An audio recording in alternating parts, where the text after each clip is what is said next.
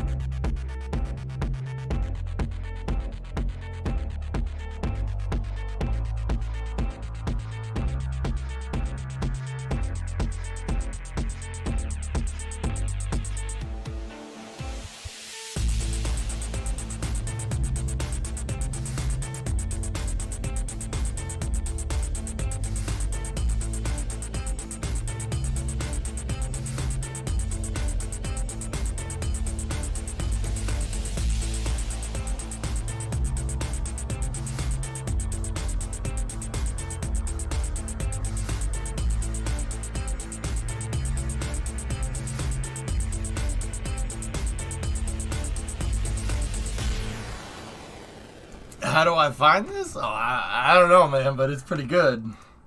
It's pretty, dude. I got another one. You want to hear it? Here, listen. Ready? This is what I call a lifting weights song.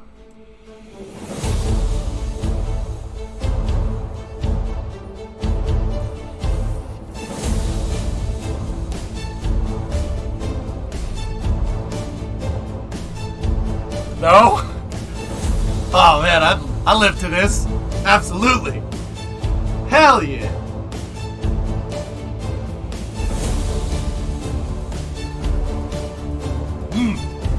Here. I'll get you fired up, man. Shake and bake. Get you fired up. Chief, how are you?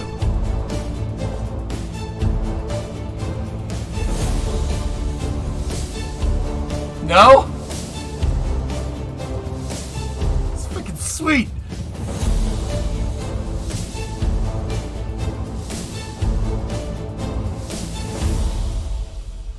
Okay, anyway.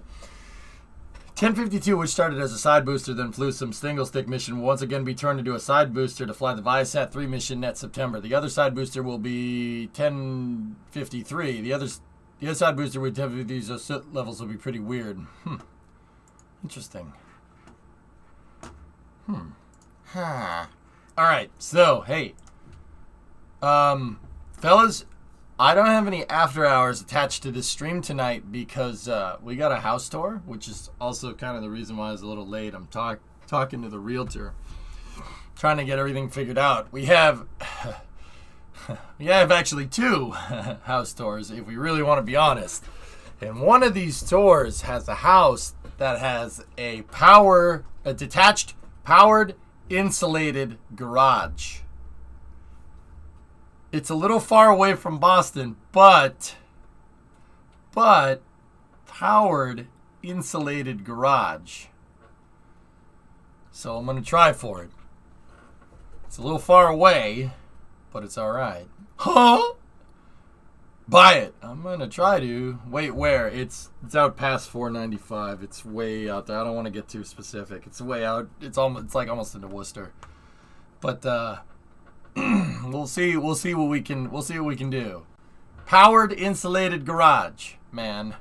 Powered insulated garage. Thanks, Beltbox. So, yeah.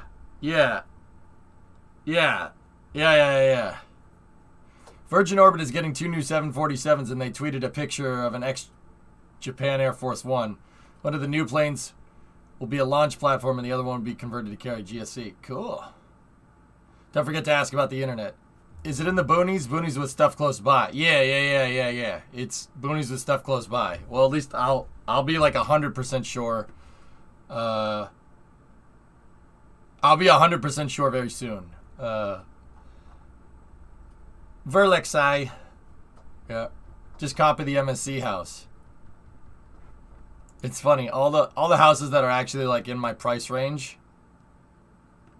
Look. They look like the summer car house. It's true. But yeah, we actually have 2 houses on the line right here. So we'll see. We'll see where it goes. But guys, I basically have to stop in about 4 hours, give or take, because we got to drive. Got to drive out there. So, but does it have a sauna? No. But a sauna will get made. Yeah. Here, before we jump into KSP, look at it. Look at this video from Zach. Here. It is off Lab Padre, but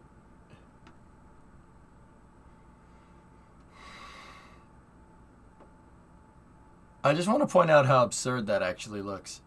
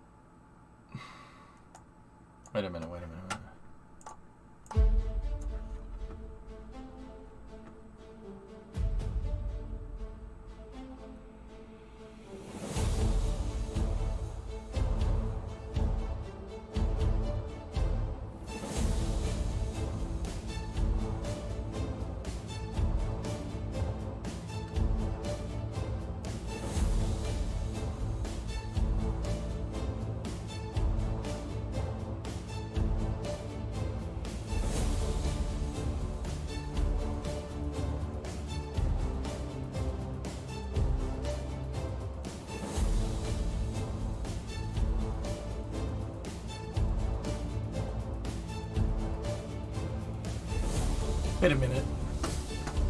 Wait a minute. That's SN16, right? Yeah, it is. Yeah, Thomas, you were just telling me that. That's SN16 in the wide peephole bay. Wide peephole bay.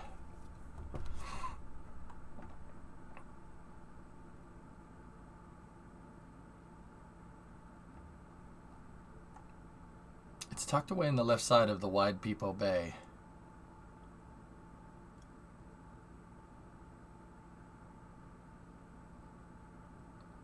Huh.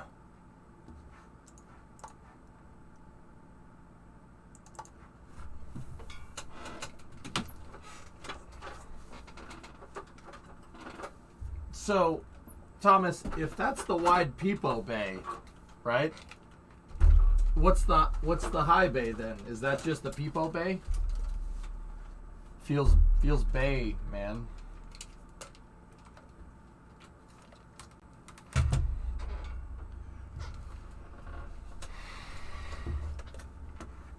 The scrubby bay? Alright.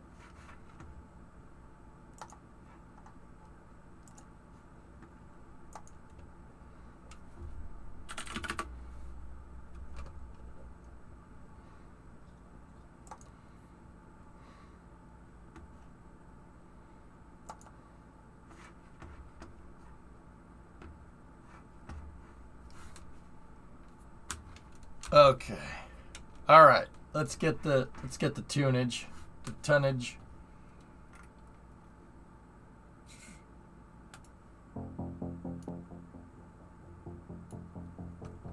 Have we come up with any potential names for the new launch vehicle yet? Hear about Brady going to Fox after he retires to be an analyst? I think Twitter was just oh, you weren't supposed to see that. Discovery, go at throttle up. I think Twitter just was suggesting oh.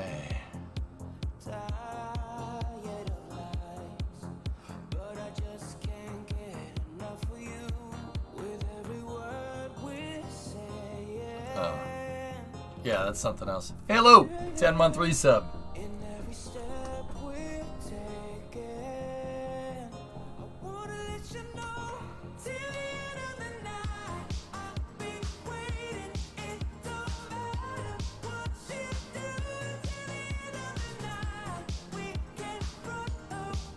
And go play the kazoo.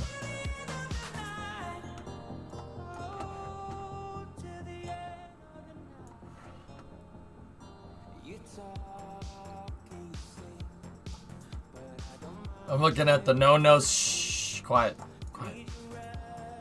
All right, let's get in. Let's keep working with this. In terms of names,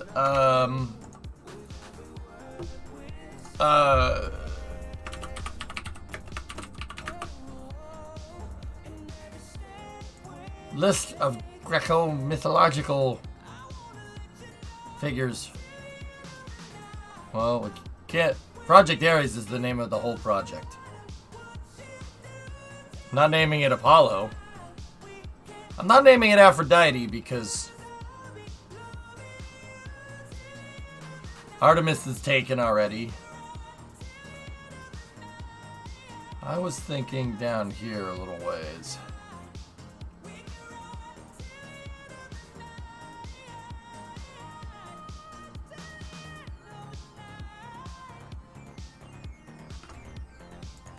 Hephaestus never gets. He never gets any recognition. He never gets any recognition. It's all Zeus and Hades this and Apollo that and Achilles this.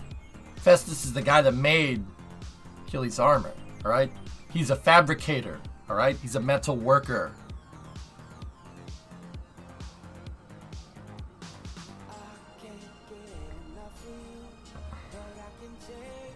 Hepatitis? No. That's something different. That's something different.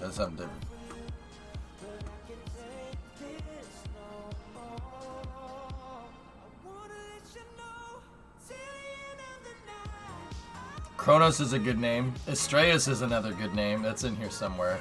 Yeah. Eos is pretty sweet. Goddess of the Dawn. Yeah, we'll have to figure it out, but that's what I was,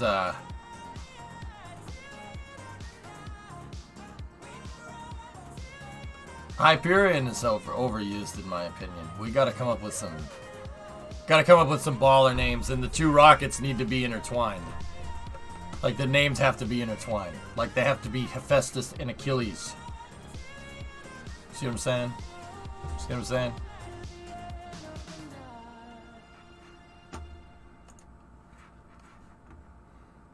See, you know, I think Hephaestus, and I think this. Give me that Home Depot theme. Give me that Home Depot theme again.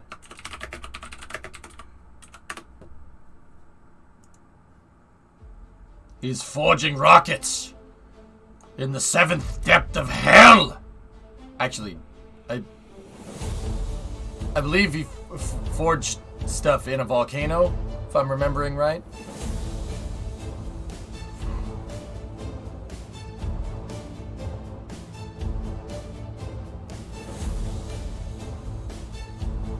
Pythagoras? It's not a triangle, man.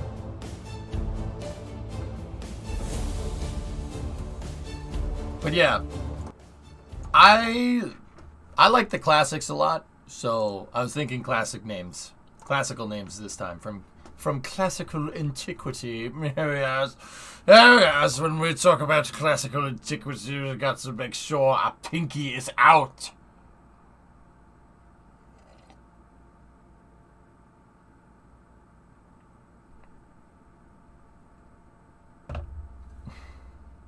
God of afterthought and father of excuses? No. Where's the Ford mug? Oh, it's right here.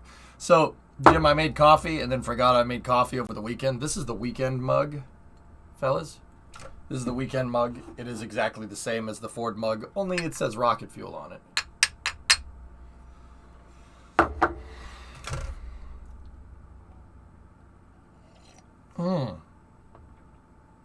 I actually have something to show you guys if you want.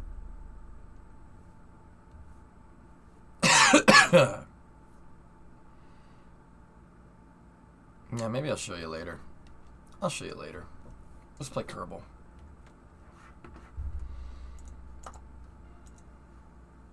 Alright.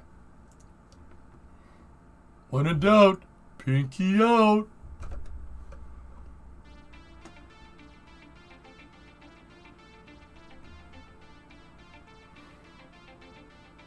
So how was you guys' weekend, everybody? Everybody have a good weekend?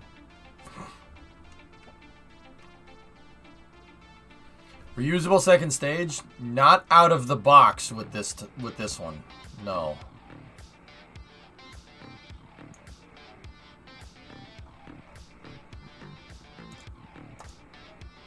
I saw Maki on the road today. It was visibly ill.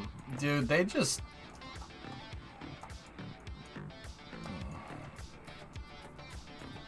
F1B NASCAR in the 18 to 49 demo. Yeah, too bad the track was too hot. Track was too hot, dude.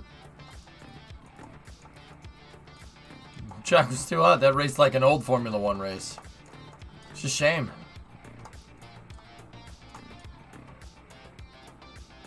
Landings were all off this weekend. Slammed the 321 in 4 times. Yikes. Hey, Gary, check this out, man. Dude, I gotta put this thing to use. I bought it the other day.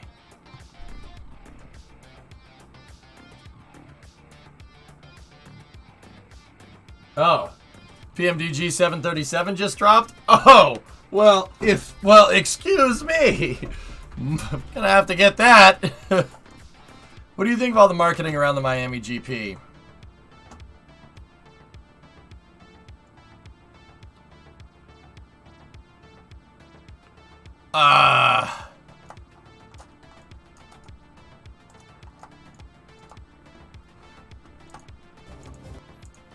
It was a little overdone. It was a little overdone. I get it. You got a new race. You want to, I want everybody to be a part of like a race. Ha ha ha. But holy crap, dude! It was like, you remember when like Abu Dhabi and stuff first came on the calendar and they tried to be like, hey, look, we're cool. Look at how nice this place is. This is a nice place. Like. It's kind of like that, and it's kind of like, okay. Like, the football helmets were...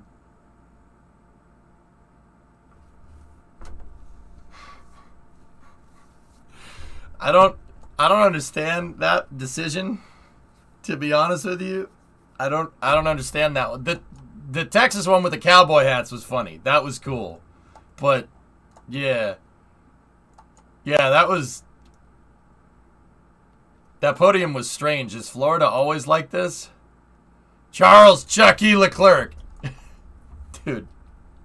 Why did they have what's his name? I don't understand.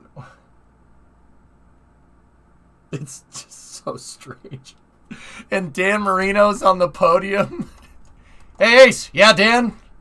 Got any more of that gum? That's none of your damn business, and I'll expect you to stay out of my personal affairs. You're a weird guy, Ace. Weird guy. No, yeah. No, okay, so I'll be honest with you, Artsy. That's South Florida. South Florida's crazy. Just, it's crazy even for me. It's just like, okay. Alrighty then. That was that stadium. If you've ever watched Ace Ventura, it's the same stadium. Yeah. Just thought I'd let you know.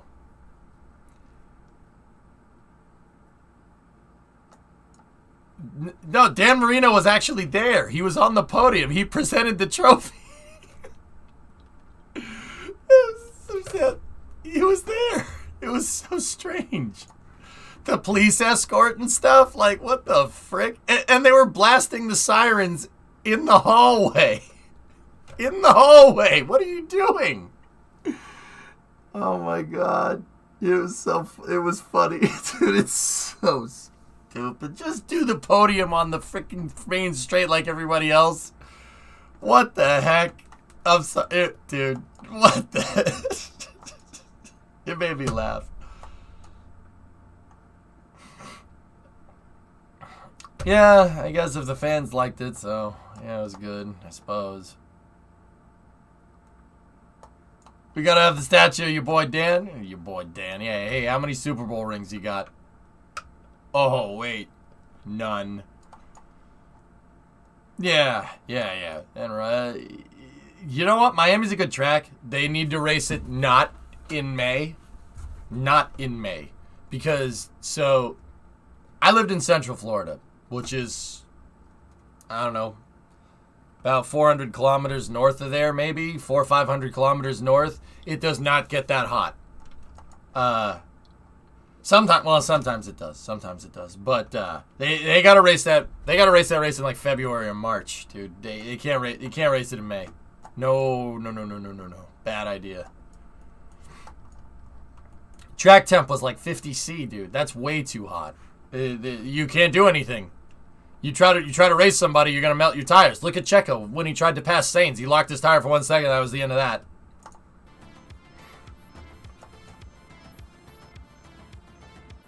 We have Monaco Marina at home. Yeah,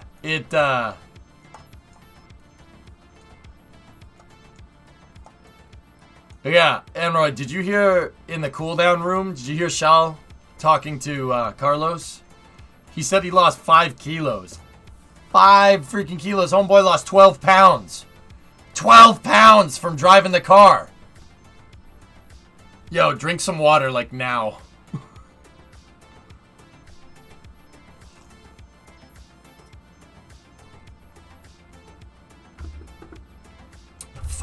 5 kilos? You gotta be kidding me.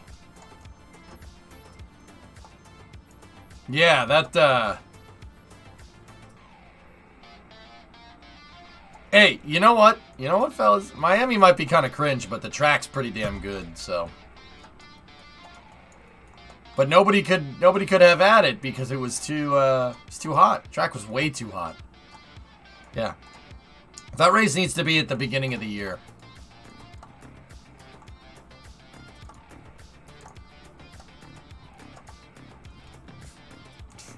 So 2 F1 races and my diet is done.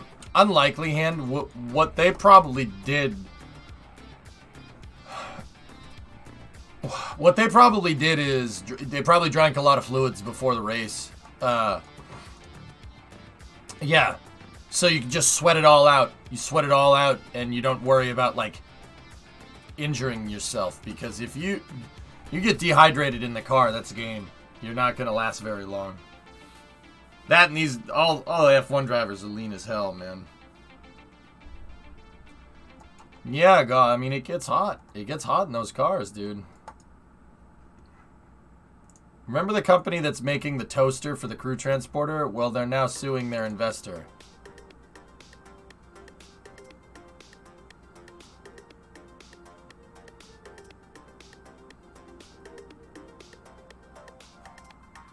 Oh, for frick's sake, just use a Tesla. Just use the damn Teslas, for frick's sake. Discovery, go at throttle up. 2020! Alright. So, we're working with the MLV today. Use the Hunavan. Should have gone with Hunavan, man. A missed opportunity. Yeah, cooking. It takes a lot of mental discipline, dude. And look, I'm racing. I mean, you guys watch me race. I'm racing from the comfort of my own home, right? Like, it's difficult, man. It is hard. It's hard to stay focused. I can't even imagine, like, dude, I remember when I played sports, dude, if it was too hot or too cold, it got really, really difficult to focus on anything. Like, when I played football, you know, in the preseason, you get fried in the summer, and then you'd freeze your balls off in the winter. It's, yeah. I can't imagine, like, can't even imagine doing that in a race car. Dude, you'd have to be, and this is like nothing that we didn't know, right? You'd have to be, like, at the tip-top shape. Tip-top. Like, for your body to be able to take that, like, being thrown around, like, 4 to 5 G's left and right, for, like, 2 hours. Oh, yeah. No. You best be being in shape, dude. If you or I tried to drive around in that car, we'd break our neck.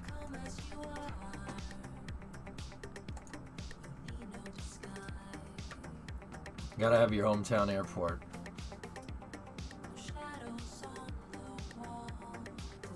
Logan?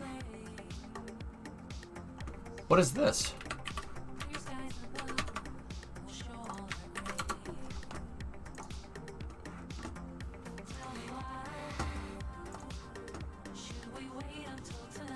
Yeah, Element, I'd be toast. Hey, that is Boston. Nice.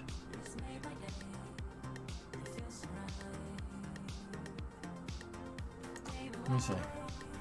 You're not allowed to approach on this runway. You can't fly this approach. The people that live in East Boston said you voted against it. It's too loud. I mean, to be fair, it is too freaking loud. This is like high-tech. Because MD-11s and DC-10s used to land on this runway because it's a 9,000-foot runway. You can't approach from here anymore. It's only at certain... I think it's actually only at certain times of the day, but I could be wrong.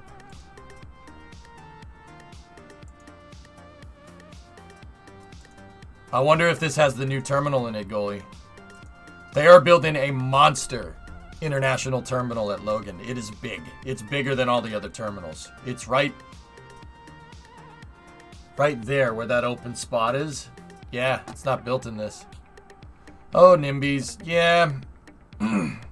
So, Scrivy, normally I'm like, yeah, not in my backyard, blah, blah, blah, blah, blah. But see where that big patch of land right there is? Yeah, that was a bunch of houses. They eminent domained a lot of this. Like, yeah. In Boston, they eminent domained a lot of stuff. Dude, that looks just like Terminal C. Wow, that's really cool. That's the terminal I usually fly out of. Usually. I usually go for, like, cheapest flights. There's usually Terminal A, but I fly out of Terminal C. Sometimes. That's where TSA is. It's in this big building right here. And then you got to go down. The terminal's a big U. That looks like Terminal C. That's kind of weird. Yep, this is Terminal C right here. That's Terminal B. Terminal A is over there. And Terminal E is over here. We don't ask what happened to D. I have no idea.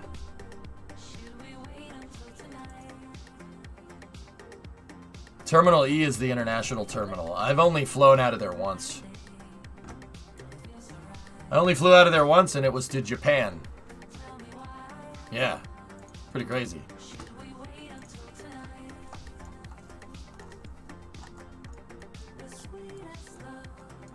Okay, so we're working on the MLV today. I was working on the legs here.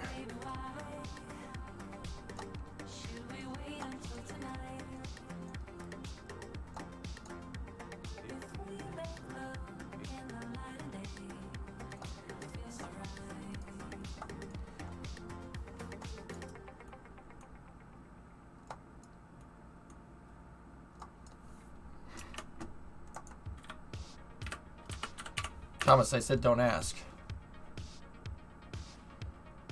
Here, I'll show you guys real quick. Gotta get into the groove here. Tuesday in the morning for me are always my Monday morning streams. Don't skip leg day. Indeed.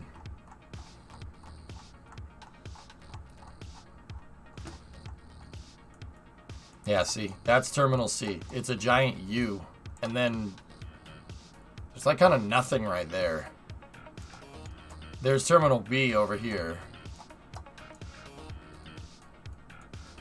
Boston was actually really cool. It had this huge terminal, and all the terminals were U-shaped like this. So it used to go out here like this and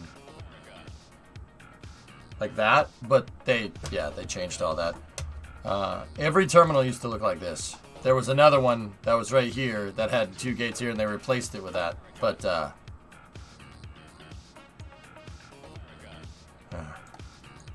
oh, there it is. That's the new international terminal. Look at how big they're expanding it. That's crazy. My favorite thing over here is still this. This is where they house all the trucks to paint the runway lines. And they must have to like prime the vehicle or something. So there's literally just a bunch of runway lines painted on the ground right here. Time lapse to the 1950s aerials? Yeah. Okay. But yeah, Jim, you'll be able to see what I'm talking about. The approach on 15 right here. Yeah, you could see where the neighborhoods were, and then they just said, nah. Discovery, go at throttle up.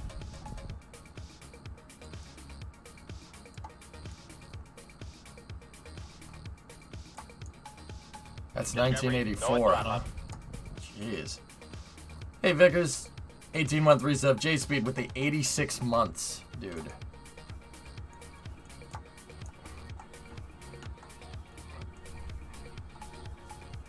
Not bad.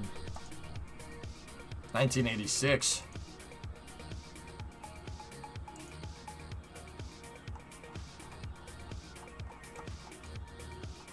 Yeah, like you could see where the neighborhoods were, and then they just demolished all of them for the runway.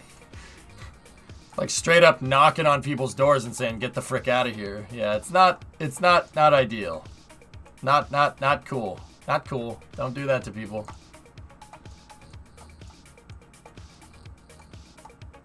Mind you, Los Santos?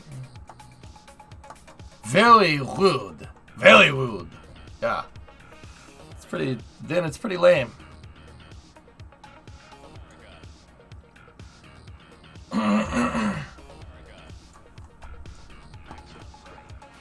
All right.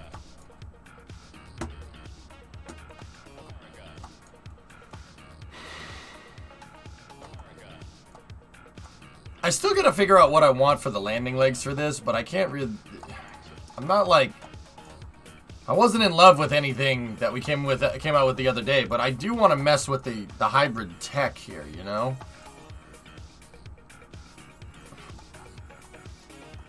Are those SSMEs? No, they're skipper engines, dude. It's not an SSME. It's kind of like the RS-68, I guess, of Kerbal. And I have one in the upper stage, too. Yeah, plutonium, man, I know what you mean. So, we were trying to come up with this idea of this hybrid tech system. So, knowing what we know from the K92 that we developed a little while back, we know that we can basically take these. We can come up with a hybrid landing leg technology that's half Kraken tech, half robotics. Basically have the thing connected on a robotic hinge, right? And then take a look.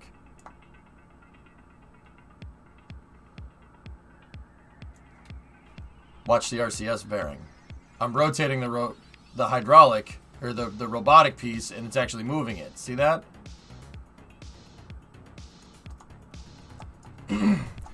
I just gotta figure out a way to make the landing leg. Wish airport had land to expand and be its normal Your normal functioning, it's LAX. Ugh. Yeah, you got no place to go. You can always go out to the sea, I suppose, but they already did that, didn't they? Plutonium? They already did that. They already demolished a bunch of houses on that hill near Playa del Rey. If I'm remembering correctly. Why not just demolish that freaking hill and go right out into the ocean? I mean, I'd kind of screw up that nice beach that's down there, but...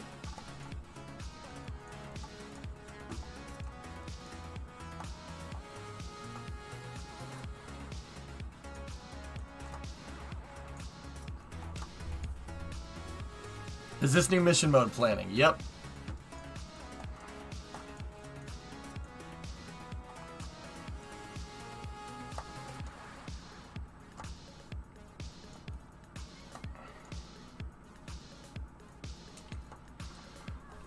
We also need to work on the hold down points for this thing.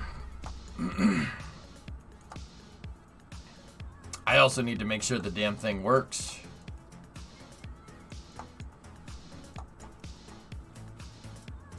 But yeah, I'm failing to come up with like a good landing leg design. I really like Condor's landing legs, but it's a 2.5 meter design.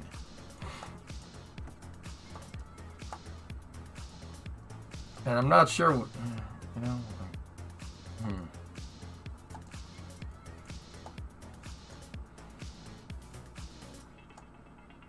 Forrest Gump would like a word. Forrest Gump!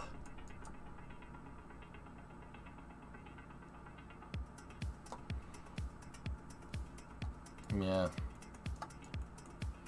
Same legs. 5 pattern doesn't work. Rocket Guy, we could do 6. It would be 6 landing legs. And those would work. Just stick 3 rods out the back. Are you making fun of me? Are you making fun of me?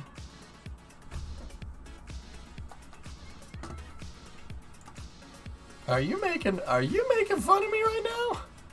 Are you making fun? I am very disappointed, Spraz. And if it's one thing I do not like to be, it is to be disappointed. I know. Banned.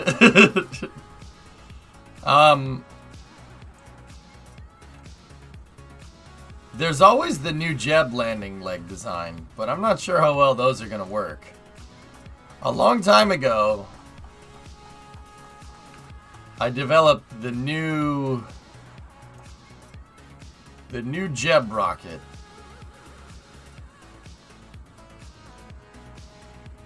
And I made a form of Kraken Tech landing legs that, I mean, they might work.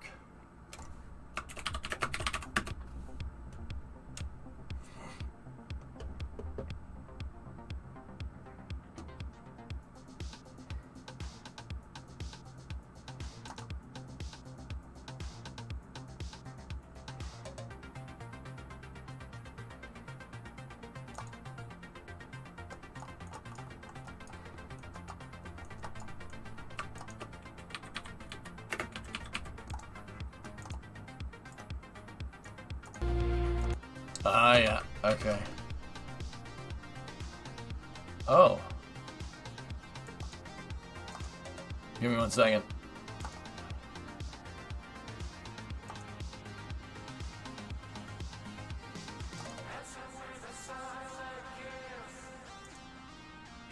I gotta get out of this. It finished patching.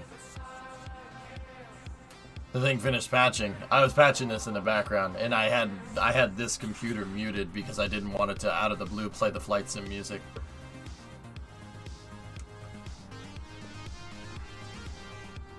I had a short trip to the biggest Technic museum in Europe. You like these ladies? Yeah. Concorde is cool. The Tu-144 is alright. It's kind of a piece of junk. Turns out if you don't take aerodynamic vibrations at supersonic speeds into account, the airplane likes to shake itself to pieces. Other than that, though, yeah. I guess it's working, huh? Huh. I guess we're good to go. I finally got that thing figured out.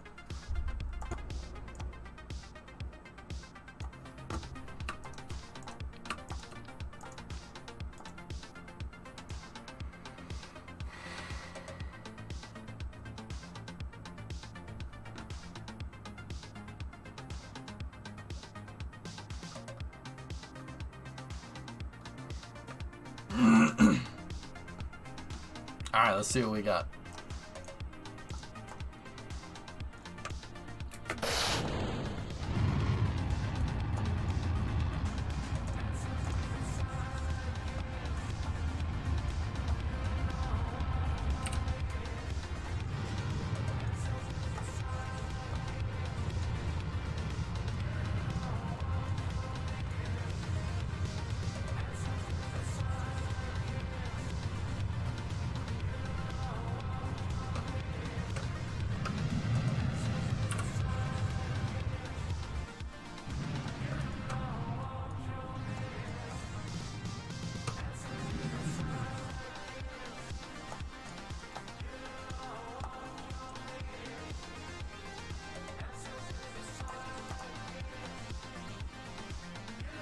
Yeah, no robotics on these landing legs.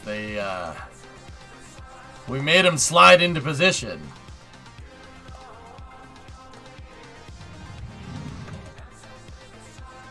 Which is pretty nuts.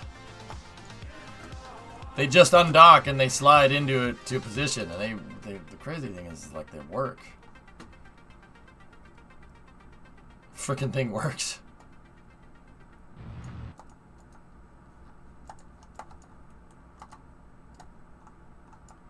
How would you get them?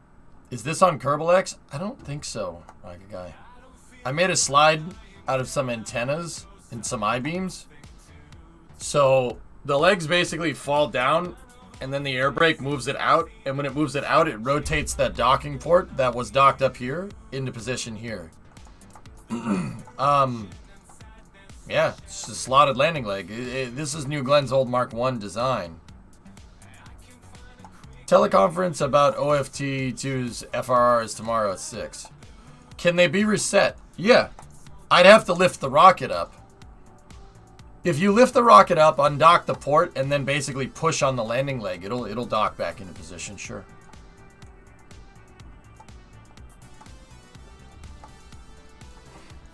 This is old school. This is before we figured out that you can make fairings into interstages. So I used to use wings.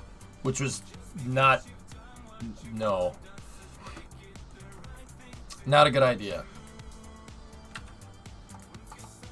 If only you had a mechanism to lift a rocket.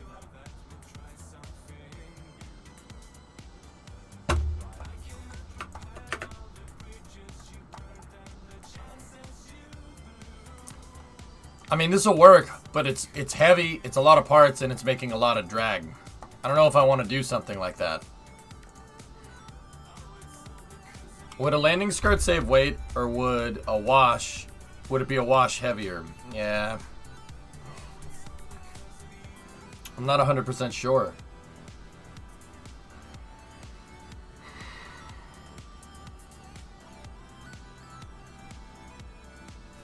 Oh yeah, platinum? Yeah, that sounds like me.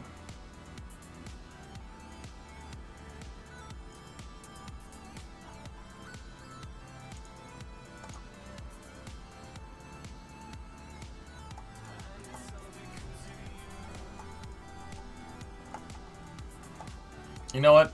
I'm not really ready. I don't want to mess with the hybrid tech just yet. We should probably go prove that out in another craft file. So I'm gonna get rid of all the stuff for the hybrid tech just for now. Other than that, the MLV is pretty much good to go. We got to do the landing legs and stuff, yeah. And then it needs attitude control thrusters, and then it needs ACS fuel. Discovery, go at throttle up. Hey, Sneaky. Tier 2, 45 months. Don't you just love it when you find out some paper wasps were trying to build a nest in the outer guide rail for your van's sliding door? Anyways, how's your day thus far? Great, yeah. I had wasps trying to make a nest in my, like, not my air conditioner, but basically my air conditioner. Sneaky, yeah, that was fun. Yeah, Platinum, yeah. The new Jeb designs ended up being the Freedom Rocket. Freedom Rocket took that idea to the next level because they just wrapped the wing around the plane.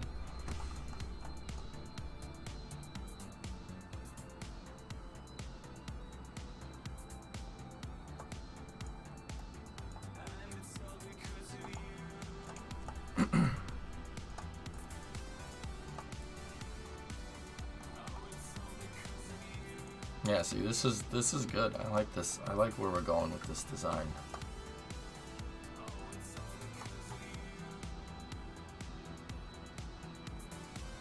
How long until they take Jimmy's IndyCar sponsorship? Oof. Yeah, I don't know. Did I always thought like Carvana, everyone's like, oh yeah, no harm, no hassle. You know what they probably do? They probably offer like how do you make money with that business model? I've always thought about it. The only reasonable explanation that I've been able to come up with is that they give you an offer that's slightly below Blue Book value on your car, and that's it. If they sell at Blue Book value and then offer to buy cars for just a little bit under Blue Book value, you're always going to make money, right? Like, that's the only way I can think that they're doing that correctly. Like, how else would you be doing it?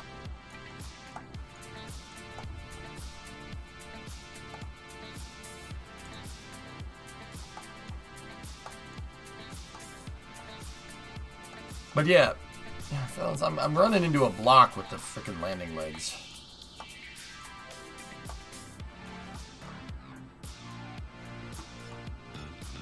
Make money on financing?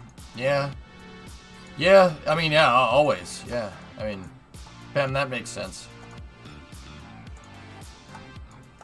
Yo, what's that?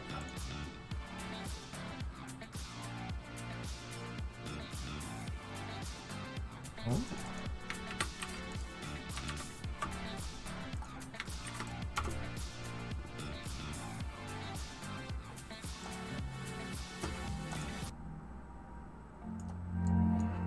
Spaceship.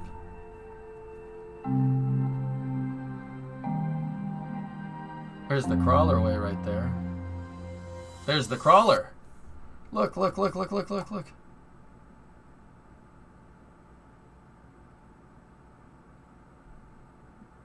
There's CT1 and CT2. There they are on the right. Cool.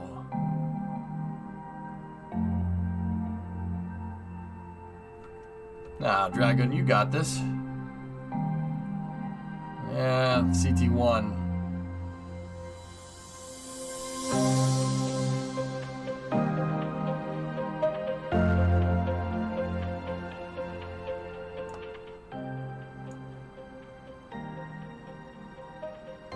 Oh, they went down the crawler way to get it to Slick 41, huh?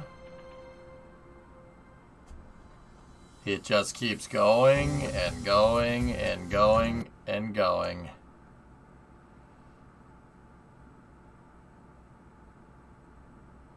Hey, you're damn right I'm gonna stop it right here. That's his cousin's house.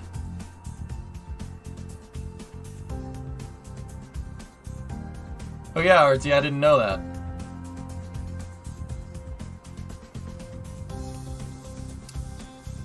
Okay, time for Luft.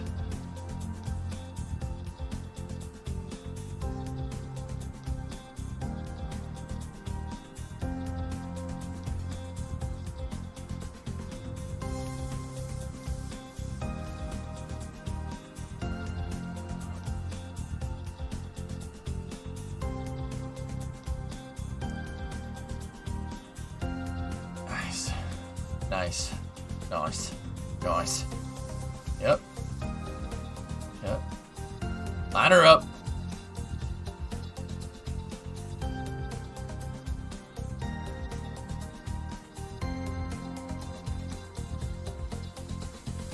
Guy shimming the gap right there. You see that?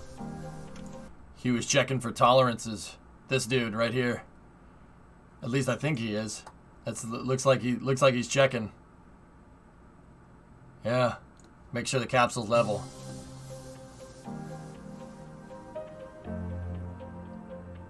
That's cool. That's cool. I mean, you guys, you don't know how hard it is to put one of those freaking things together. It's a lot more difficult than you might think. Like, yeah, that's why, yeah, exactly. I mean, Shady, that's why SpaceX, like, when they threw a Starship on top of Super Heavy and stacked it, and it worked, it blew my freaking mind. That's not easy to do. It's not easy to do it remote control like that. You saw what you just saw there is how most rockets go together. Even Falcon 9, just Falcon 9 does that on its side, right? There's a bunch of people with taglines. That's still the best way to do it. Just lift it up with a freaking crane and put it together and have a bunch of guys with taglines just make sure it lines up. That's it. It's that simple. Star Factory insulation and cladding is going up. Oh, yeah. Man, they're working quick. Have you seen today's X-Flare? Shooting sun in HA for me these days is more fun than DSOs. Cool. I'm not entirely sure what that means, Astro, but I'll take your word for it. My astronomy game is terrible. Yeah, terrible. I mean, Thomas, yeah, if you compare it with Falcon Heavy, it's just a bunch of guys, bolting it together.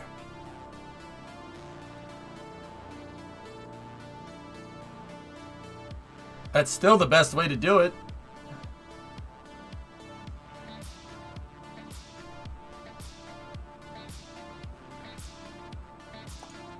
Sun in hydrogen alpha, deep sky objects. Ah. Okay.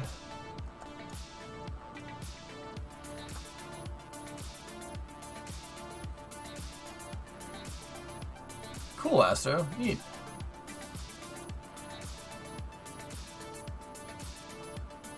Interesting.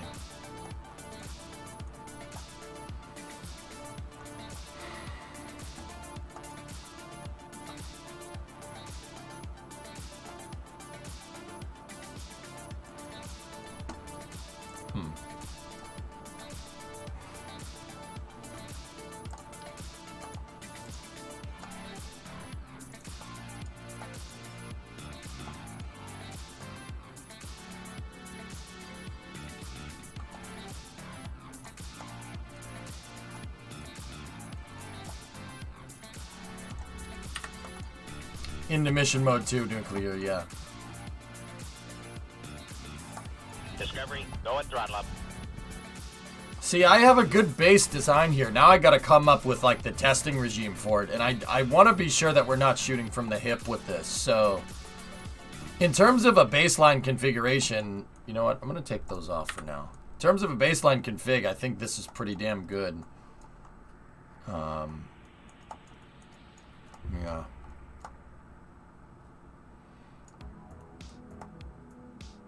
I just don't know how we're gonna do that. I gotta come up with a landing leg that looks good wrapped around 375 core like this.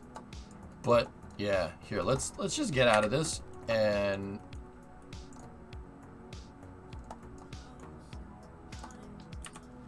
we don't need the ruler lines anymore. We don't need that. I'm just gonna try to keep this in its base configuration.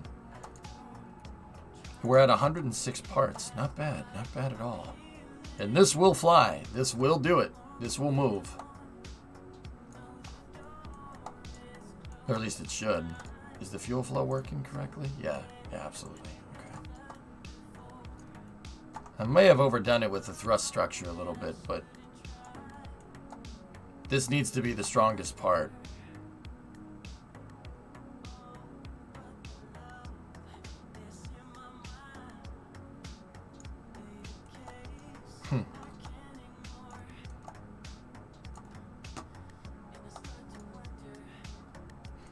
I'm wondering if the Delta V numbers still line up. Let's save this. See what we got here.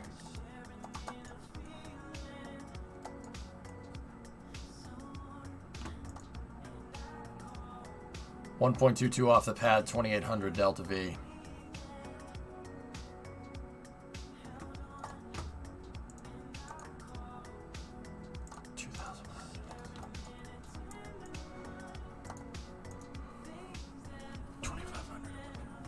Oh, yeah.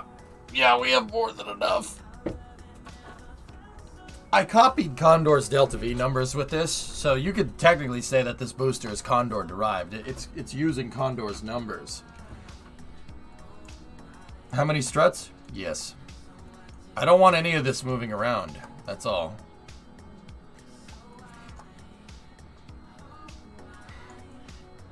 Yeah. About 1 million, Grab Shark.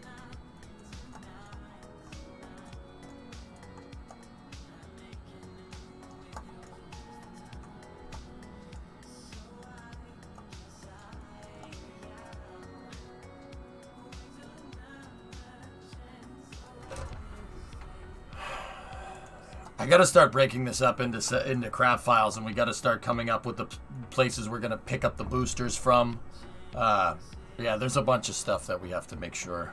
I gotta work on integration mechanisms.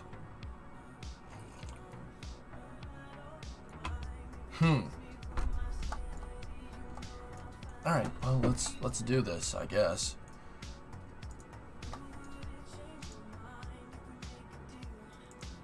TWR 1.02.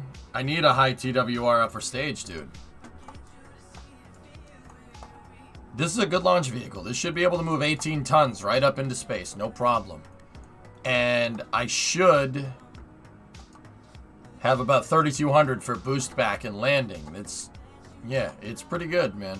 This is pretty good. This is a pretty good design. Mission mode 2, Newt. It's the save where the SSTO blew up. I kind of want to baseline it.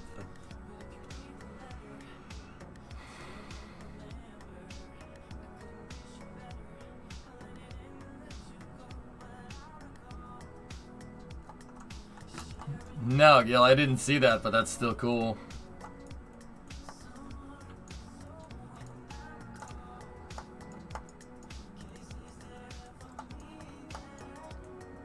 They did helicopter on Mars, you know.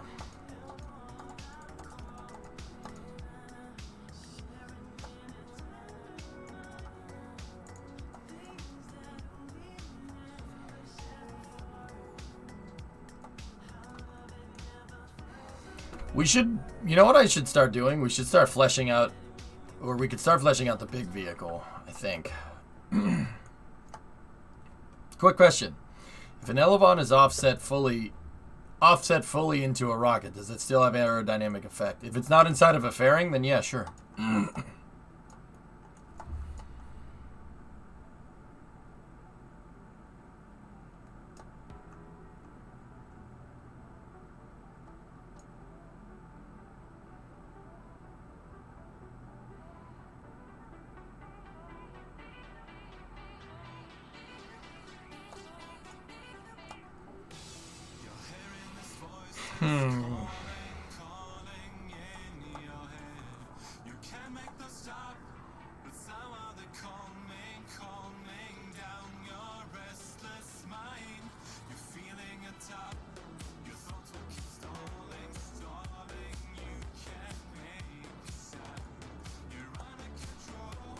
I think I need to mess with another craft file to test the hybrid tech out.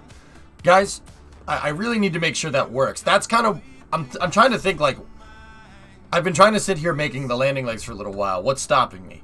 Well, I don't know if hybrid tech is going to work, so I don't want to develop something that I think is going to work. I want to develop something that I know is going to work. So, with that being said, we might have to go... I think a great thing to test out the hybrid tech would be this, believe it or not, the Tunguska. I think this would be a great thing to test hybrid tech out on. You remember this fun thing?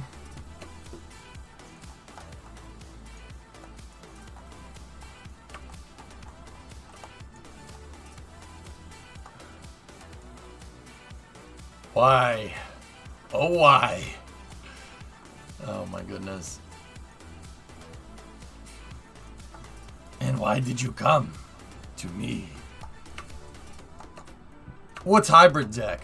Well, I'll show you guys what hybrid tech is.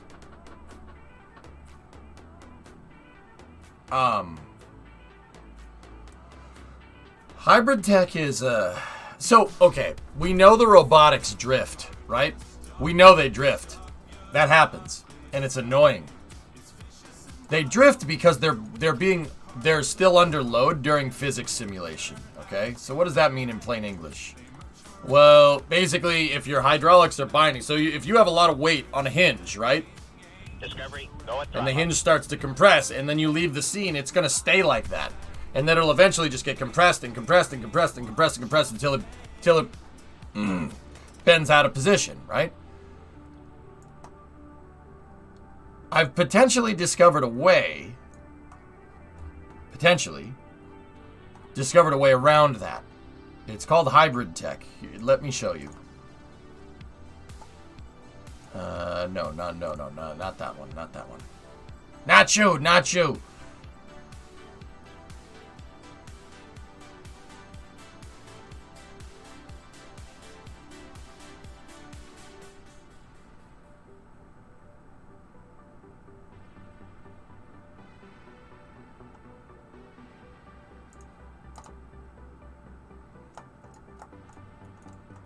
Hybrid tech. So you remember when we were trying to make gears in Kerbal, and we make gears out of RCS bearings? Found a way to do that. I found a way to do it and make everything one vehicle. So we found a way to get... Oh, excuse me. We found a way to get bearings and stuff to work again. The thermo bearings, which were one of the strongest Kraken Tech parts we've ever made. Now watch. Watch this. So this is K20. This is the K29, right? It's an auto gyro, but the auto gyro has a synchronizer in it. What does that mean? I'll show you. So we have one engine over here, and that spins that blade. Then we have another engine over here, and that spins that blade. If I remove this from symmetry, right, and we power up the system, and then I take the torque off of that one and leave the torque off of this one. Look. You guys see what's going on here, right? You getting this, camera guy? This thing is straight up flying with one engine right now. That engine is not doing anything. And the reason it does that is because I made gears out of RCS bearings, and there's a gear attached to the rotor, and then there's a gear attached here, and there's an axle. It's invisible because you can space parts out. It's invisible, right? But there's an axle that's attached to this gear, which is attached to that rotor. I have one helicopter engine driving this whole design. There's one of these turbo shaft engines is driving the entire system right now.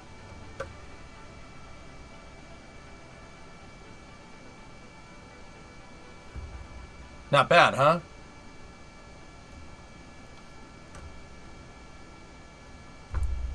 See what I'm talking about?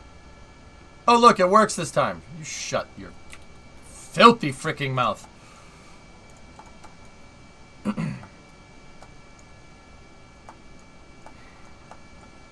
So that's because I have gears attached to that rotor right there, and that rotor is being spun.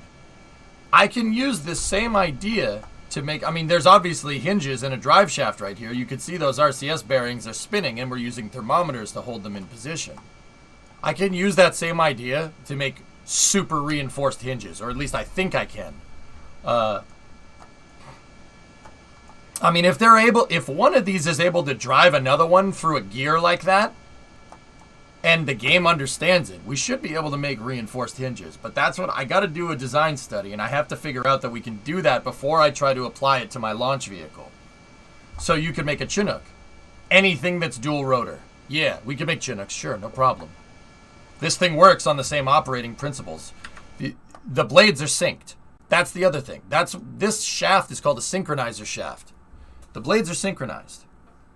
You see how they're symmetrical? If you drew a line down the center of the vehicle, see how the blades are synchronized?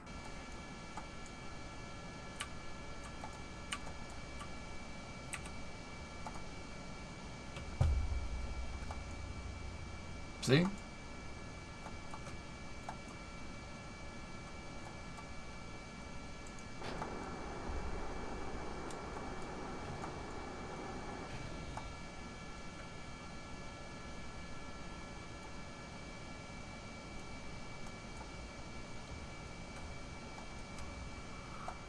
Is that nuts?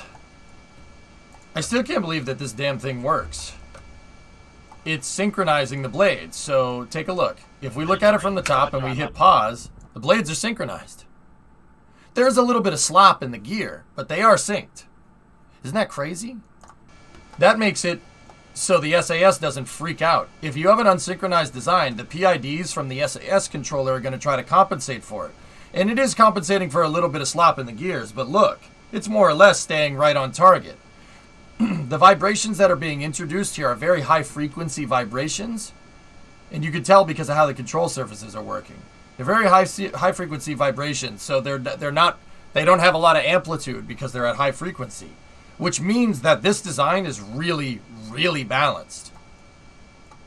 Hey Snake, what's going on? Snake, did you ever see this thing? I found a way, you remember the gears that we used to make back in the day? I found a way to make them in one vehicle and have them work. We found a way to get same vessel collision on physics-less parts. So this thing straight up has a synchronizer. Can it auto gyro? Yeah, absolutely.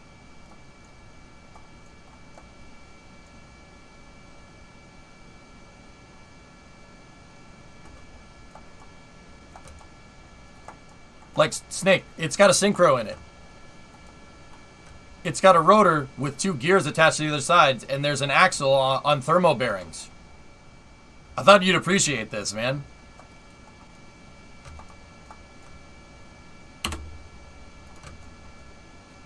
Here, let's see if we can get this thing to auto gyro. Yeah, yeah, I don't think you saw this, dude, but I know you'd appreciate it. Look at it, look at it. This is the tuk-tuk on steroids. This thing does everything that the tuk-tuk can do, but better. And it's actually way more realistic. The crazy thing about this is that if we get a little bit in on the throttle here, right? There's my forward thrust controller. Diff yaw. Shut out the diff yaw controller. And then play the flight mode.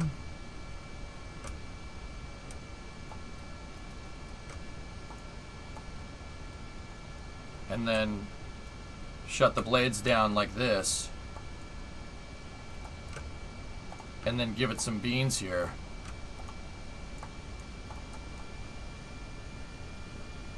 Yeah, the tuk-tuk was compact, but this is way more realistic. And there's Jim, there's nothing saying I can't compact this thing. Snake, look at this.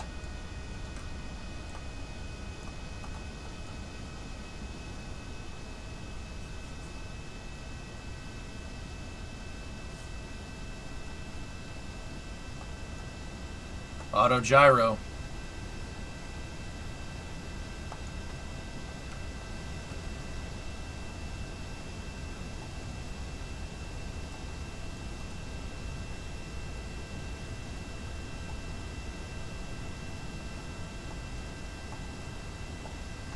What's its range? Oh, I don't know, Jim.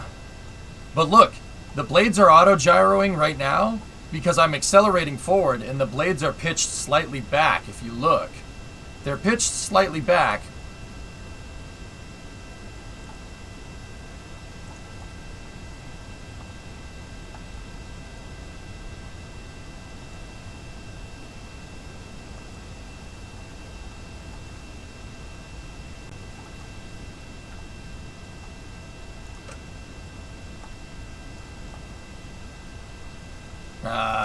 We didn't lock out pitch control on the blades.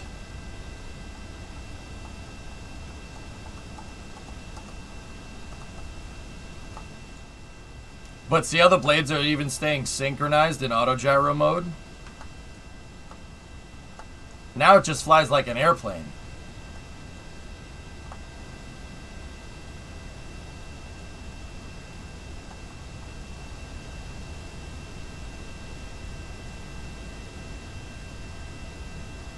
Oh, they're starting to work now. Here, so now let's back this out. No power to the helicopter. Helicopter motors, right? Give me full collective down. Right? And then let me get these control surfaces here with 20 degrees of control. Watch this. So if you notice, Snake, we also figured out that I'm an idiot. Long story short. And auto gyroing is absolutely doable in this game. I didn't realize that auto gyros have to pitch the shaft back. Shaft. See how those are slightly pitched back? Now? The rotors are slightly tilted, well, that way. And that's how you auto gyro.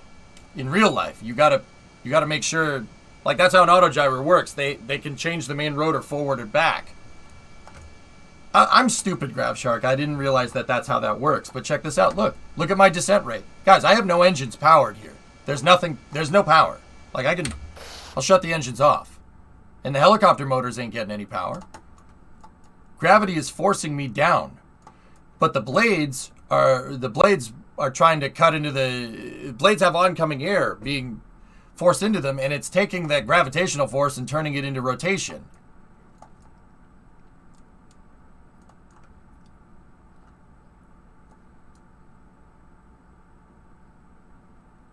So long story short, if the hybrid tech is enough to understand what we're doing here, it should be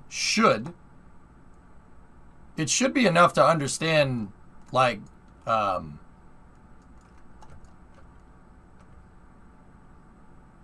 it should be enough to understand, like, landing legs or something, or even crane parts. We should probably test it. So now, like, right when we get to the top, we have the highest amount of RPM on the blades. We go full collective up. Boom. We landed with no engines. It was a little bit of a rough landing, but a landing nonetheless. The fact that KSP gets it and it understands it shows that this has a really good amount of potential here. See the axle spinning in there? I just landed with no motors in a helicopter. I mean, when I say should be, I mean we got to prove it. But it does work. So that's why I want to go mess with the crane. I have a bigger version of this Snake. It's about the size of a C-130. It has no synchronizer in it, but it could have a synchronizer in it.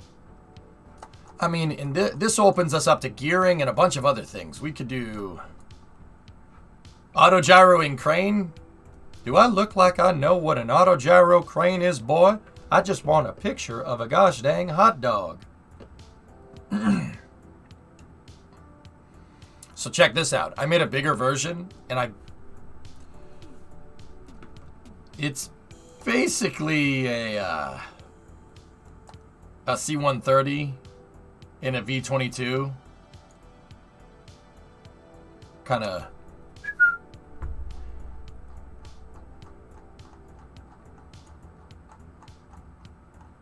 I'll show you. So, like I said, the reason why I'm showing this all off is because it could be used as a great way to...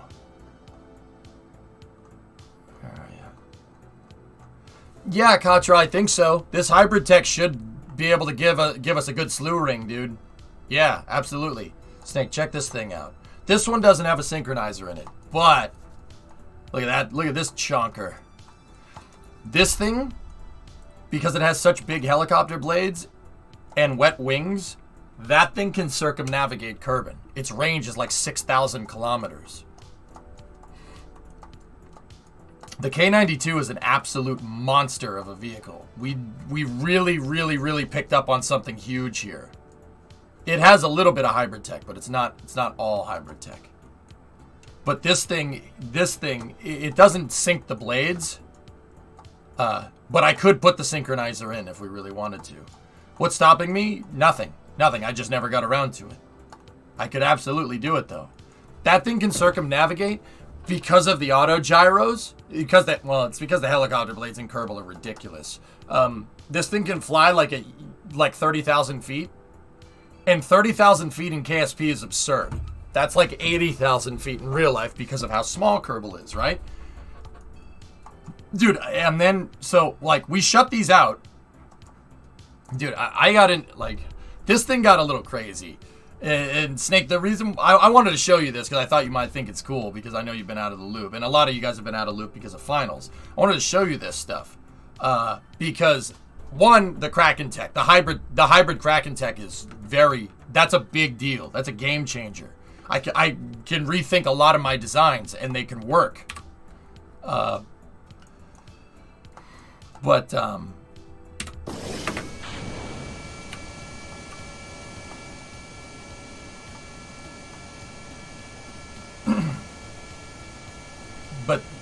what we stumbled upon is very, very, very, very, very, very cool.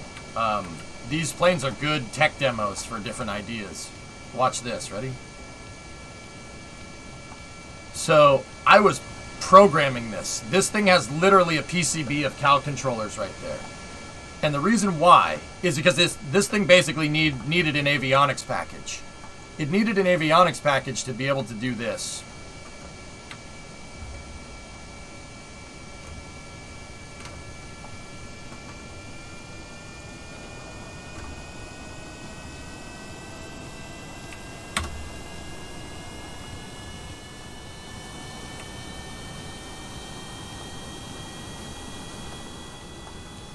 Now that didn't look like much, right? I literally just took the plane from a helicopter state to a plane state, like that. Basically what a V-22 can do, but a little different. I didn't see the end of Darlington Bandit. It was Mother's Day. My mom could take one race during Mother's Day, not two. So I had to pick and choose, so we chose Miami.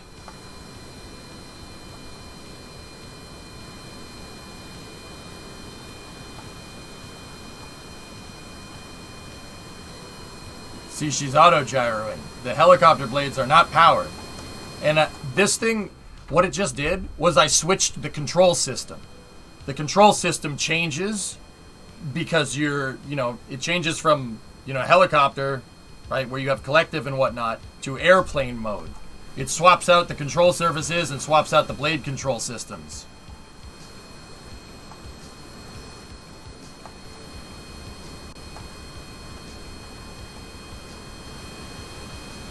Have you seen what Cletus is doing at the Freedom Factory on the 4th? On June 4th? No. But see, these blades don't stay synchronized. If you look, they're more or less synchronized, but...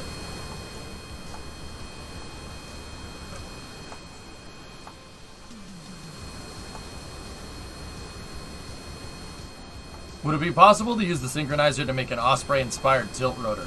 Yes. You'd need universal joints. You'd need to figure out a way to make a U-joint, but yeah, of course you could.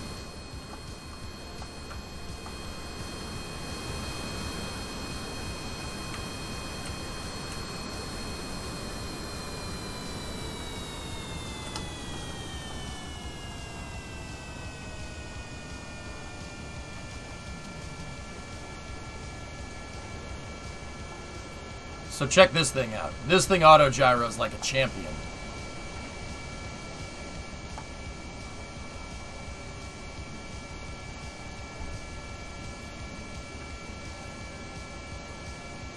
So, shut off the engines. No helicopter engine power here.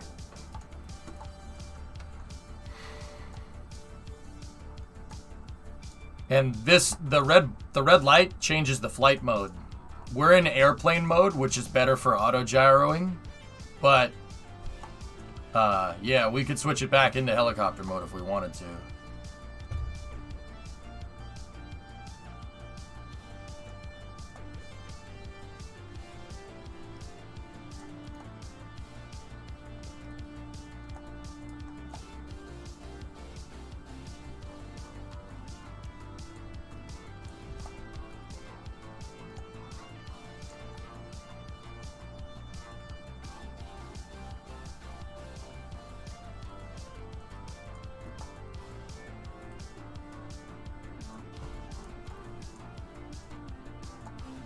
Can we launch a part for this and then do helicopter on Mars?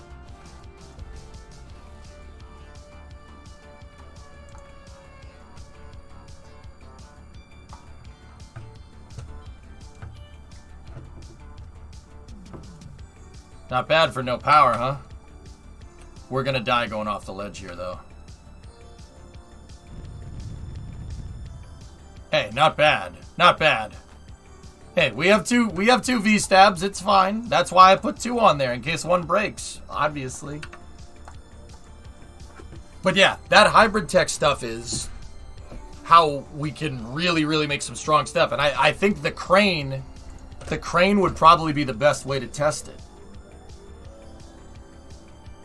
Are you sure it's all auto gyro and not mostly lift from the wings? Yes, Wishy, of course. The wings don't do anything below 30 meters a second, man. And you got to remember, when you're auto gyroing, your helicopter blades are the wings. That's what an auto gyro is. It's using a helicopter blade as a wing. Yeah, these vehicles are super, super safe. I've never killed a Kerbal with them, and now that I said it out loud, I probably just jinxed myself, but hey, whatever. And now, there's one last one I want to show you.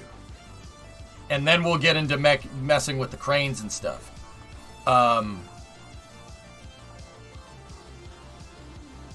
I call what I'm about to show you, we call it the dongers. Okay? This is the dongers. It's the dongers plane. Now check this out.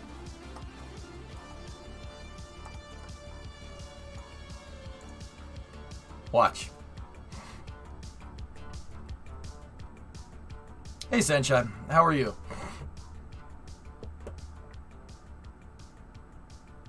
Watch this. This one doesn't fly very well, I will say that. But the tech is more important here. Now watch, ready? So I'm going to start this engine up, right? We're going to activate it. Right? And then, you know, I have these ducted fans right here, right? And then I have that bound to collective. Now, I want to make it a thing to show you that these are not powered. The turbo shafts are not powered. They're just there as a free spinning device. We found a way to take the reverse thruster and use it. Use the reverse thruster to spin blades. Like this.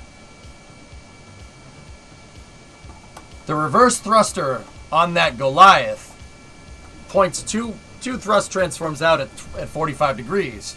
And if you have them pointing into blades,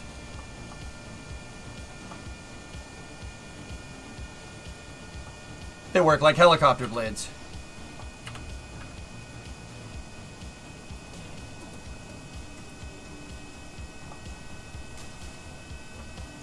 These blades are unpowered, right there.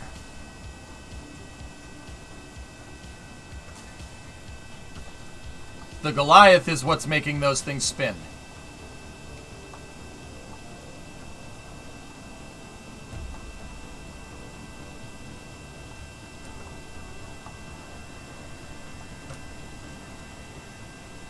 Pretty crazy, huh?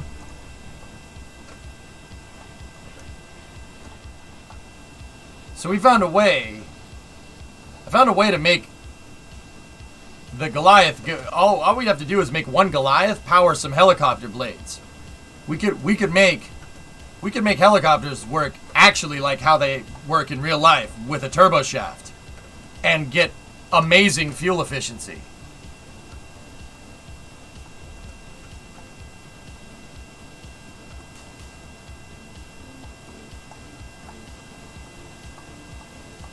Yeah, that Goliath is driving my turbines. It's driving 2 vertical turbines. Kind of like an F-35. Same idea. Yeah, the turbofan is the only thing powering the blades. Look, they both have no power. See? Nothing.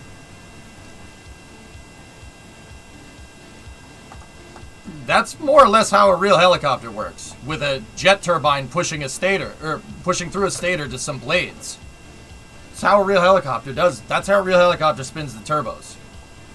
So this thing is working more or less exactly like a real helicopter. Go figure.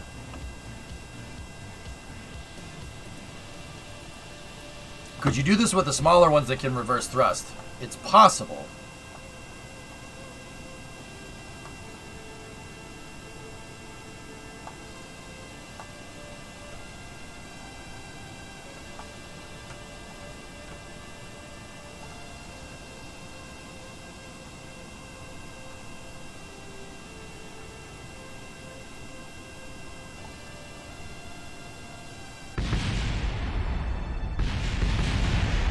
The collective is reversed because I never got any further than this. But yeah. That one's not very stable. If we had like 2 of these though. So that's huge potential right there. That is huge potential. What I could do, like think about this. What I could do is we could have this driving 2 turbines here. And those turbines could be attached to a gear right here. And that gear could be attached to an axle shaft, and that axle shaft could be attached to a helicopter blade out in the end. I could make one Goliath drive 2 turbine blades, or drive 2 helicopter blades.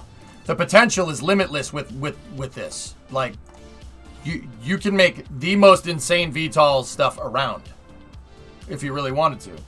How's the new rocket coming along? Good, Sile, but it's coming along well. But I need to figure out if this hybrid tech solution works with how I think it's going to work. So we're going to dig out an old project here for some testing. And the old project that we're going to dig out is the Chunguska. Bolshoi Chunguska.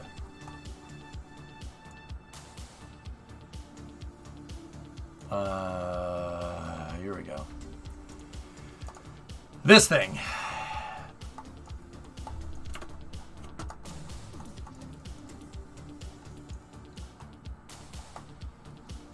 Yeah, this thing. Big Chungus, big Chungus. It's a crane.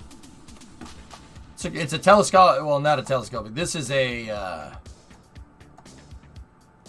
wheeled lattice crane, I think is what it's called.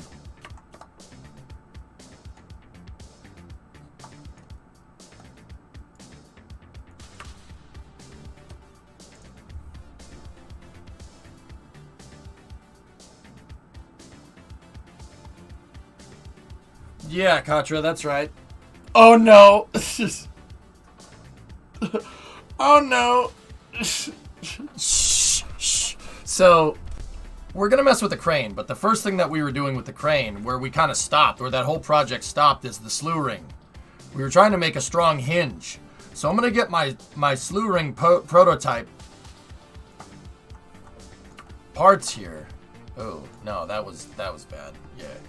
We're going to get the slew ring prototype parts, and we're going to see if we can create a strong hinge. That looks so good. Thanks, Fire. I tried to make it like a real one.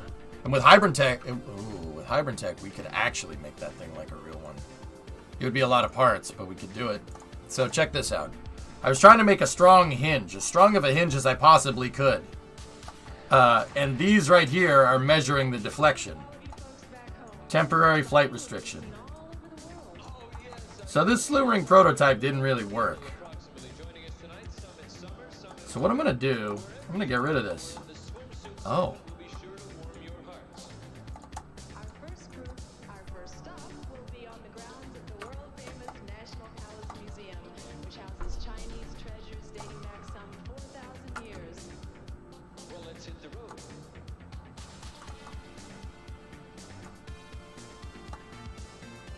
Wait, how did this work?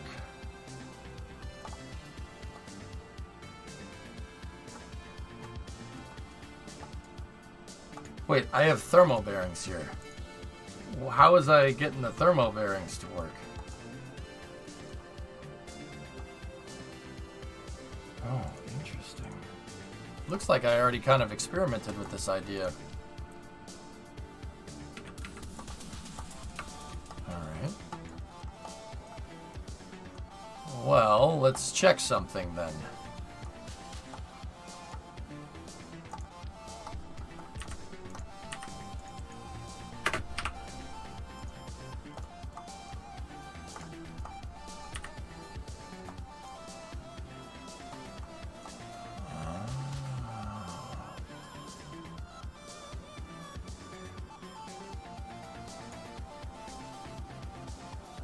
I see what I was doing. All right, so theoretically, we won't need this.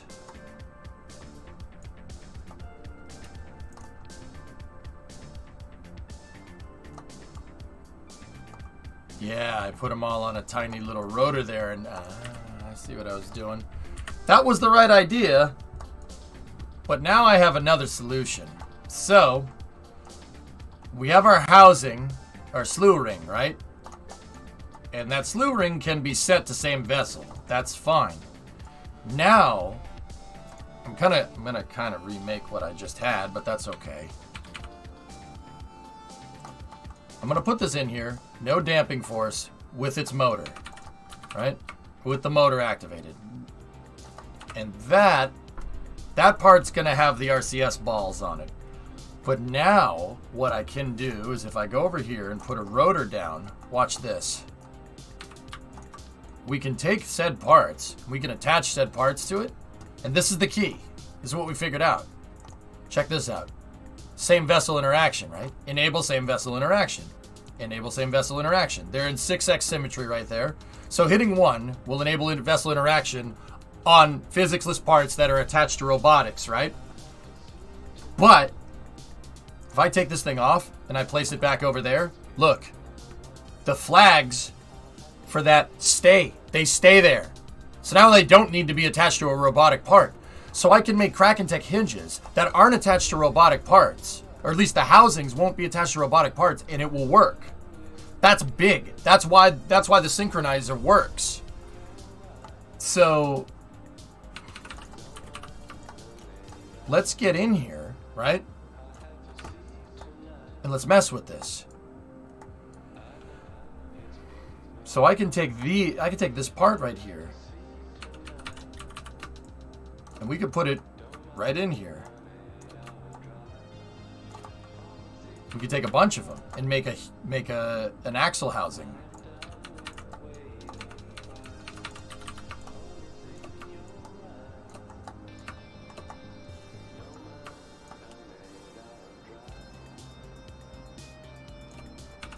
Hey Doom, what's going on?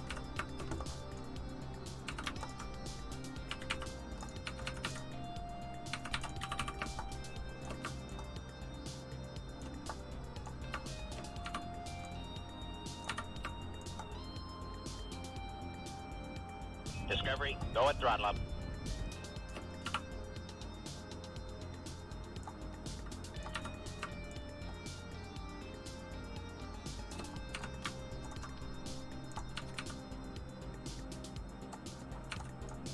And because these hinges aren't attached,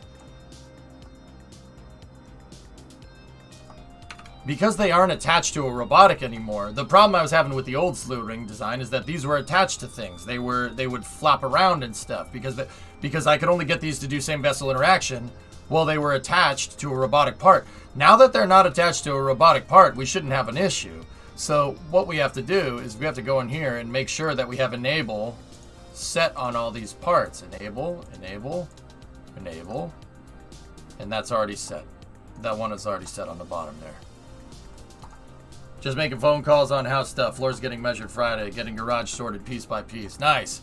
Yeah, Doom, you actually reminded me. We have a house tour. I have a house tour at 6, so I have to stop this stream at 5 today. So there's going to be no after hours.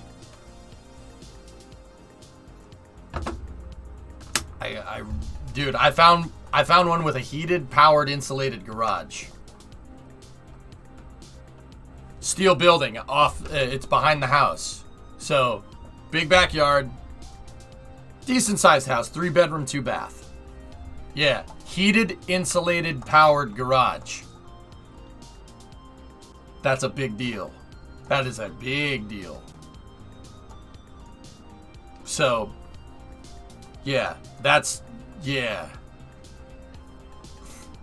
Near 128, Jim, it's outside of 495.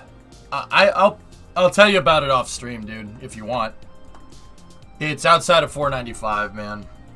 It's a long way west of Boston. But you know what, man? Heated, insulated, powered garage. These interest rates are killing a lot of the fun. Yeah, well, hopefully the interest rates bring prices down. Out in the boons. Yeah, it's out near Worcester, man. It's a long way away. Ian, I wanted to play Kerbal. Yeah. I don't know if we're gonna do mid-hours railroads or space news or something. Kind of want to mess with the slew rings, guys. Fellas, I want to play trains too, but we need to get back into Kerbal. It's been long enough. I'm talking about back to daily Kerbal.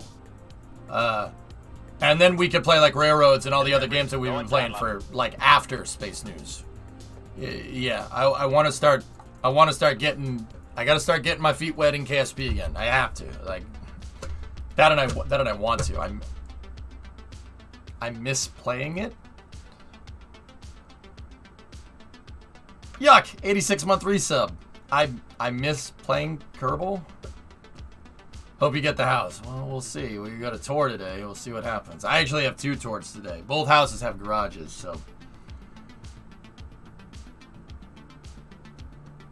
Yeah, like it seems like the Fed doesn't want to crank interest rates through the roof because recession. Yeah, it seems like they're only going to crank the interest rates enough to to stop the bidding war. I think you got it right, dude. I love the other stuff we have been doing, but it'd be nice to get back. I'm ready. Wednesday. Well, yeah, I'm ready. I miss playing KSP. I have all these ideas, like the auto gyros and the Kraken Tech stuff that we're figuring out, man. This is huge. This is like Flynn with the grid. This is biodigital jazz, man. This is a huge deal. Like, this is flux capacitor big, man. I can hybridize the Kraken Tech and make it work with robotics, and then we can use it to prevent drift. Like, straight up, we could solve the drifting problem. Now, drifting is fun, but we don't want drift in KSP. Kansai Drifto.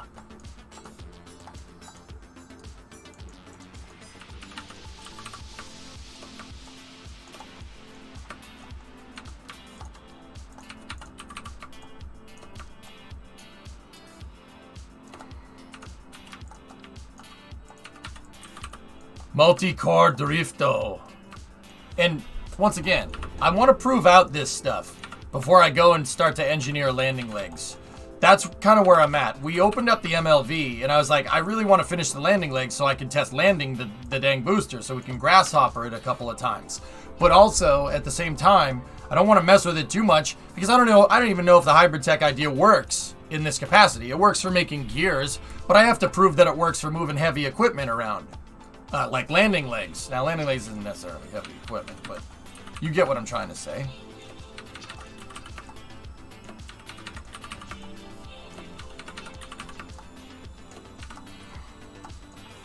Hey, Nash, what's going on?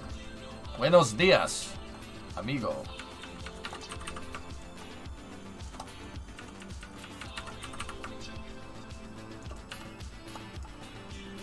All right. So, how are we gonna get this thing to be strong? ¿Cómo estás? Estoy bien, ¿y tú?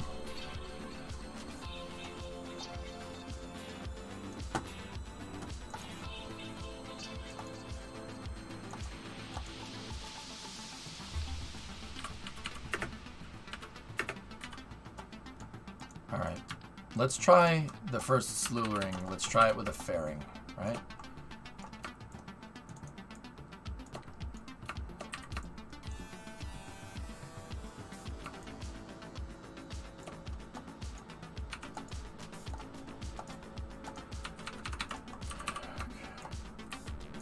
Alright, so what we need to do here...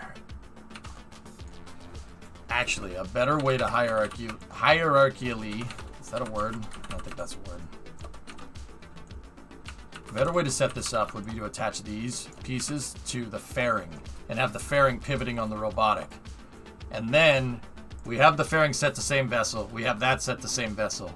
And now what I'm going to do is I'm going to go in here to custom 1, right? And we're going to hit enable there. Enable there. Enable there.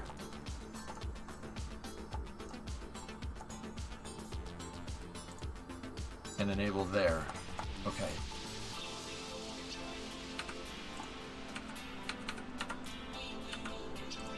Ah, crap, I misclicked.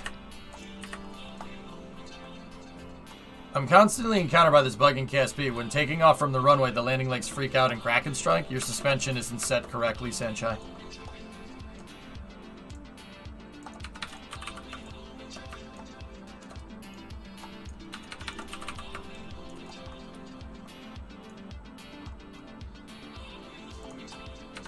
Yeah, the landing gear freaks out when the suspension isn't set right. Don't get me wrong, it's not perfect. The landing gear... Yeah, the landing gear has some things with it that can make it, do... Discovery, go and throttle up. That can make it do stuff that's a little bit sus.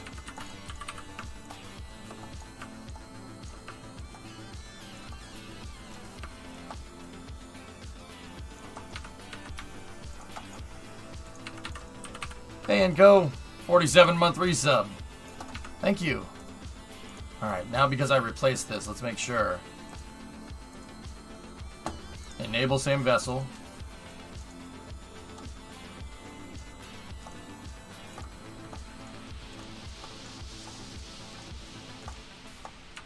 Alright. So, I guess to get this stuff to line up absolutely, what I'm going to do...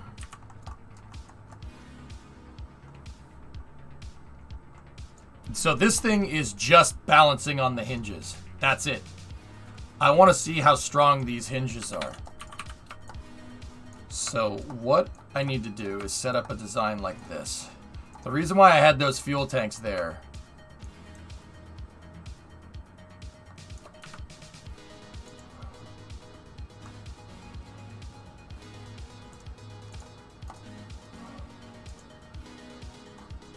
So set that one to base, set that one to ring. The reason why I had the fuel tanks there is so I could balance out the system. So, or I could off balance the system if I wanted to. So what I'm gonna do, I'm not sure if this hinge is gonna be as strong. So we'll take these in 3 times symmetry, right? And once again, this is not same vessel colliding with this. If the fairing touches that housing right there, we'll know it's bent. But I have the docking ports to also tell me that. These docking ports are measuring deflection. So, let's just see how strong these things actually are. So what I'm going to do is I'm going to strut these in 3 times sim to the fairing. Actually, we'll go from fairing out.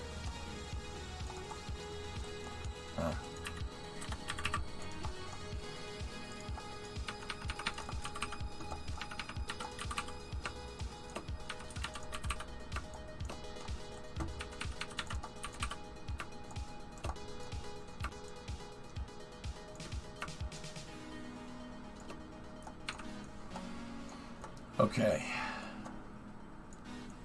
So now what I need is a balancing tank to be able to shift fuel. So I'm going to need one of these in the center. And that fuel tank shouldn't have anything in it. And what I'll do is I'll put struts to hold this tank in position, up like that. We'll hold it in the upright position, and we'll be able to move fuel around. I can move fuel off of one tank to the other. That's what that system was. And then we can measure the deflection here. So that's the base. This is the base component, and that's the ring.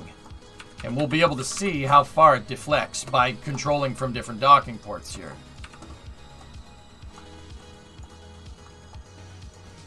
Now, once again, this is just with the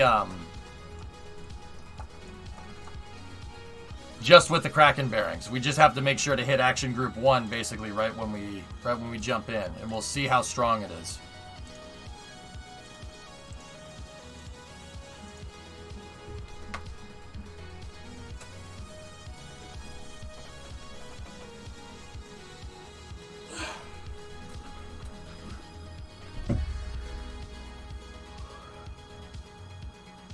I'm out of coffee. Already? Man, I went through that quick.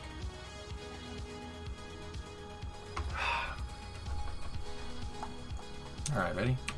Bind that into position. Okay, so we've hit action group 1, right? What's our base control point say? 89.8. What about you? 90. That thing is straight up. All right, so now what happens if we rotate this thing? Obviously, it's going to be balanced, right? But see, these fuel tanks out here have insane moment.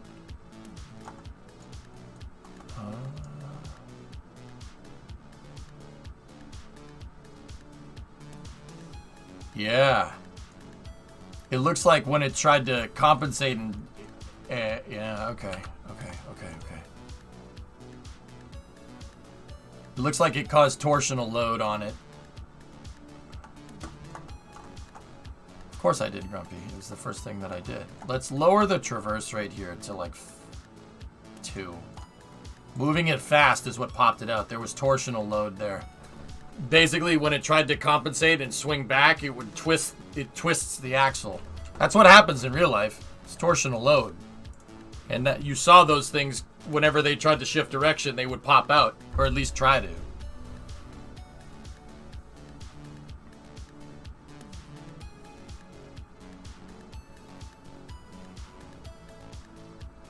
Hey, Red Munchkin. I saw that Andy came in with a raid, but I was brewing coffee when that happens.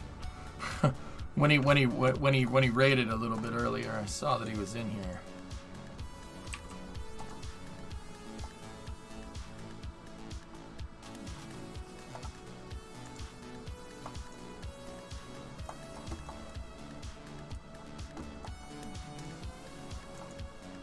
$89.8, $89.7. So this is just sitting on the hinge. That's it, and it's pretty much holding up. Now let's play a little bit. What happens if we have an off-balance load like this? So let's flow fuel in there and see if it deflects.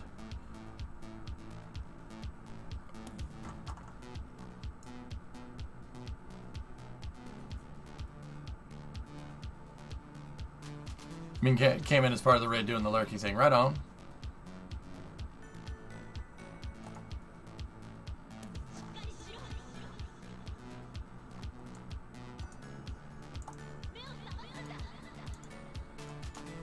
Wow.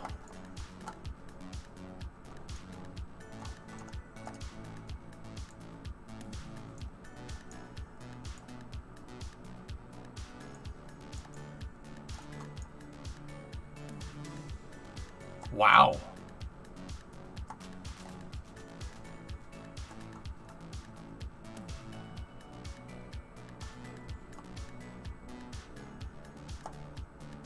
Wow. I mean, it's deflecting a little bit. 89.6 versus 89.9. So it's deflecting a little bit, but that's just on the hinges, guys. That's it. This thing is not... Look, it's not touching this.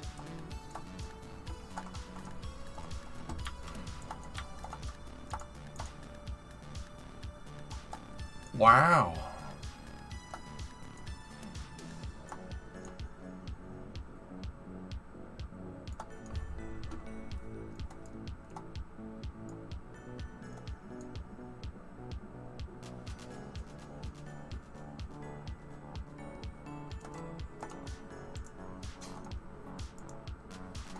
Less than 1/10 of a degree deflection.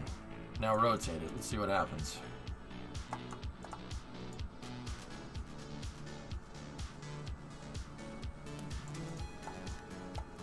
What is this going to be used for? Doom, I'm testing. So we had a breakthrough when I made the auto gyros. I had a breakthrough. I can basically make Kraken bearings. Look, this is all one vehicle. No distant objects. This is one vehicle. And it has Kraken Tech bearings. And we know from Condor and a couple of other designs that these hinges are insanely strong because they're physics-less parts. We figured out a way to get them to you know, because they're physics-less parts, we couldn't get vessel collision going on them before.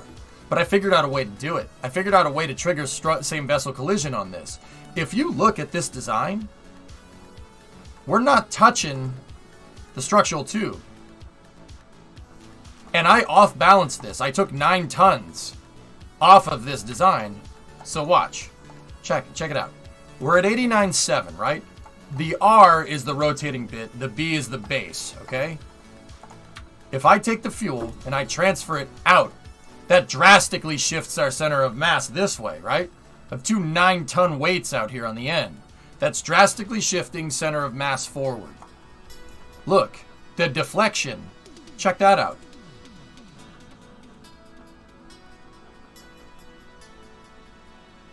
Less than a degree of deflection there, with a drastic center of mass shift, while rotating.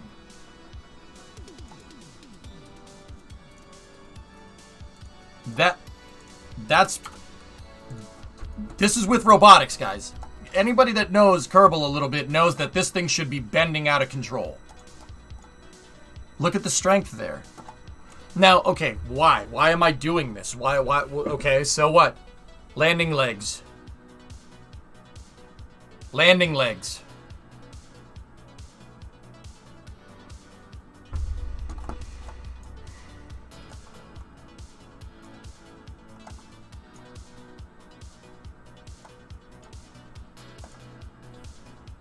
Now, I don't know why it's oscillating like that so much, but...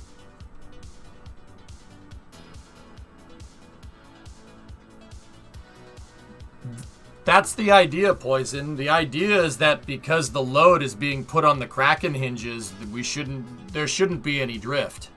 Really, there shouldn't. There shouldn't be any drift at all.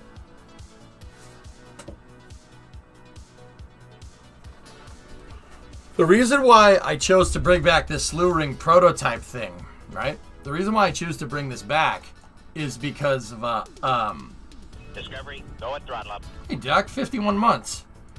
Is because this was a prototype for making a crane. A crane is going to have all kinds of hinges on it. We're going to have hinges that are for the boom. There's hinges for the mast. There's hinges all over the place. And then there's the pin hinge like this. There's no better mechanism to try and test putting these things to use under load, right? Arrival of Doug is shortfall of gravitas 1058.12 and 2 fairing halves. Nice. You guys got to remember, the only thing holding this up is the hinges. In other designs, I was using same vessel collision between the fairing and the structural tube. We could shut those off. And the hinge, that hinge is the only thing holding this up. It held an off-balance load of 18 tons. No problem. It's kind of crazy. And this is only the beginning, dudes. I can make turrets with this. No problem. We should be able to make turrets. That shouldn't be an issue.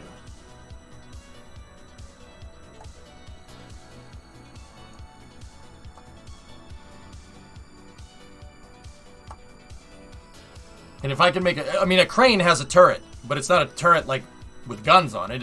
It's a turret with crane parts on it, right?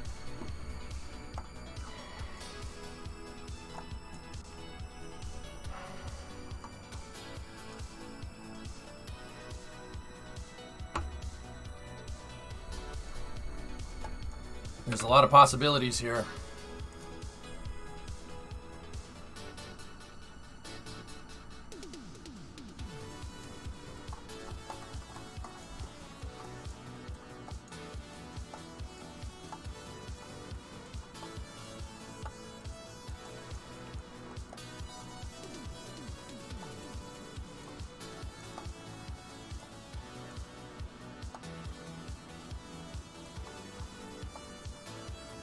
Remind me, do you ever change the legs on Condor, and will this system allow for leg replacement?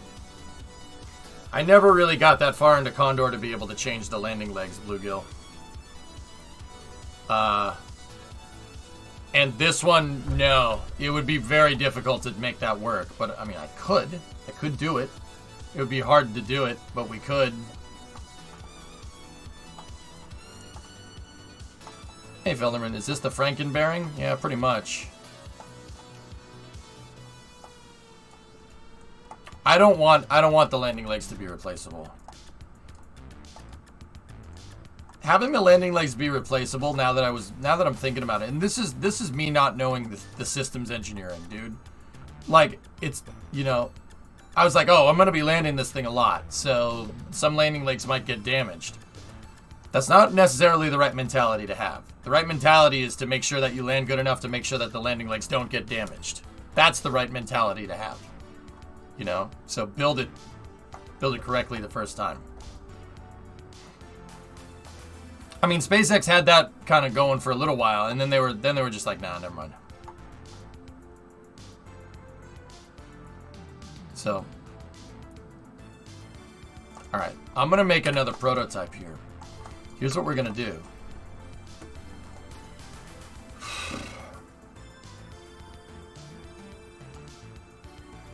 Here's what we're gonna do. That was used for measuring something. I don't need that.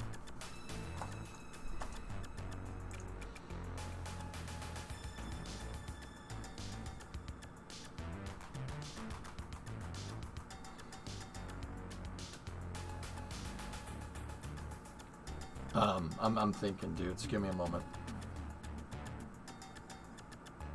How can we do this?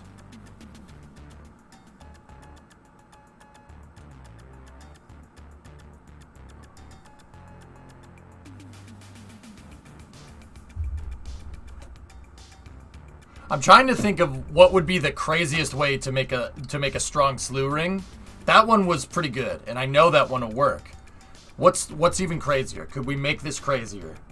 Like, I really want to put this crack of the hybrid tech system to the test. How could we make this crazier? I'm thinking. Let's go over here.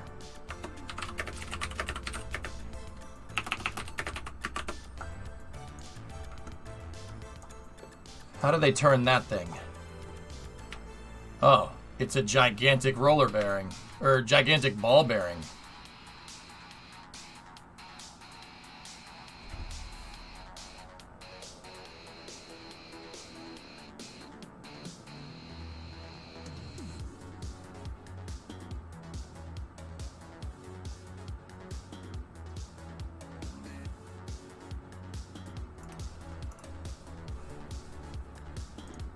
Hello.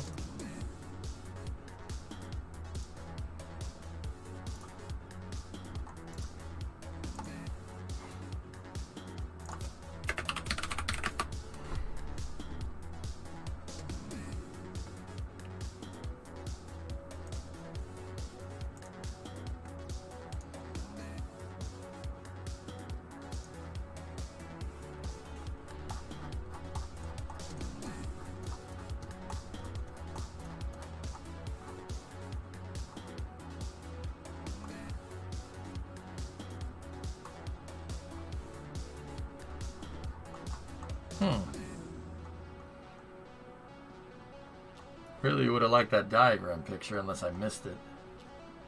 Here we go.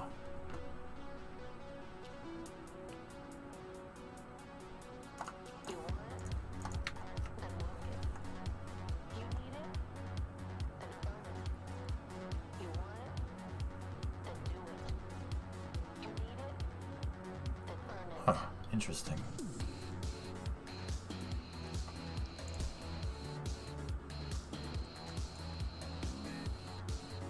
Hey, Finos.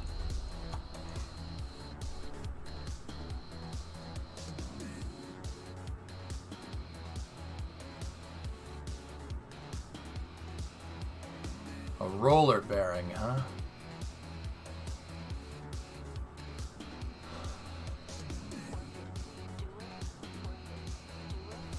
Okay. Okay.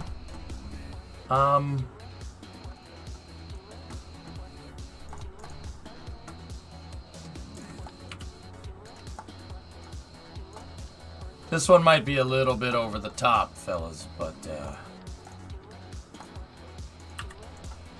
that's kind of what I'm going for. Let's take this design to the extreme.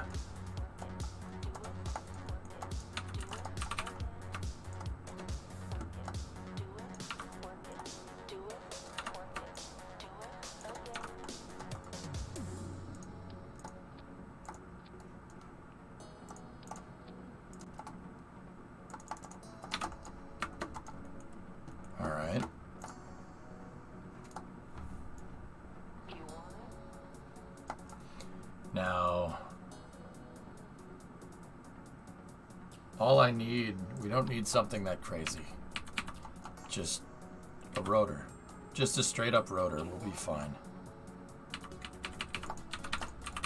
Let's go in here like this. Place the rotor.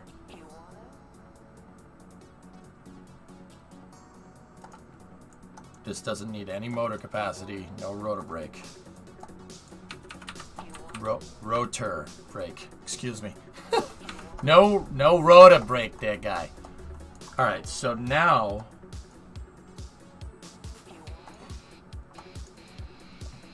I'm gonna need a fairing. No, we need a 5-meter fairing. I gotta attach nose cones to the structural fuselage to make sure that we attach this to the right piece. That fairing needs to be... Things been going well? Yeah. Yeah, how about you?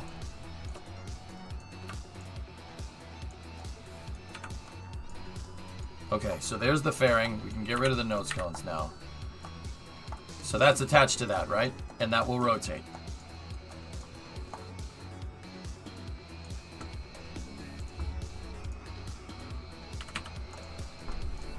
Now these should fit in here almost perfectly. Discovery, go and throttle up. Why don't you test directly on the landing legs? They're basically ready. I just explained that like 10 minutes ago. Hey Jam, 86 months, and then Roadrunner with the bits. Thanks, buddy. 15 bits. I appreciate it. Not sure if you ever heard about it, but a J2X was designed during Apollo to have a longer nozzle by inflating an extension with turbo pump exhaust gas. Really? That's neat. Huh.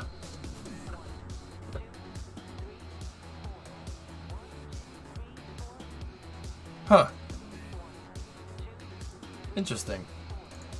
Hey Couch, what's going on? Sorry, I was gone 10 minutes ago. Yeah, just go back in the VOD. I'm just trying to stress test these things. That's what I'm trying to do. It was the rest of the account is empty. How are we doing? We're doing all right, man. Doing all right. I'm trying to just stress test this, fellas. That's really why I'm doing this way. I want to see what this thing can absolutely do. And here's how we're gonna do it. Watch this. You getting this, camera guy? I want to make that roller bearing for that turret because we can. Old motto of the stream. I do it because we can do it.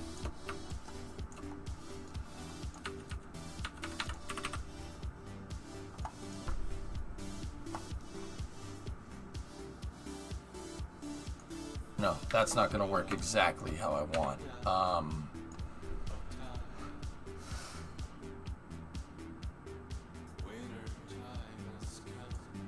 Okay, get rid of that for a second. Get rid of that for a second.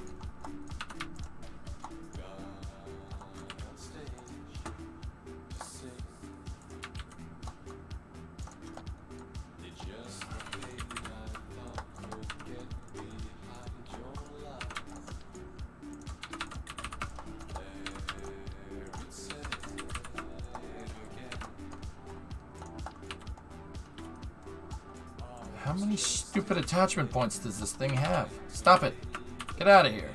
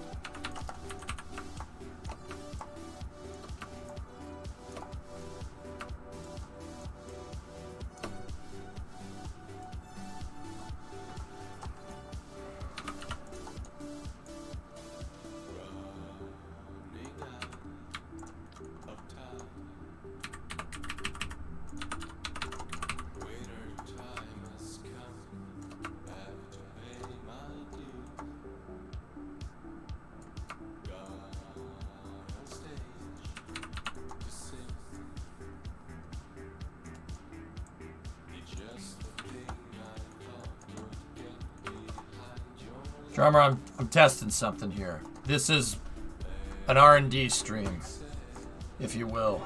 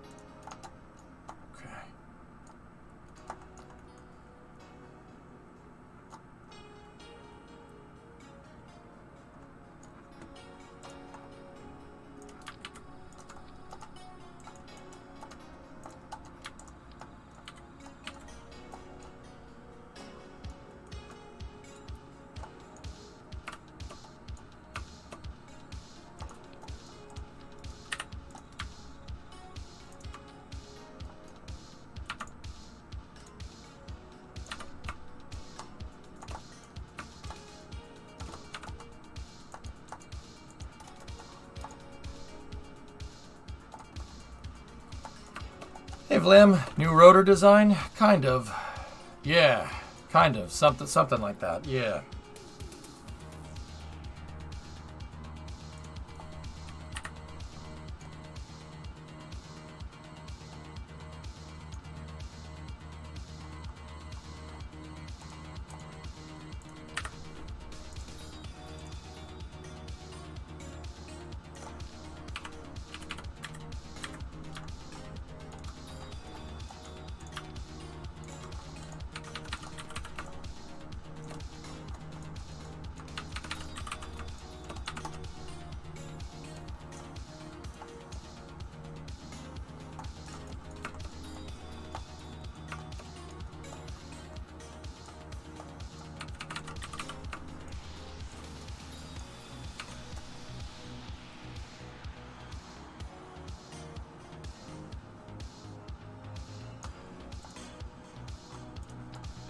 Could be wrong with the colliders with the structural tubes that are extremely thin, almost 2D.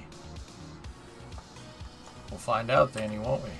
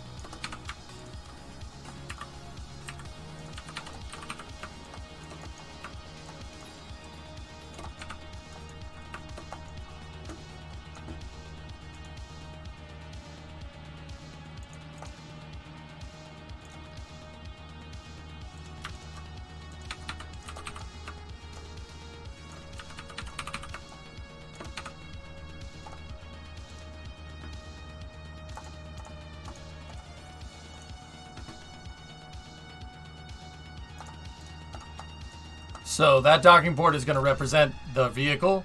That's the rotating bit. I'm going to use that to see if it's moving.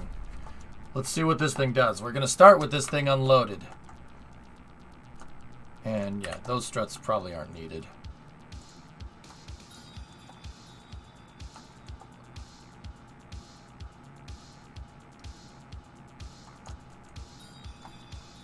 So this is a ball bearing slew ring here. Let's see. Let's see what it does. Curious. I'm basically torture testing this hybrid tech to see what it really can do. I'm just genuinely curious. Did I already set SVI? Yep.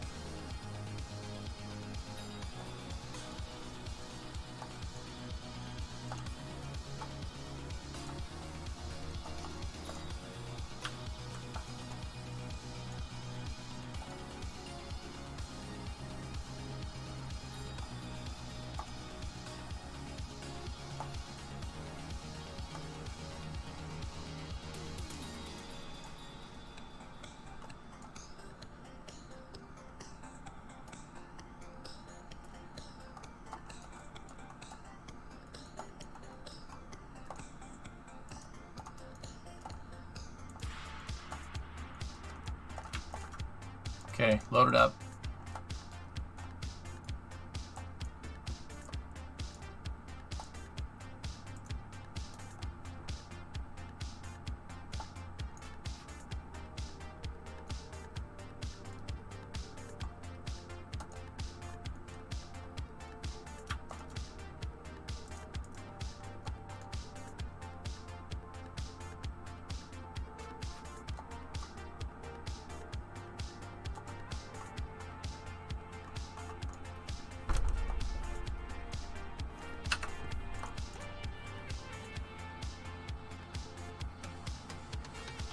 Okay.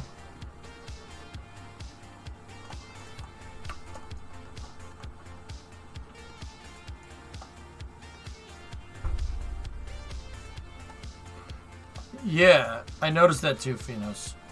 Only half of the bearings are working, which is a little strange, but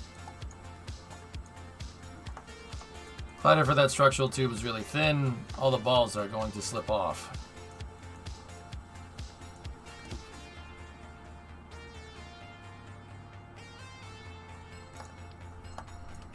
Okay.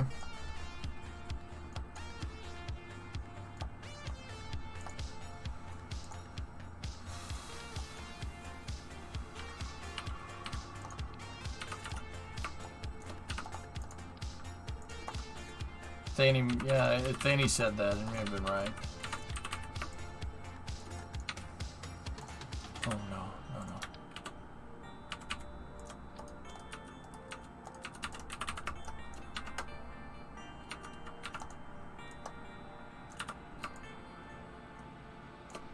So we'll do it this way then.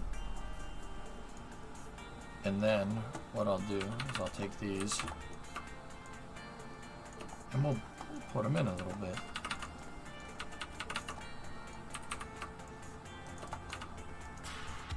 Let's try that. No, it's that one little baby servo that's moving everything.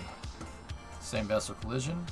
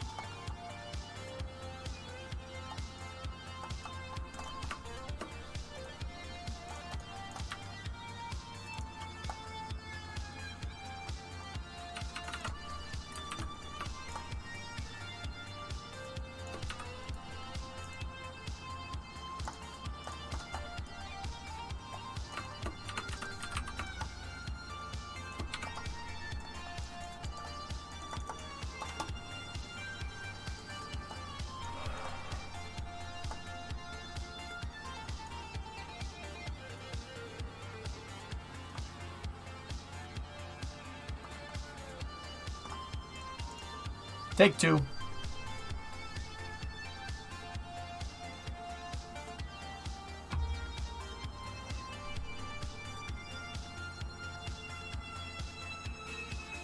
It is a ball bearing Swiss shield.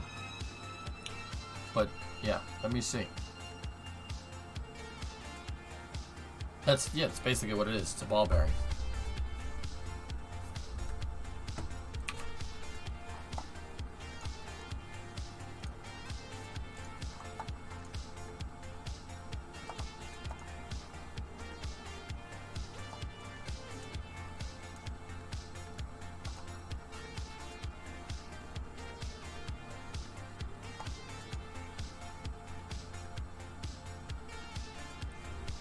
I mean, with an open fairing like on the side, yeah, that could work.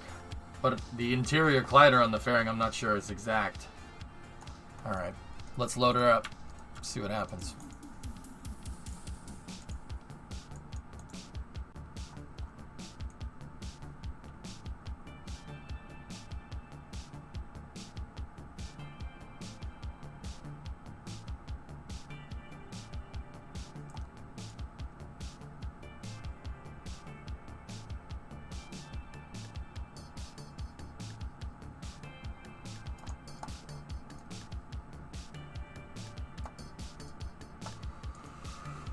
Okay.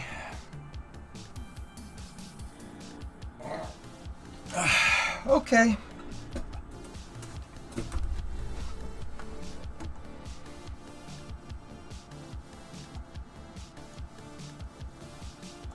Yeah, we crunched the bearing. You couldn't bear it, you could say.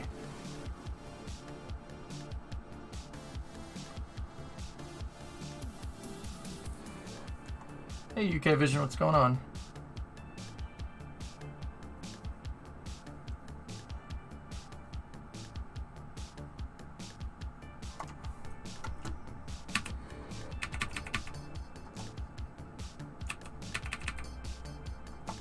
Okay, that's no good. All right, good to know.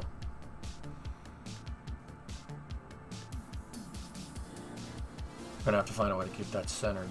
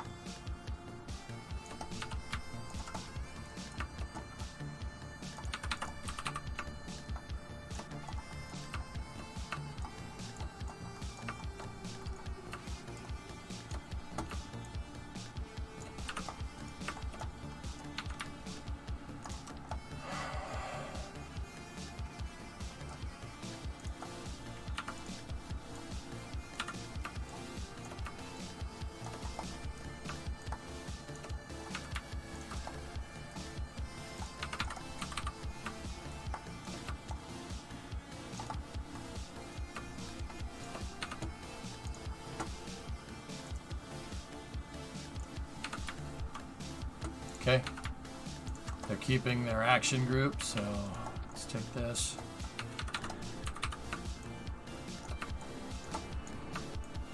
Let's add to our ball bearing. We're gonna have a regular Kraken Tech hinge in the center.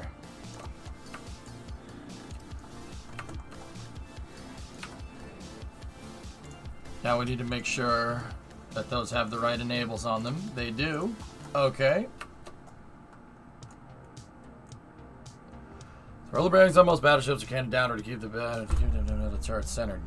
Okay. We could do that, yeah.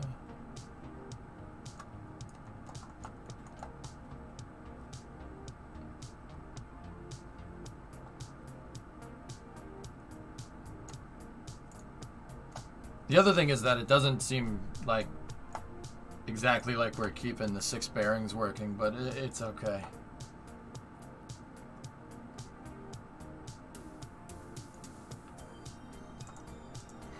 Let's see what this does.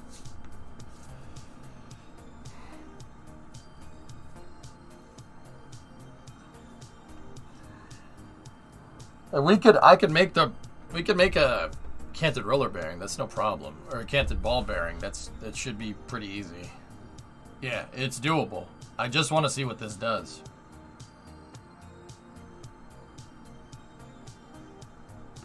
Let's just do that. Right? Now she ain't moving at all. Look at that.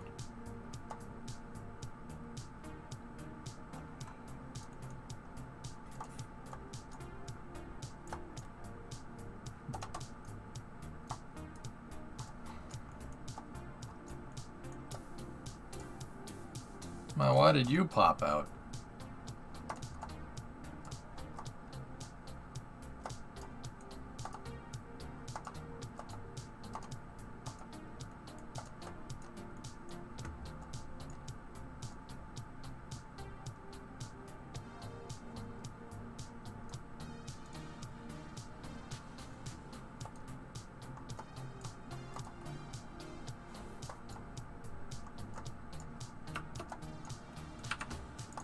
Good deployment on of Octograbber on 1058.12. Cool, cool.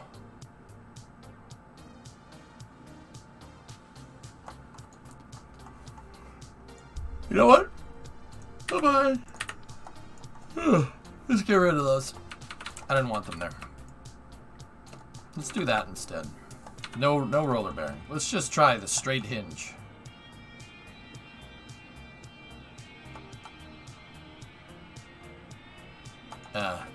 That part's still gonna be there, but it's okay, I suppose.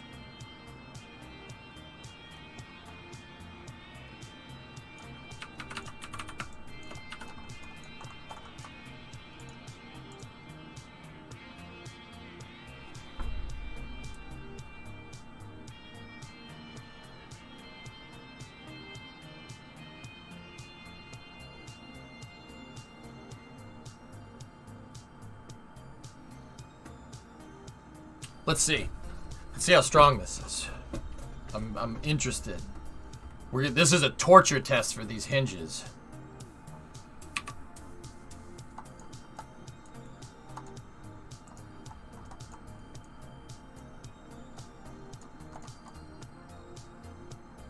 Now, why is that happening?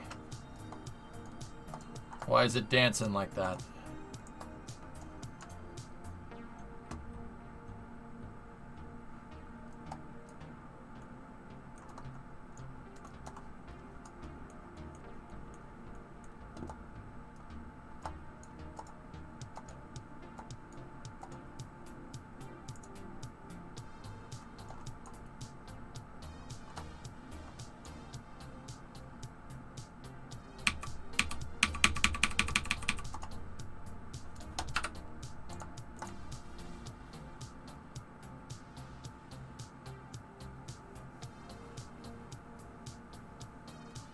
Huh.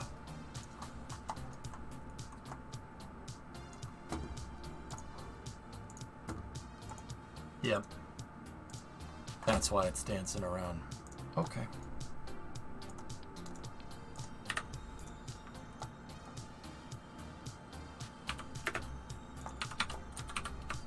Discovery, go at throttle up.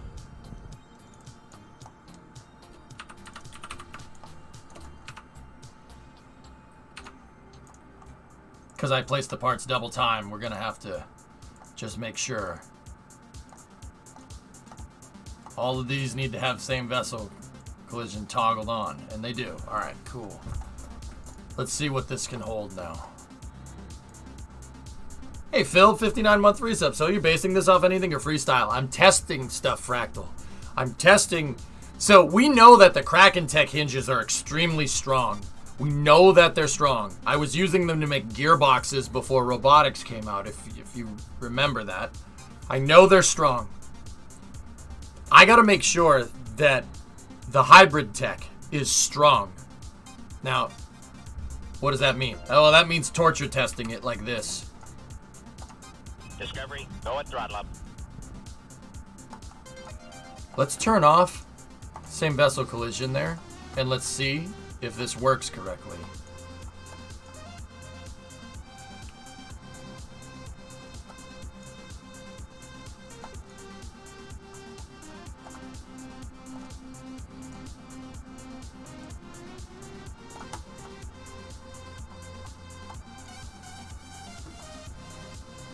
That hinge is working.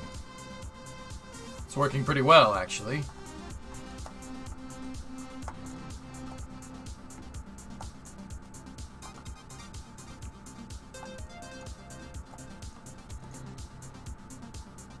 So 2 RCS bearings are holding that up.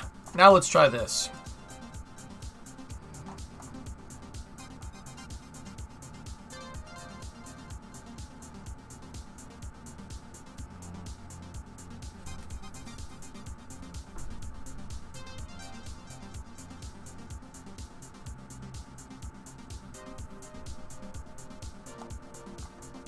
I'll be damned.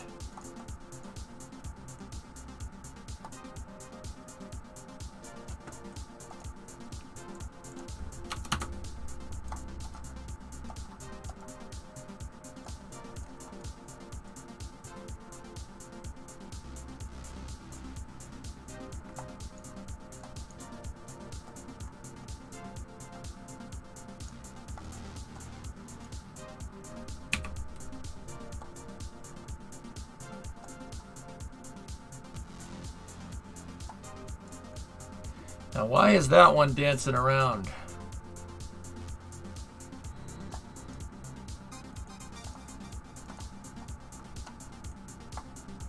It's holding that up. 2 RCS balls are holding this thing up, by the way. Yeah. What is this thing going to be used for? It's a test to see if we can break the hinges to see how strong these things are.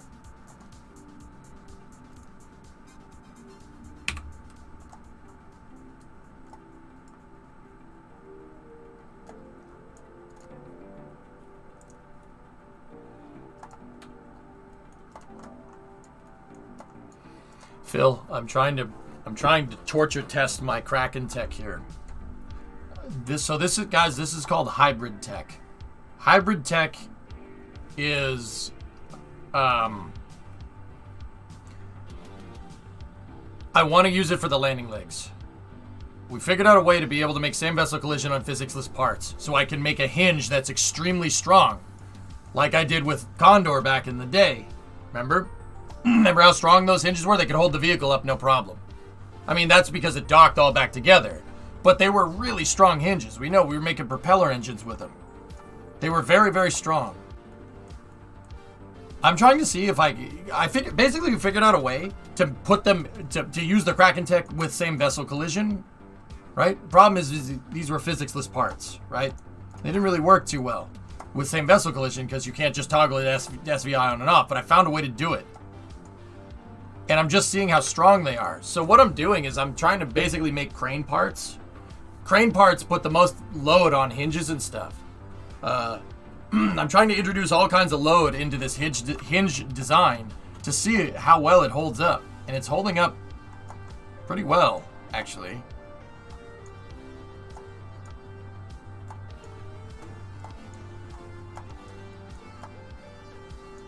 The air analyzer instead of the thermometers. Same vessel collision, Chief.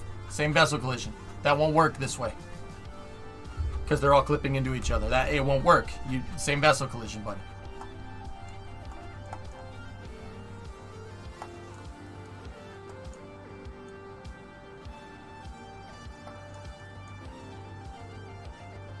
Okay. Okay. Yeah, dude, if we could use the air analyzers, then this thing, oh yeah, it'd be too easy. The thermal bearings are theoretically just as strong, though. So, I'm gonna see if we can do that. B-Zero's like, someone say cranes? So that shows pretty damn good promise. So let's go into here. Tunguska R3. Actually, yeah, just we'll let me save. Sounds like a raptor popped. Okay.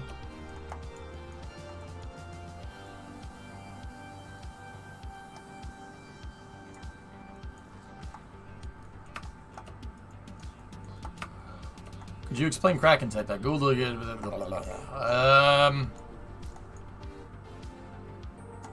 Kraken Tech is building mechanical parts out of parts that were never intended to be mechanical. That's the easy answer. Fractal. We used it to make all kinds of stuff back in the day. Like, I'll give you an example. I used Kraken Tech to make cranes. I used it to make a crane back in the day. Here, I'll show you. We used Kraken Tech.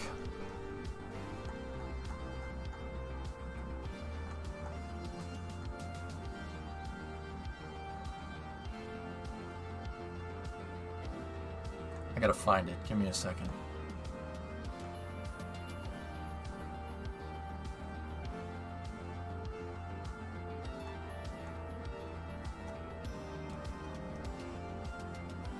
Scanning.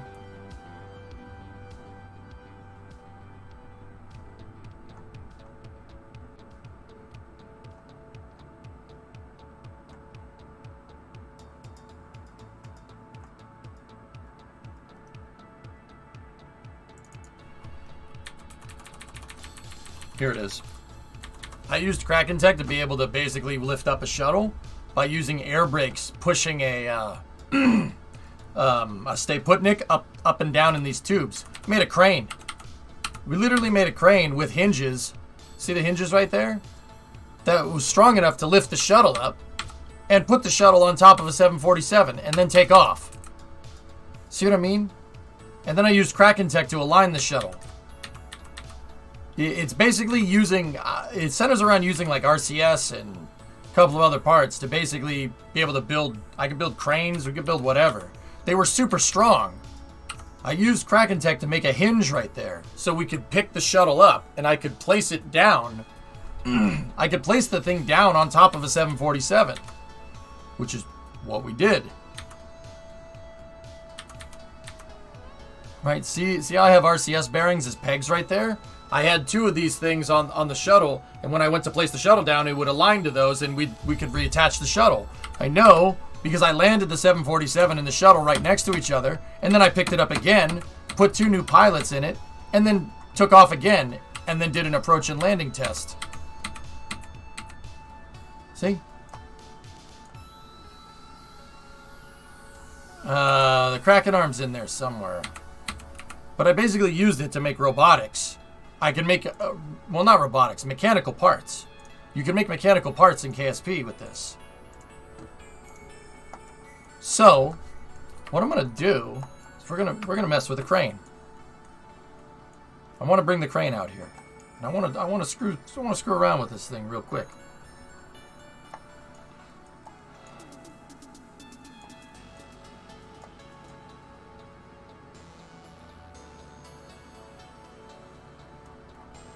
Today I learned. I thought Kraken Tech was building something to prevent Kraken strikes. Well, you guys, a lot of you guys came around after robotics came out, which is fine.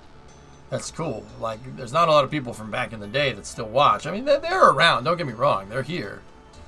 But yeah, I haven't explained what Kraken Tech is in forever because of this. So, like, okay, for instance, we know that would work. This would work fine.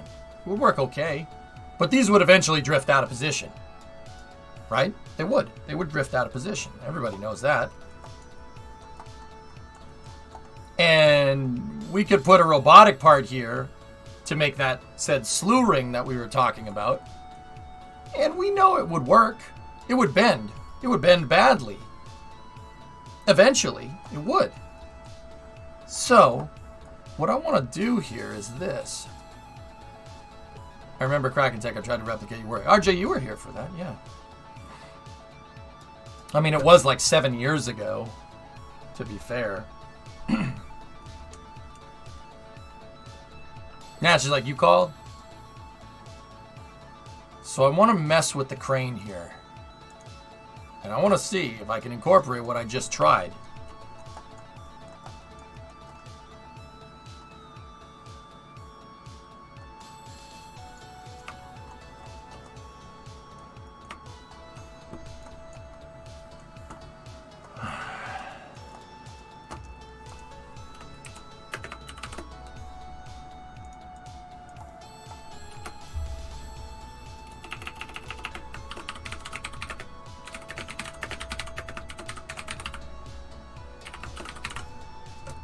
So hybrid tech is using the robotics with the Kraken tech, because the Kraken tech hinges are way stronger. They're way stronger. They don't drift because they're not a robotic part. They don't drift around.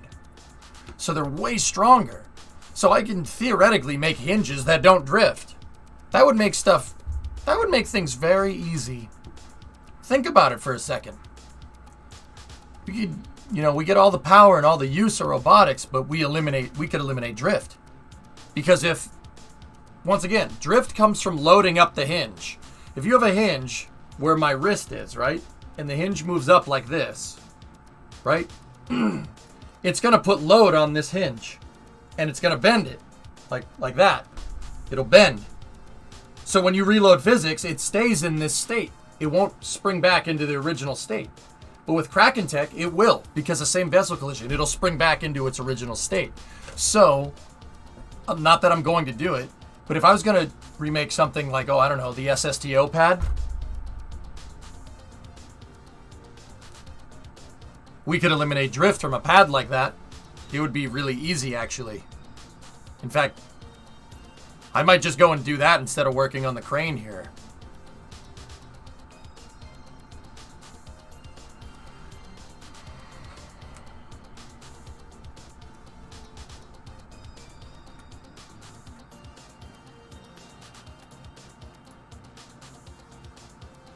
Now the Raptor blew itself up.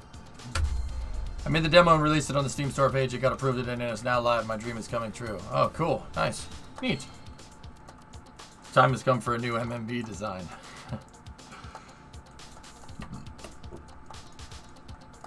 Patience, young Doom. Patience.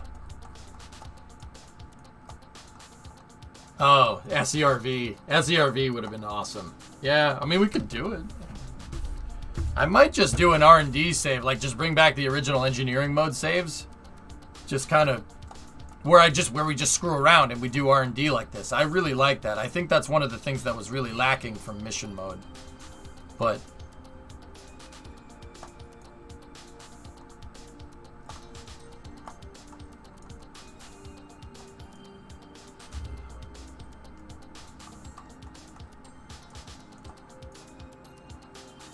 I love doing the R&D. It's really fun, actually.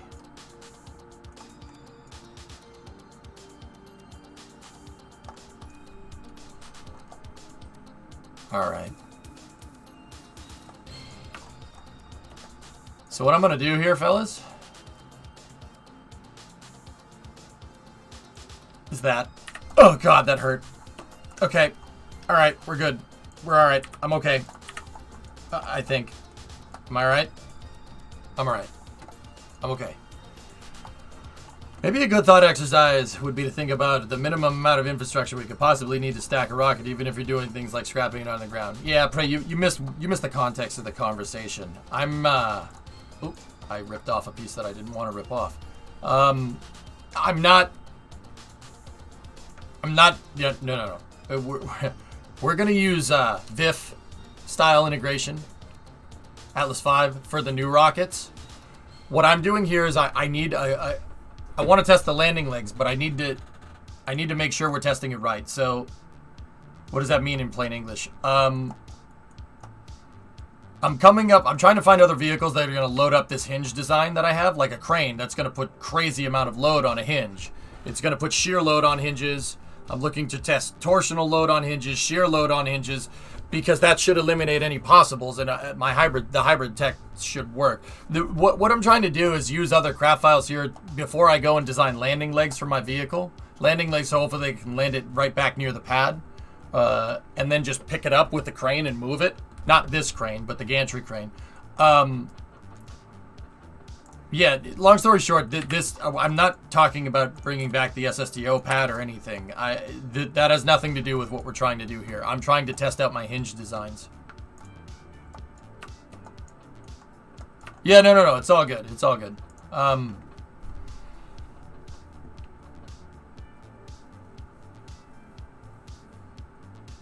No problems, mate.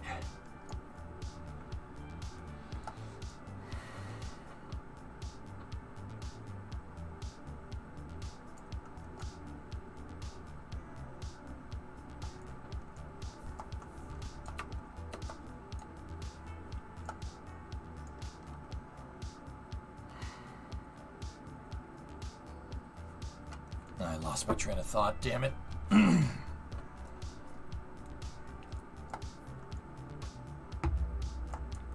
Oh yeah, hybrid tech. Here we go.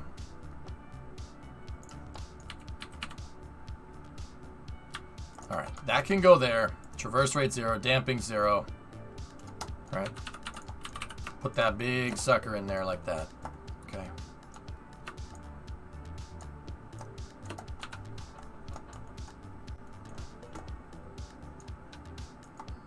Okay. So now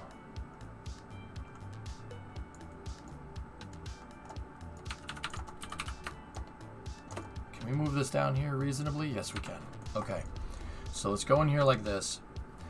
So, like, where you came in, what I was saying is that theoretically, I could use this to make a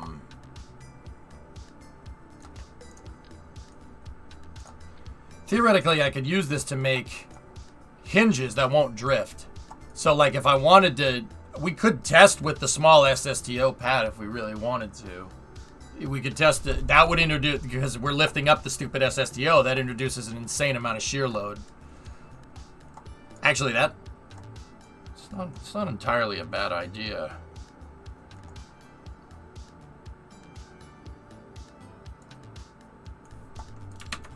You finished flattening it, Kick? Really? Oh. Oh. Wow. Hey, thanks, man. Wow, that's... And you... Oh. Wow, you freaking ironed it out, too. Kick, if you wanna go on this side and then make the ledge kind of go this way, just blend it in down to the sand. I don't want to fill in right there. So, yeah, that should be... You understand what I'm talking about? Like, you can even dig out some of this and just blend it down to the beachhead right there. I want it to kind of look like this. See what I'm saying? Like, I don't want a wall right next to the ocean right there. If you want to do that, yeah, go ahead. Thank you. Yeah, that's super helpful. Thanks, man.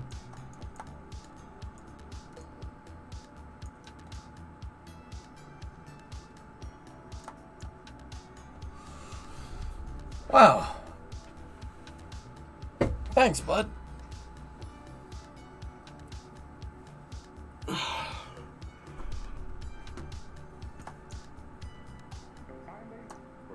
Cool. Thanks, man.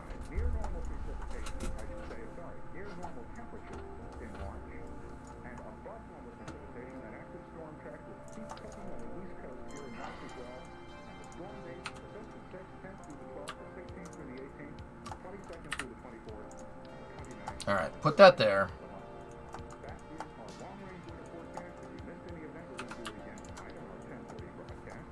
Now let's go in here like this. Enable same vessel. Enable same vessel. Now we should be able to copy this back to story.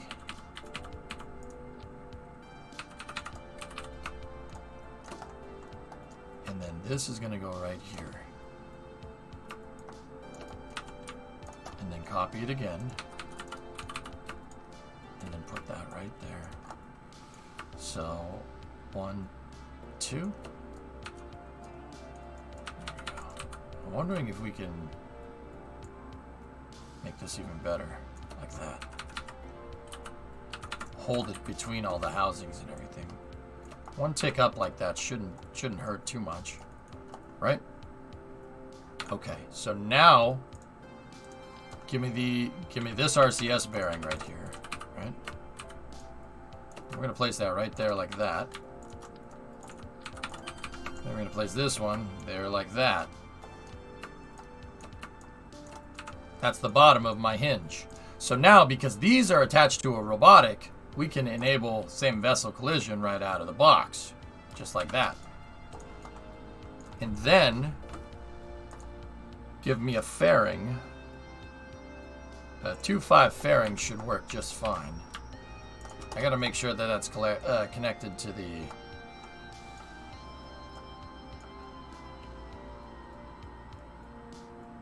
Yep, okay. Now put this up here like this. It doesn't necessarily need to be touching. That's fine. So now what we're going to do, give me this again. And I'm going to put another hinge up here on the top. This will prevent deflection up here on the top of the hinge. At least it should. And then do something like that. Okay, so those are attached. Discovery, go at throttle up. Those are attached to the structural tube. And now what I'm gonna do, actually, you know what would be a better way to do this? Not misclick like an idiot, like I just did.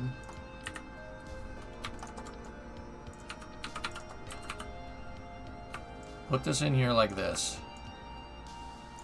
And then attaching all the housing components like that to the fairing.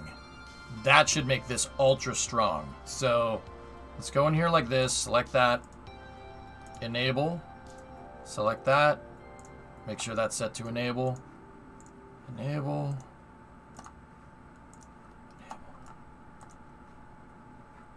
Okay.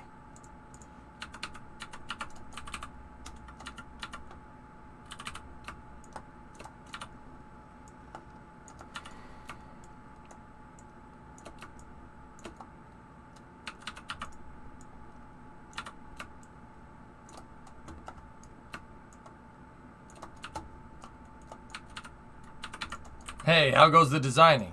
Good. Good. Yeah. Yeah, it's not bad. Not bad, passing.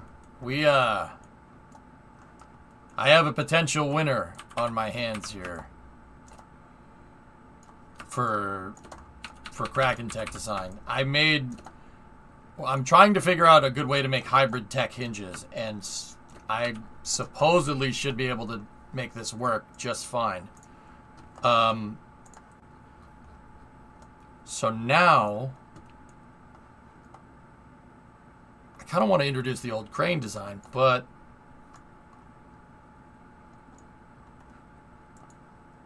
it's a lot of struts and we'd have to remake all the struts. The 7382nd Kraken Tech design. No, I'm trying to test hybrid tech out because I figured out a way to make Kraken Tech work with the robotics to potentially be able to prevent drift. I have to prove it though.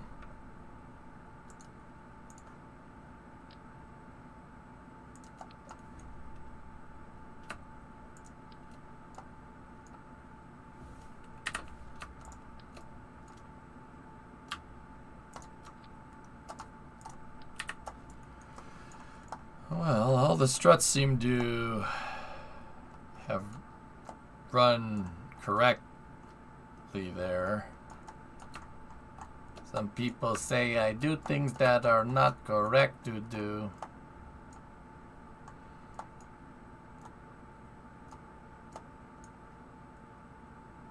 Okay.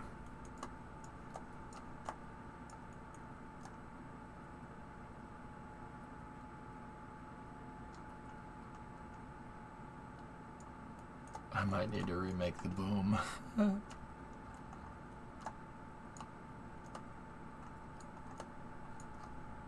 Okay, straight up. I don't have all the parts that I need for the hinge, but the struts do run out of the box, which is good.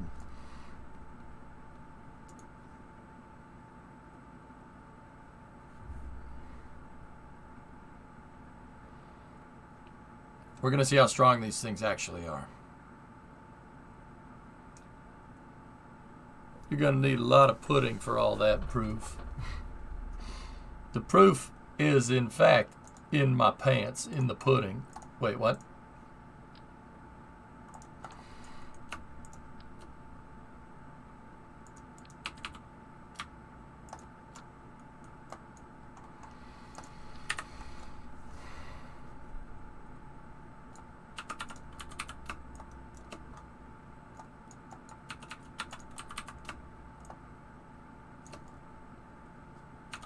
Huh?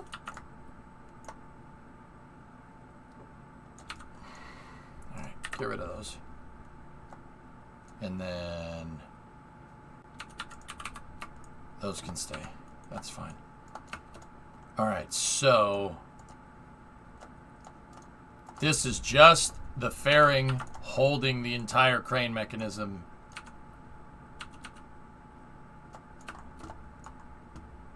It's holding the entire thing up.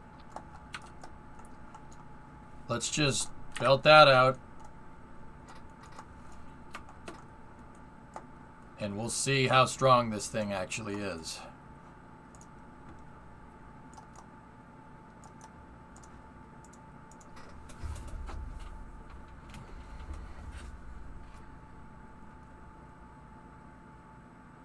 Couch, yeah. I find ways to abuse Kerbal, and Kerbal sometimes abuses me back.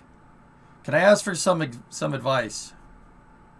I got contacted about my game by 2 companies. One is wanting me to use their service to grow a community on Twitch. I don't stream development, just me gaming. The other is wanting me to offer a few Steam keys for giveaways to increase my community and green lighted. Any advice? I'm going to drop a DM. Yeah, read the contracts. That's my advice. Read the contracts.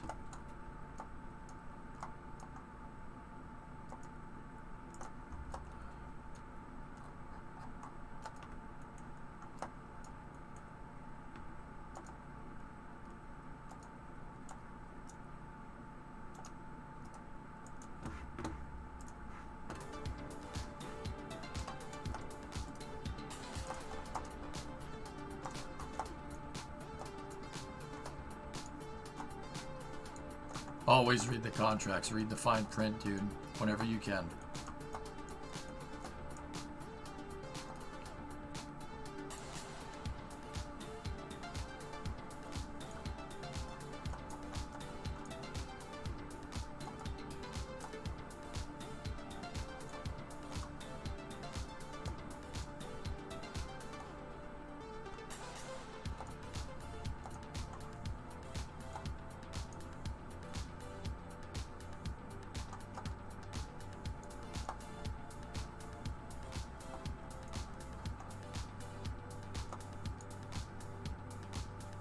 Come on, lift it up.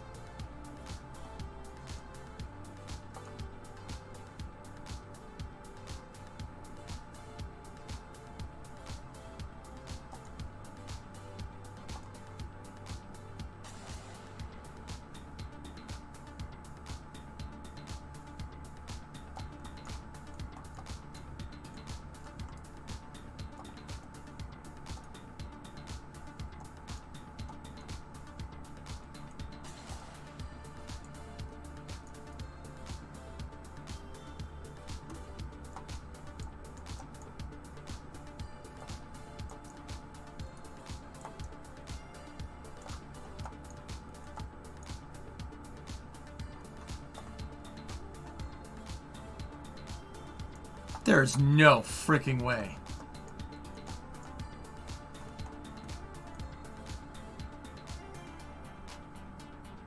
It works. That...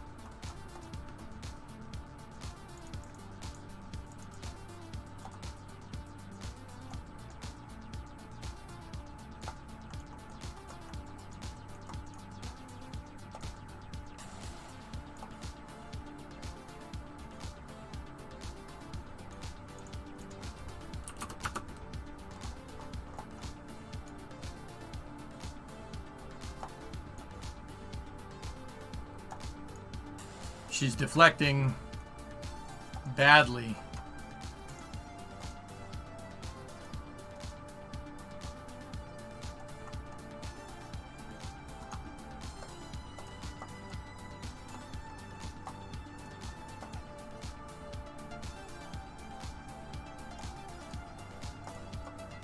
Why are we rotating? Uh-oh. I see why we're not rotating. This is about to end very poorly when I hit this.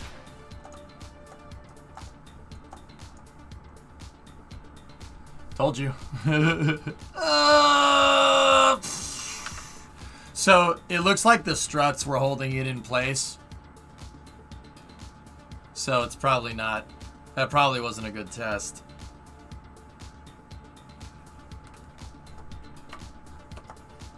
Yeah. See, I knew that was kind of too good to be true there.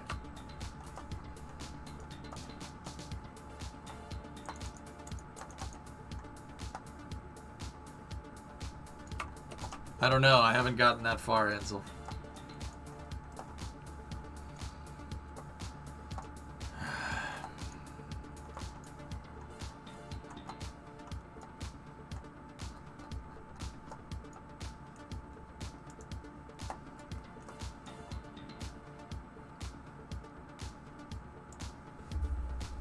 Let's take the struts off and see what it does.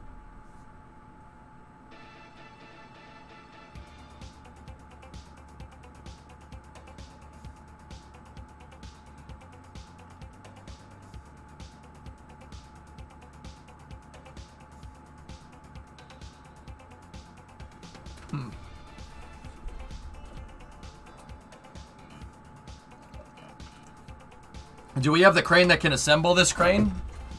I have the smaller one, yeah. We could go mess with that one.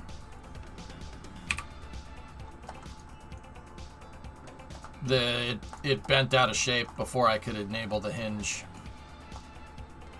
And now it's just gonna deflect. Okay. Yeah, the launch is on the 12th, Primo. It got moved.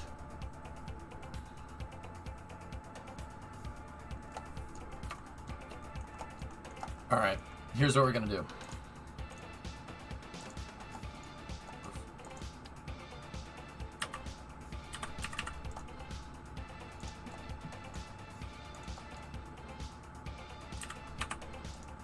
I'm just gonna put 2 holder hinges there in place to hold this thing. And then we'll load up the hinges and then I'll release the strut. But I'll release it when it doesn't turn. The reason why that crane freaked out is because it was trying to turn to 90 degrees and the struts were holding it, and I basically spring loaded the thing and it went like you can use struts to load it up like that, and if you wanted to you can make a trebuchet or something. That's totally doable.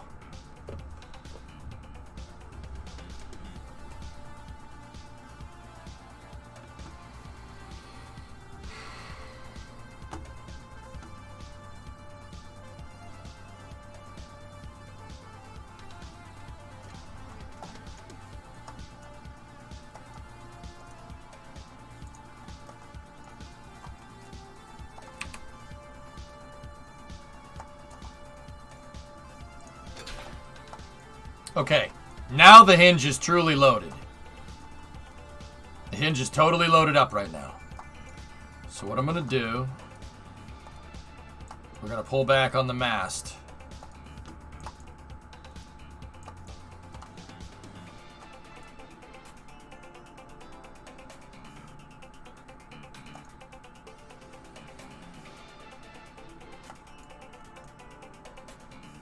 Come on, you.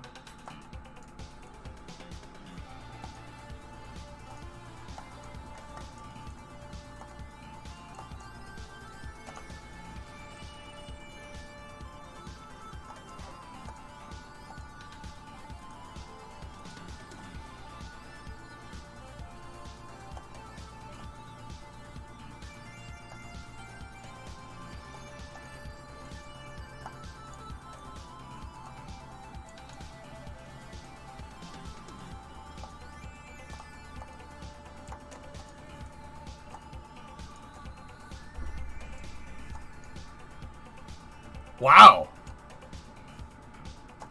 Okay.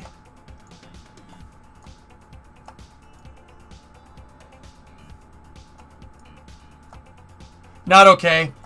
Not okay. Not okay. Yep. Yep. Yo. Oh! Yup. Huh.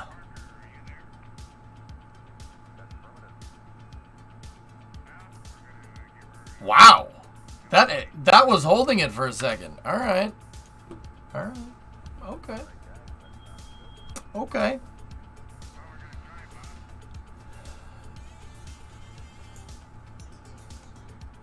It held it, but it deflected. She deflected for some reason. Well, not some reason.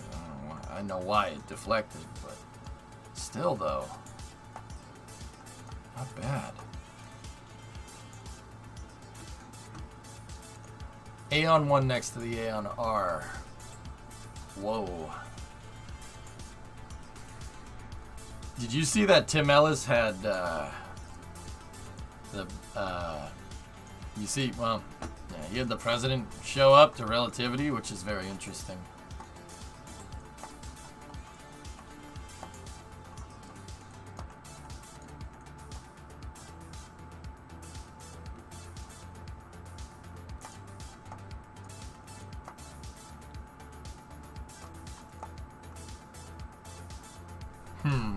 That worked. That wasn't too bad at all.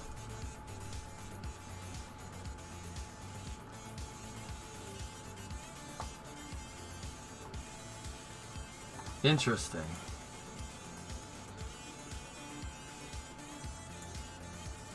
Discovery, go at throttle up.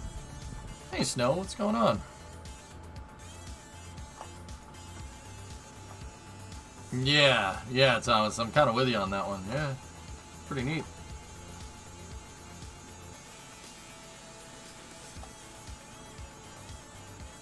I can't believe that. That hinge required, like, why did we get sideways deflection? I think maybe it's just because the boom is too heavy. My booms are like just way too heavy. That might have something to do with it.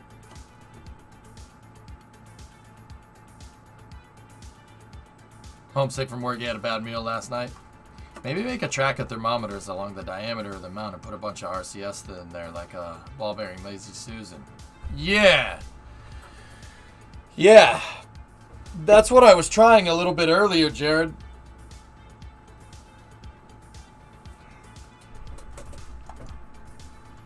But that seems to be working, which is just crazy to me. I can't believe that that's actually doing it. I know, Penta. Yeah. All right. All right.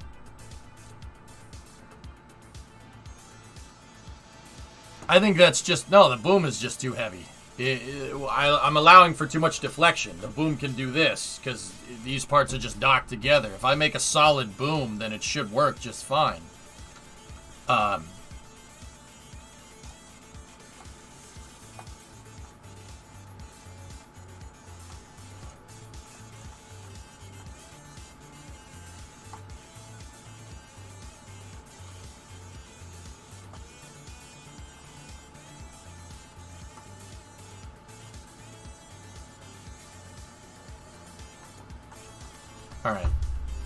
All right.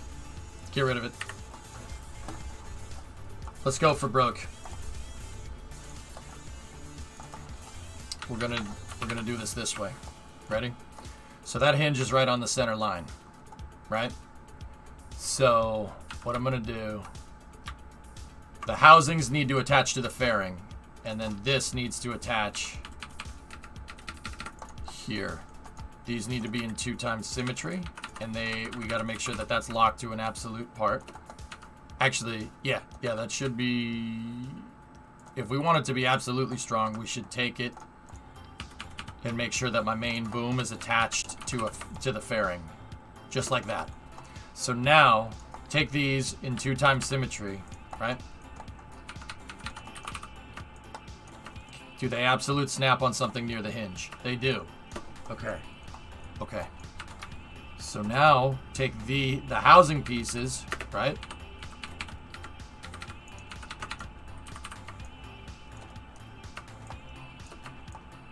And put the housing pieces there, right?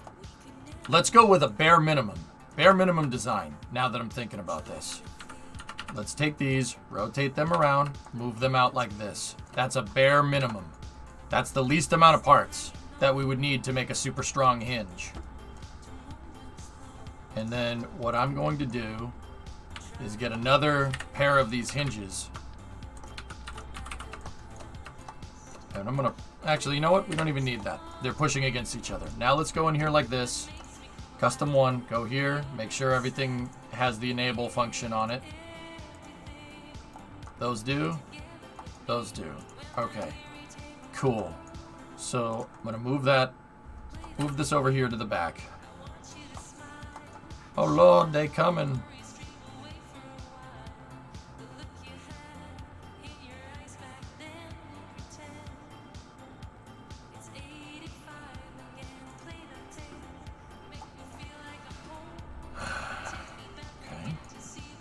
Alright, so instead of like a boom that's like all attachable and tries to go all together, what we should do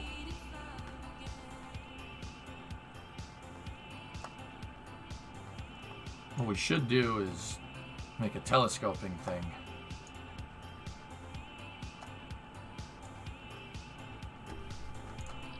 No.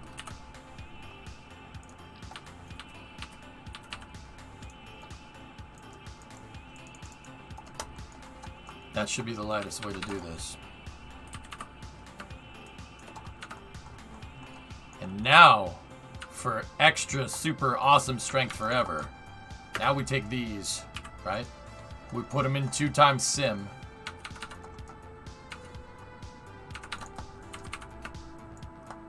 And move them down here. Into position like that. And then we take another set of these hinges, right? Put them there. And move that down into position like that. This thing should be really, really, really strong. Should be. So now, if we rotate this, let's take a look. No damping force.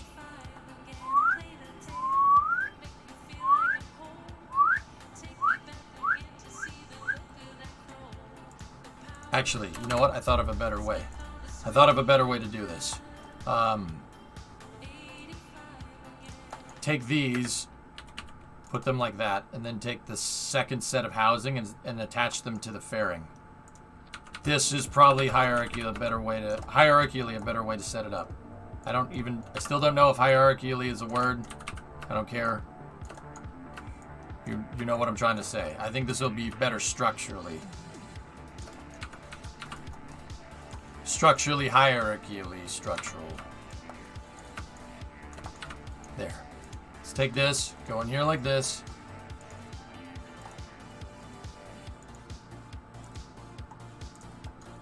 Now, now that I see it move. There we go.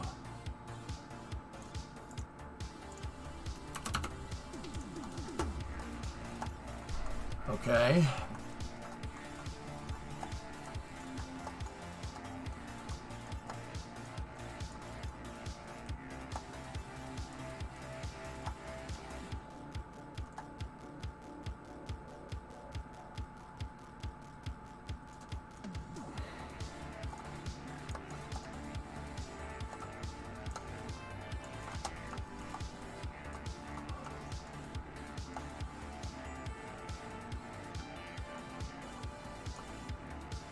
All right, so now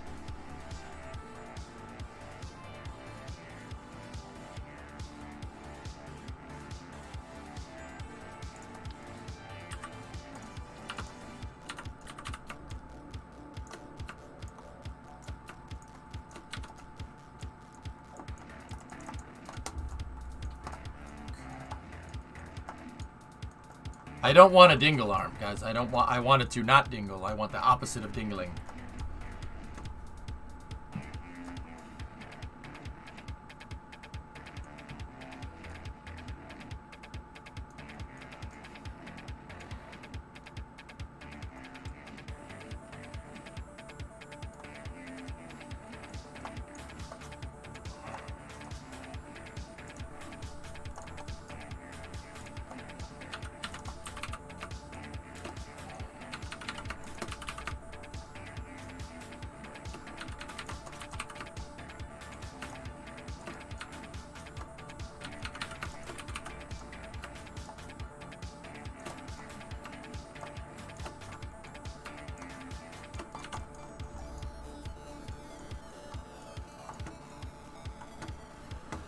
Okay, give me another interstage node here.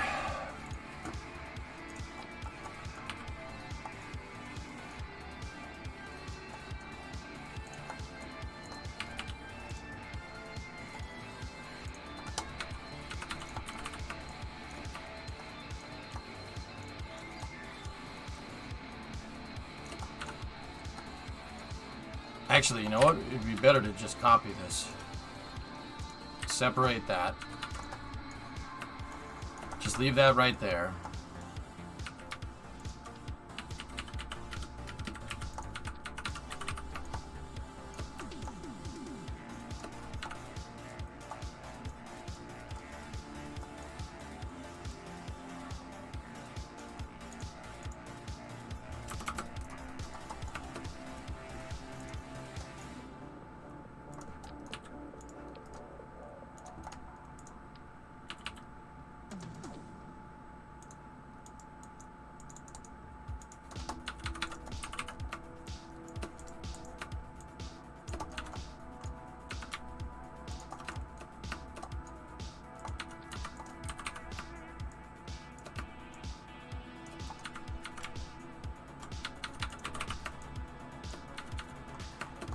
Now we just gotta kind of connect all this together.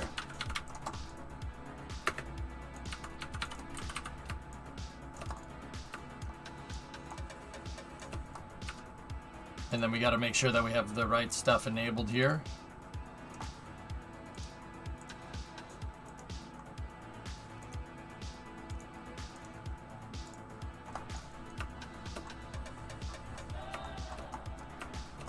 No, Flankin.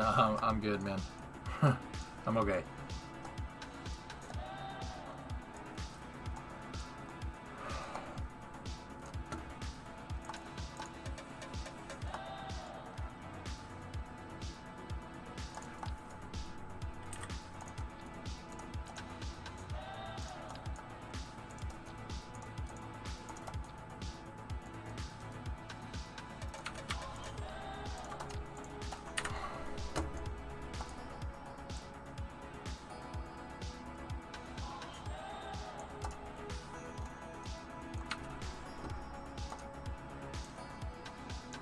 I'm just gonna make the quick version of what I had before.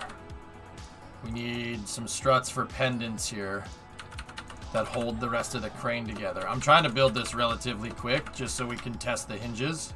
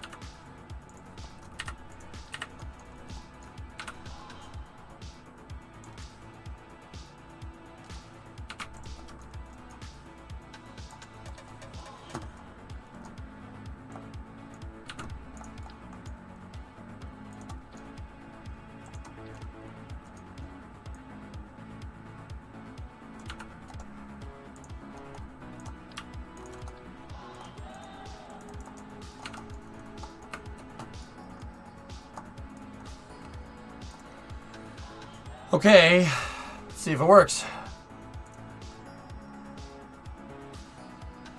You're using SRBs. They make great supports, dude.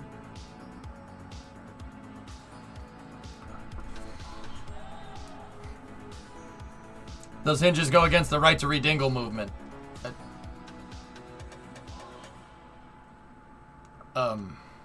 Yeah?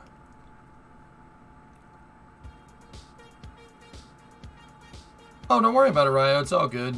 It's kind of hard to picture what I'm doing until I kind of do it, which is why I don't provide much commentary when I just put the crane together.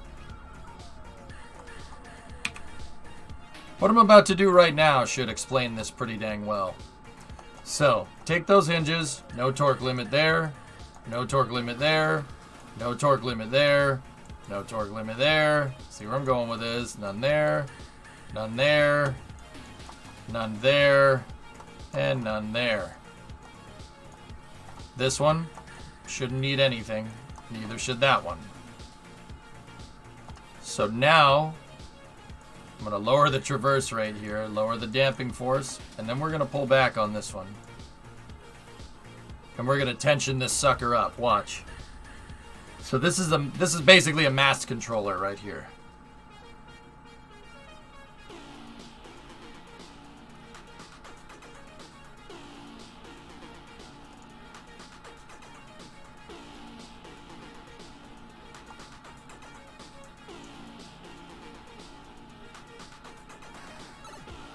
I was a little bit quicker because I didn't set the traverse rate nor damping force there, but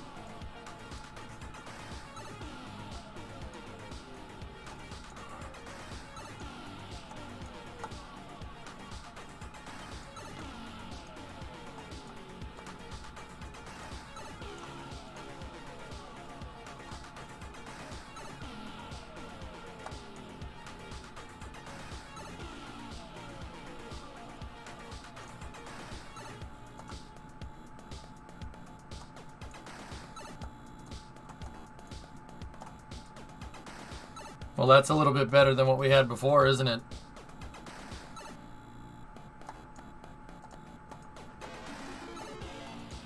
Oh, it's still deflecting. Look at that.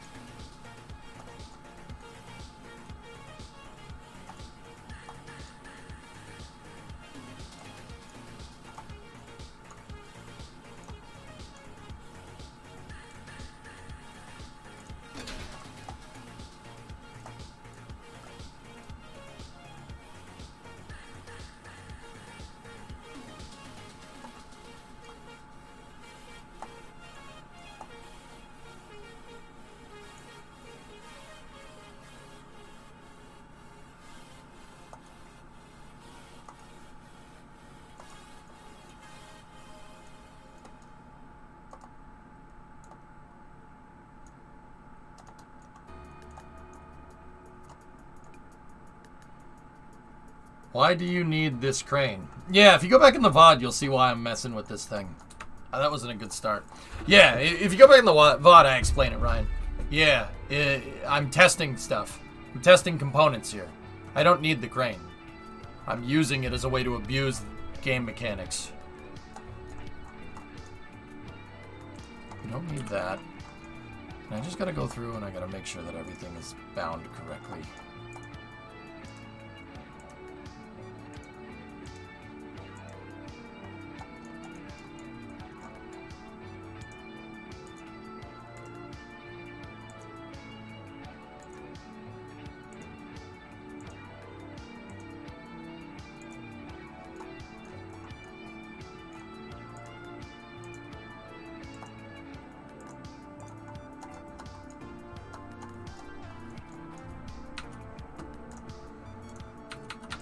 Yeah, that wasn't a good test. There weren't, some of the parts weren't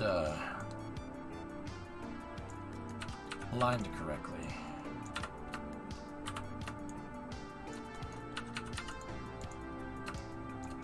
Now we should be okay. Why are there thermometers everywhere? You'll see.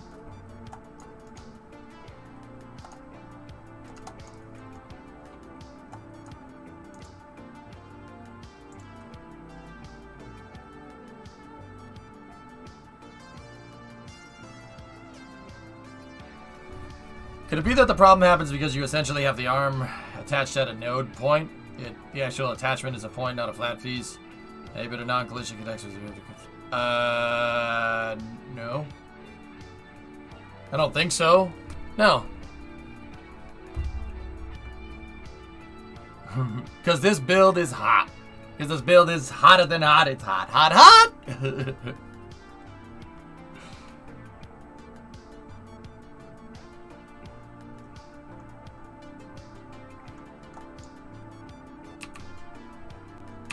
Fit in there. All right. No bracer struts, right? Nothing. Okay, so take that, take that, take that, take that, take that. Yeah, set the traverse rate to 0 with that. No damping force. Torque limiter 0. Torque limiter 0. Traverse rate low. I probably should have just done this in the VAB, but it's K. Alright, so let's slowly pull back on this thing. And let's watch what the hinges do. Come on.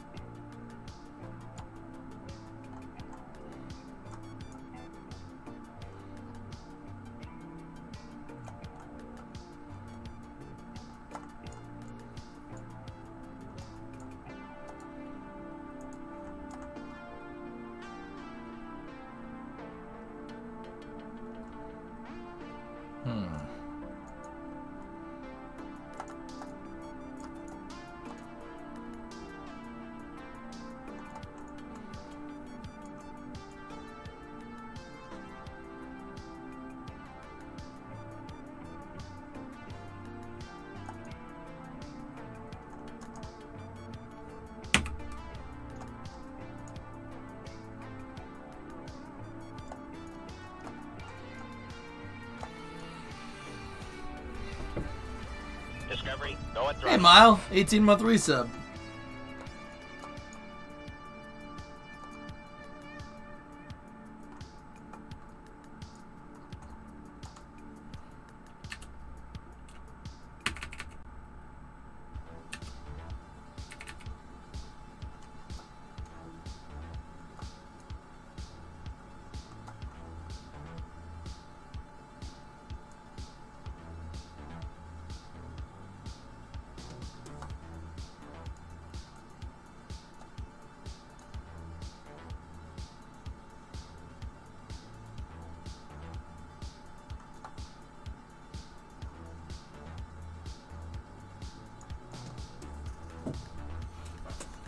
Interesting.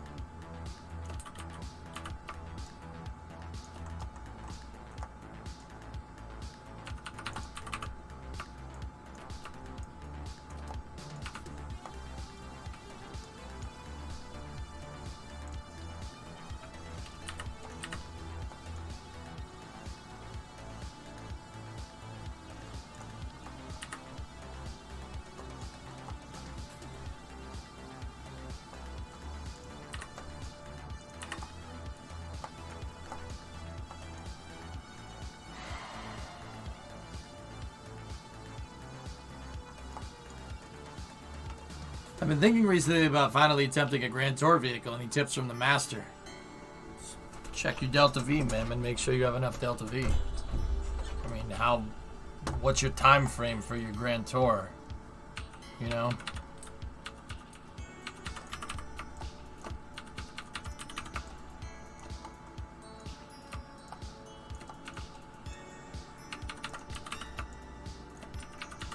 You want to get there quick?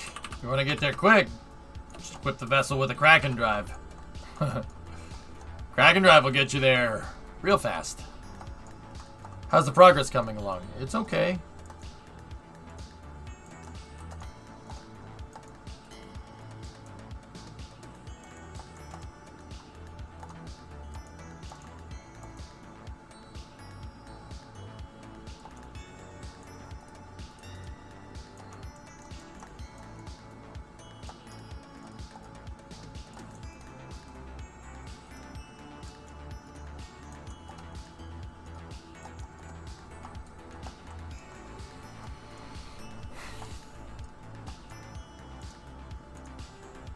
So have you already designed the rockets? No. Now, I have one rocket figured out, but if I want to make landing legs on that rocket, and I want to make the landing legs able to be reused very quickly, I need to make them outside. I need to make them out of a hinge that doesn't drift. Can't drift. Hinge can't drift. So I'm trying to figure out a way to remove hinge drift from the game by building a stronger hinge. That's why I'm screwing around with this crane.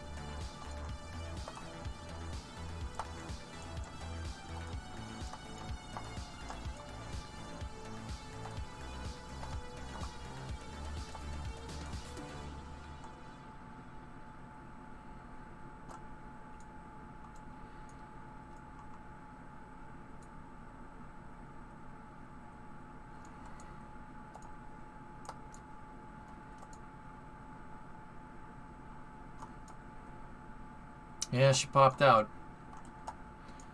Well, that's a shame.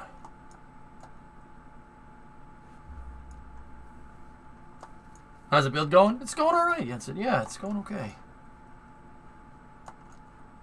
All right. What about you? Well, that worked for a second, and then it popped the hinge up. Okay. Okay. Huh.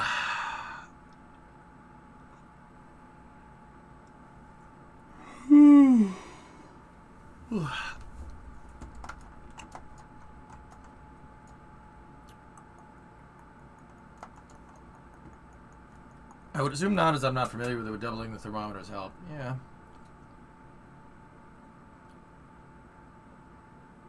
Yeah, it could. Yeah.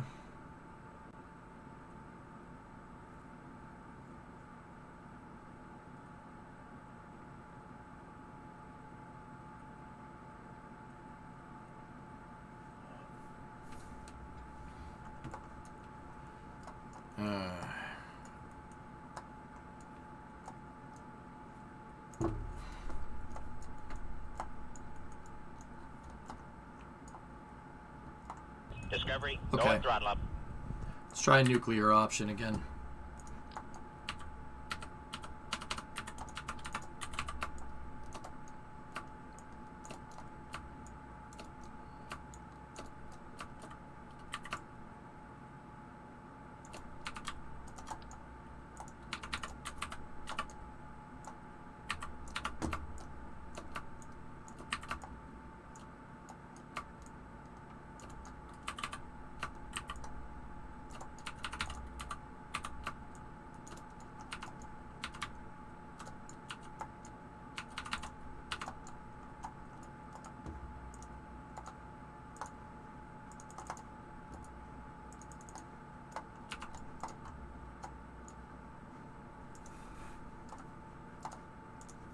see what that does.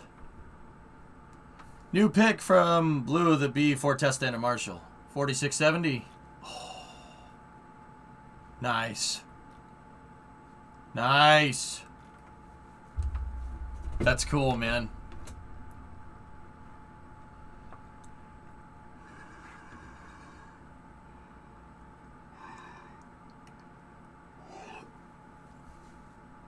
That almost sounded like the tired sound from my summer car. Yeah.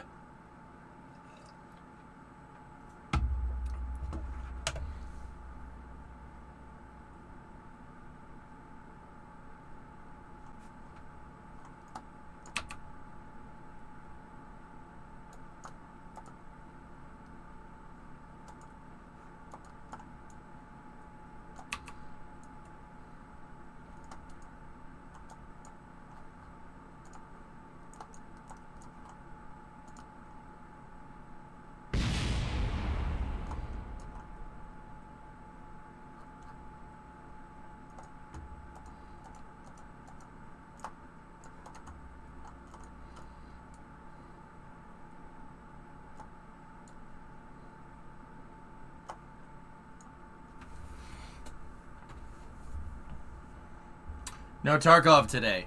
No. I am,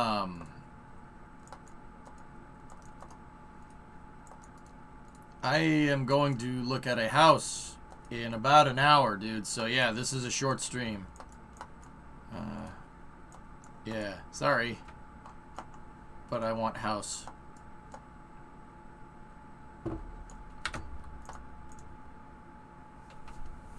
I'm playing Satisfactory and that explosion sounded you really confused.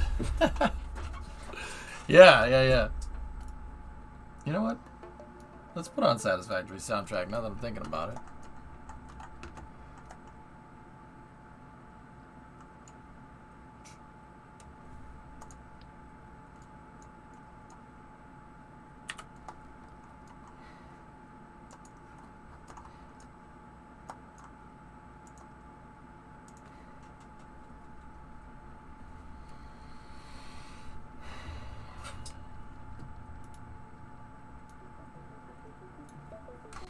Moving to a new house. Well, I gotta go look at houses first, and then I have to put an offer, and I have to do a bunch of other things, but I'm trying to. This house has a really nice garage built in. Heated and insulated. And it's big. So, we're gonna go see. We'll see. See what we can see, guys. I don't not stream for a lot of things, but this one, if I can get this one, it's a little far away, which kind of sucks, but... could be mint.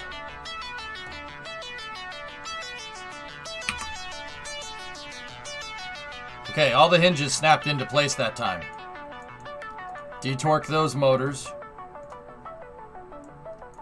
Now let's pull back. See what it does.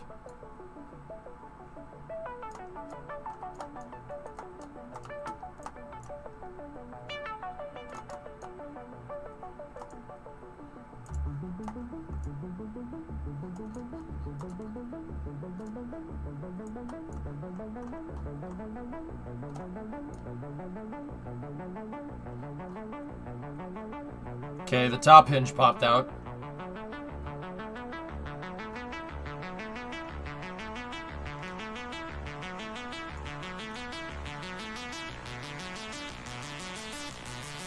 Pin hinge is still good.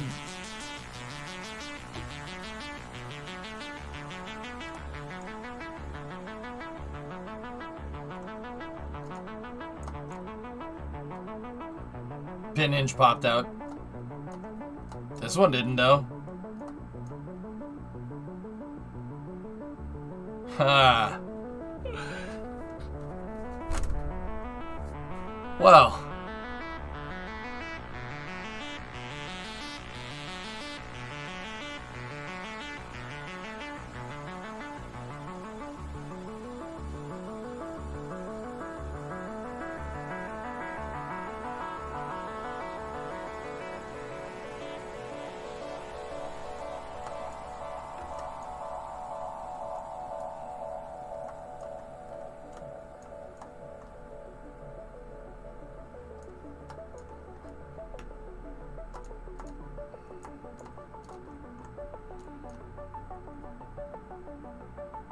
Yeah, that other one's freaking out. This one's just fine, though.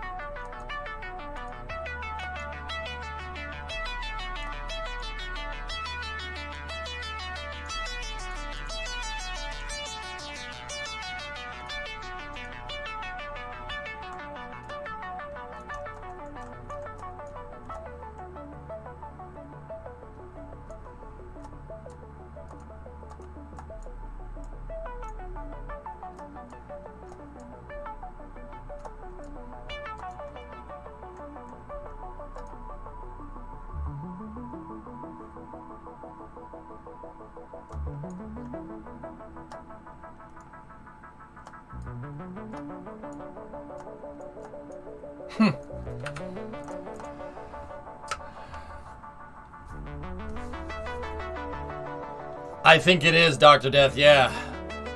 I think that's why that hinge popped, because it was fighting it. Let's try it again. What are you most looking forward to in KSP 2? Top 3 things. Better physics, simulation, better physics simulation, and higher part counts.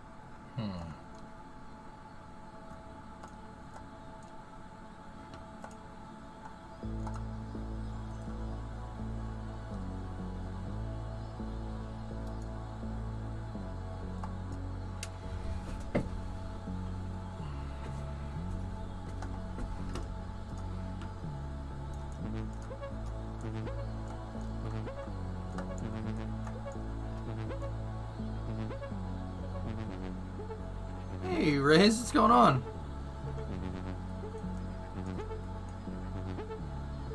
Interesting. Look at that. Look at how strong that hinge is. It's not moving at all. Yeah, this one's freaking out. That one hates me. It hates me, like badly. But the other one though, not so much.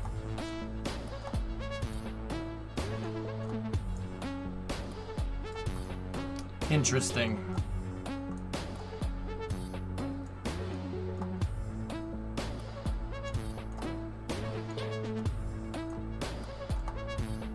Everything's going good on my end, Raze. Yeah, we're all set.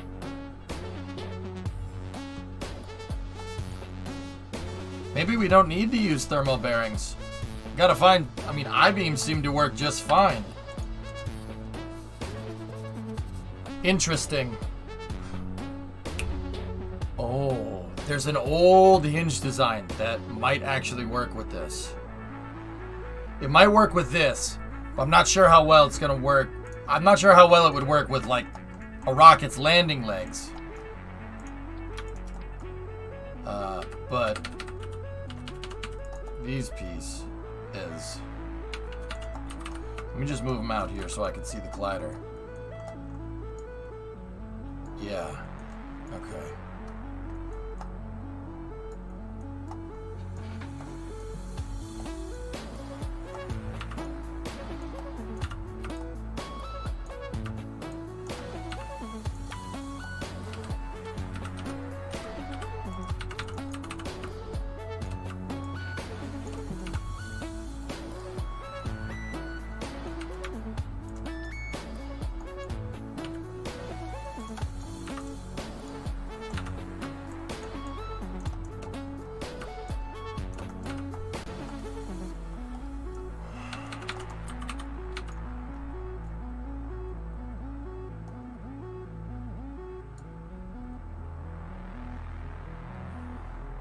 That might do it.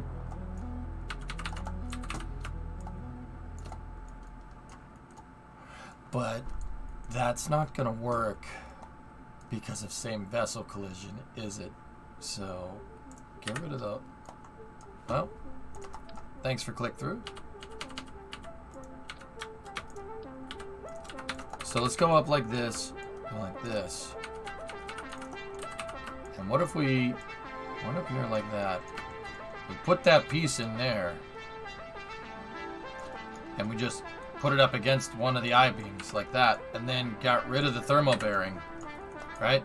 Take these pieces, auto strut them into position, right? We gotta make sure that hinge has, okay. And then switch this to same vessel.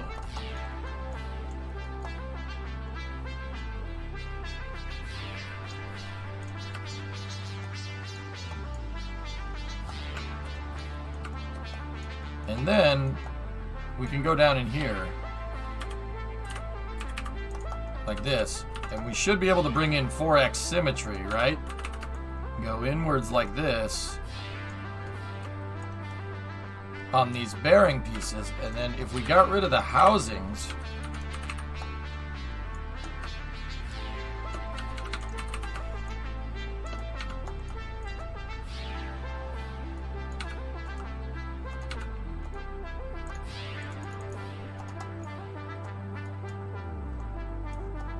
no sim on this piece? Yeah. No, I wanted symmetry.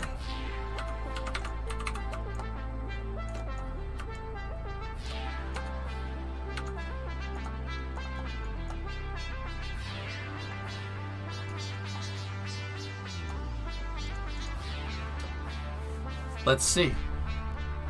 See what this does.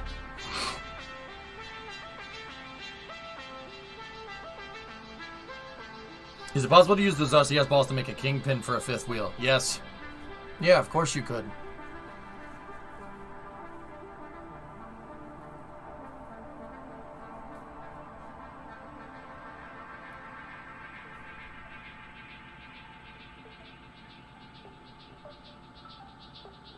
Wait a minute. There's some other things that I need to test, fellas. Yeah. Dude, I'm getting some pretty good ideas here. Let's just make sure that those don't...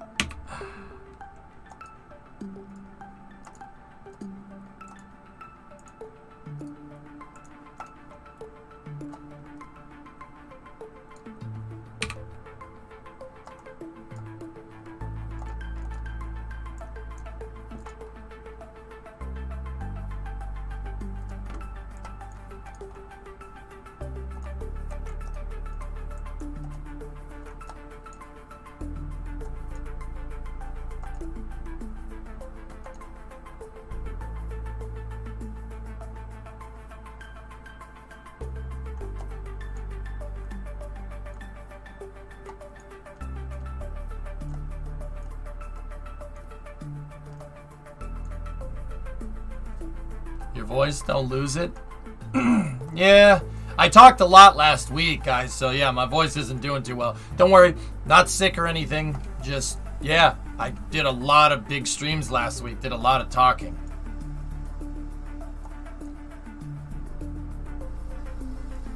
Yep.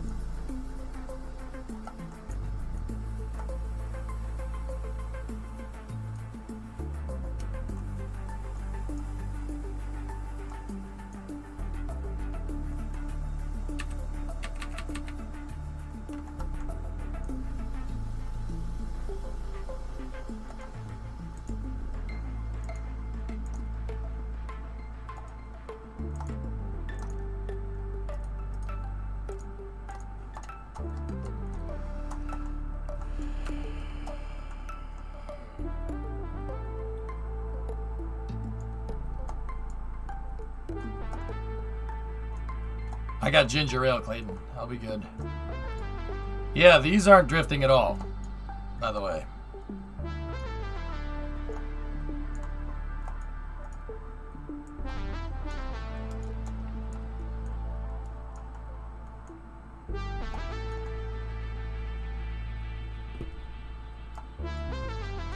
Well.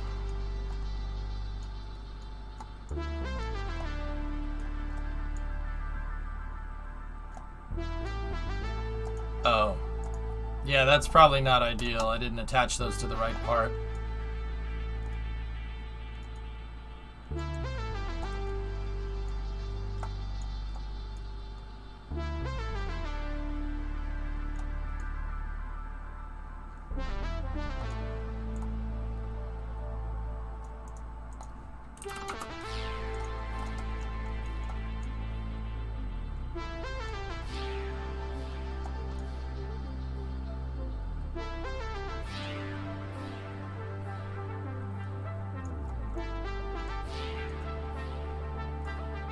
I'm figuring out ways to make stronger hinges, Revs, and I think I figured it out.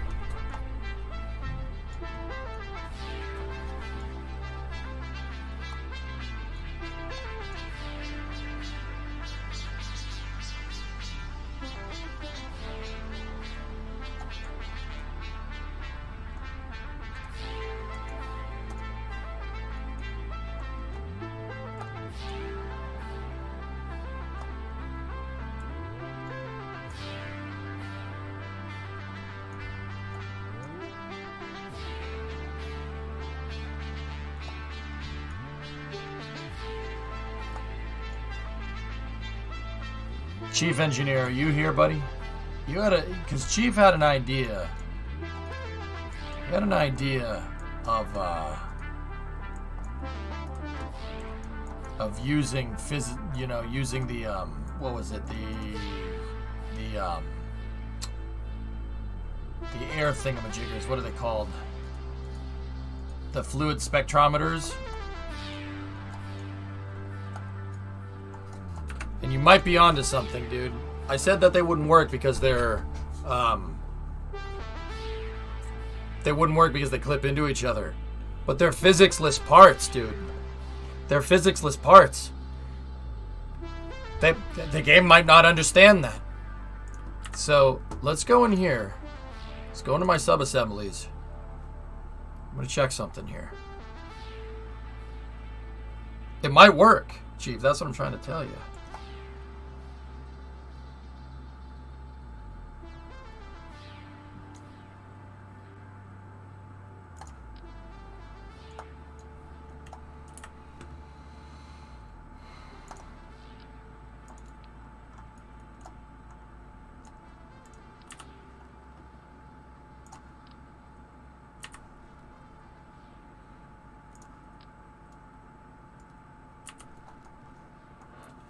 Hey, that Miami race was good. Yeah, it was fun. It's all right.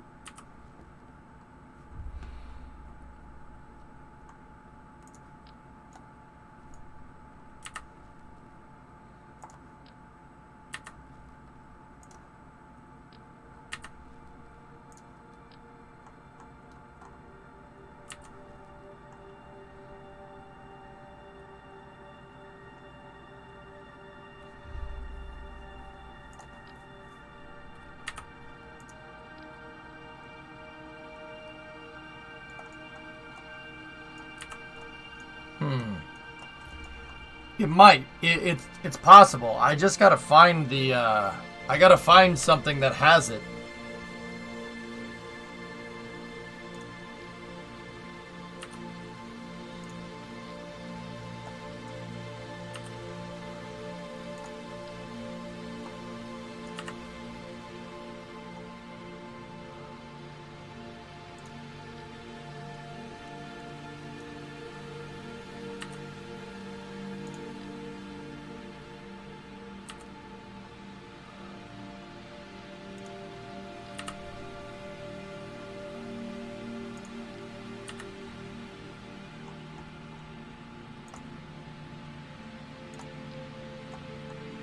No. I just gotta find something that has it. It should be in here somewhere. Oh dear.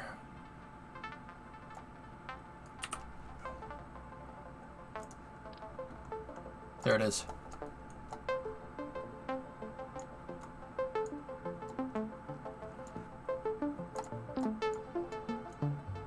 There it is, right there. Got it.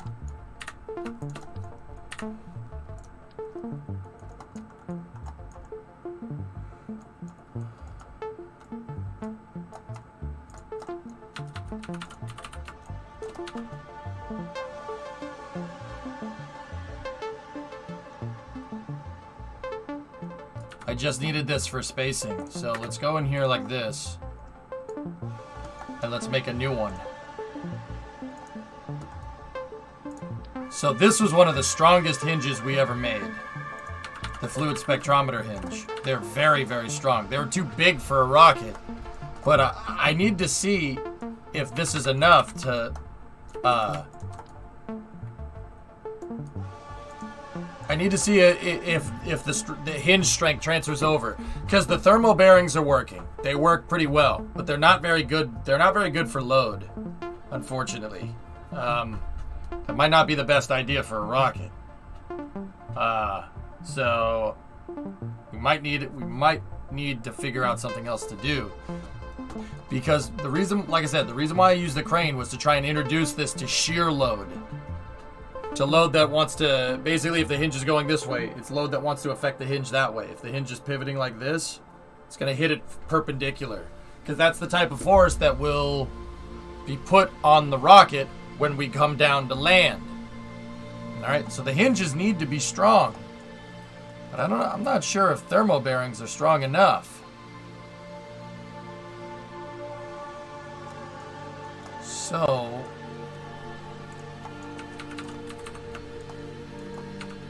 might need to come up with another way to get that stage back.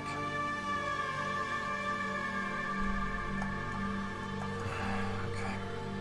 So let's go in here like this. Go in here, select that, enable same vessel. Now I'm going to take it and we're going to put it in 6x symmetry.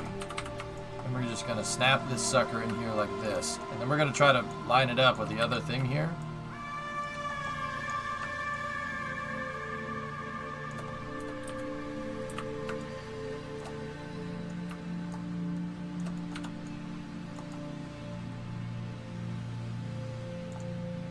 And now these, yep, permanently enabled, just like everything else. Okay. Get rid of that, get rid of that. Take another piece, another one of these things, right? Put it in 2x, attach them to the SRB.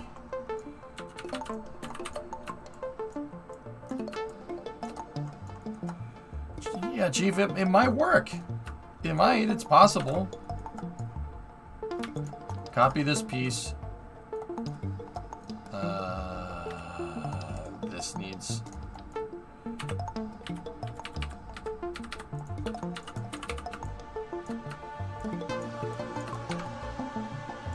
Because they're physicsless, it's possible. It could work. No guarantees, though. Like, now that I'm thinking about how the game works, it might do what we want. Who knows?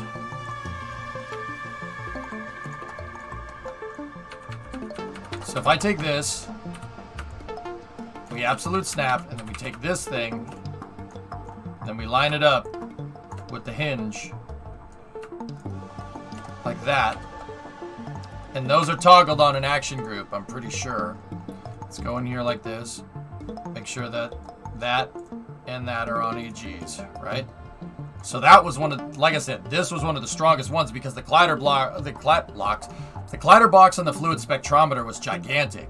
So the bearing would basically try to bounce around and it would stay stuck in there. That was some of the strongest designs we ever made. Let's see what it does. It might work. It might, either that or I'm gonna turn the action group on here and it's just gonna explode. Could be either one. But I noticed something. We're doing that same thing with the thermal bearings, and the thermometers are touching the RCS. They are colliding, and when we go to hit one to get them to collide, they don't freak out. They just kind of sit there. So we might be getting deep into the game logic here, like of how Kerbal works, but it could, dude, this might work. It might not, it might be okay. Sounds like a win-win. Yep. Win-win. Let's see. Let's see what it does.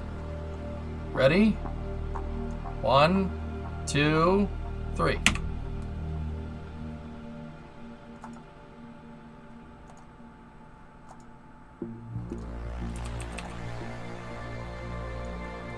No.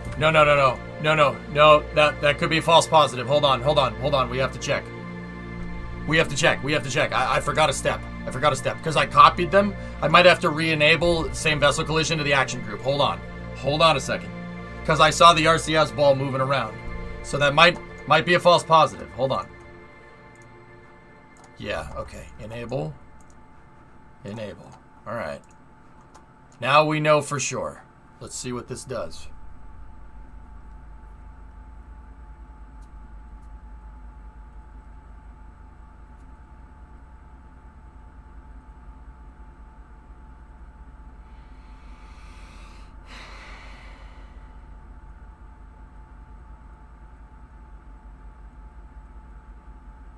If this works, we may not... I don't think I'm going to use these hinges for the main launch vehicle, but if this works, then that could open up a slew of new things that we could make to help, like something as simple as a trailer hitch, or an alignment mechanism. All right, ready?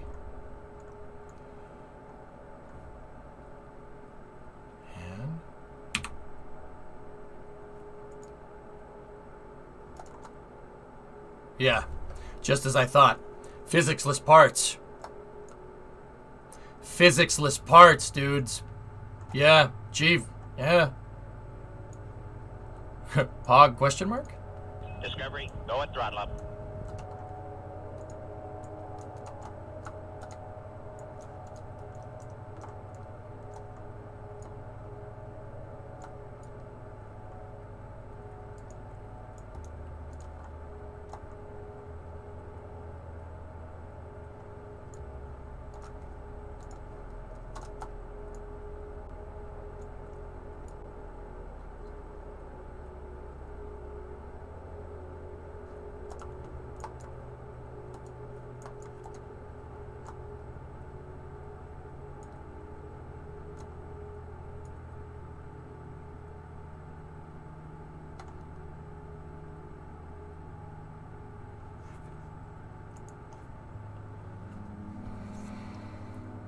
This is very pog slide, cog slide. Nice.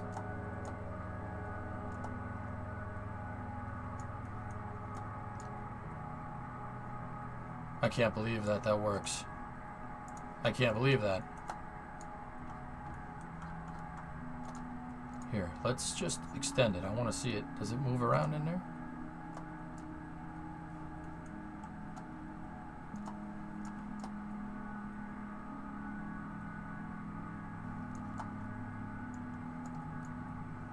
Huh. Son of a gun.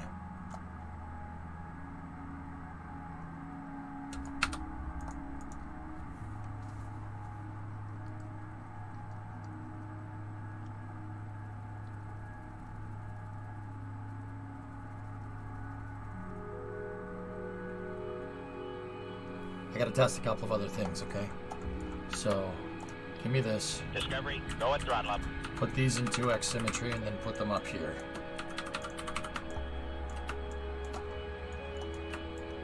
Put them up here for the other piece, right? And then go over here.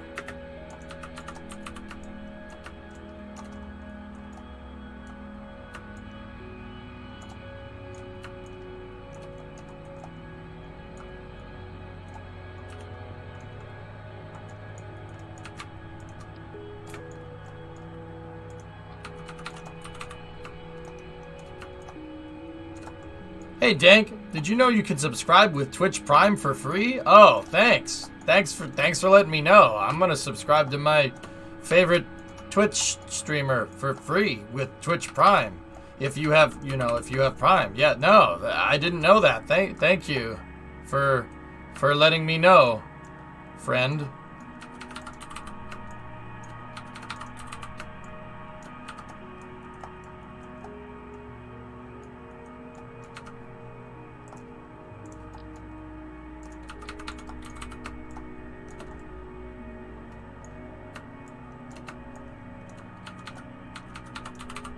You're a good friend.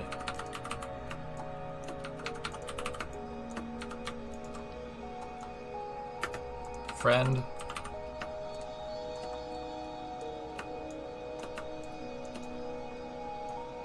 Let's load these suckers up.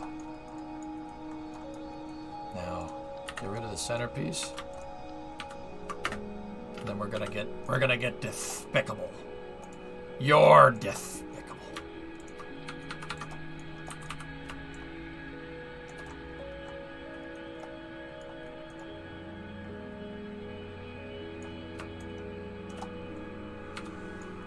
Okay, go in here like this. Set AG1.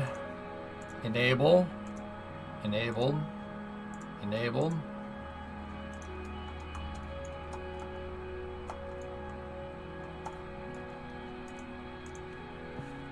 Now let's see what happens. There's a text box above your head that says strong back. No.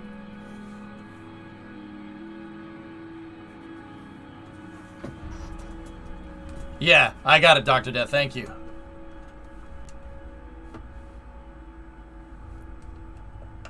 What are these engines doing in there?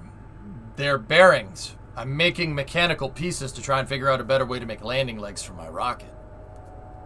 I just built this kind of crane thingamajigger to mess with them, to see how strong of a hinge I can make. Once again, I'm using RCS as an axle. The RCS balls are an axle. And then the fluid spectrometers are its housing. So, theoretically, if we hit 1, this thing should go stiff.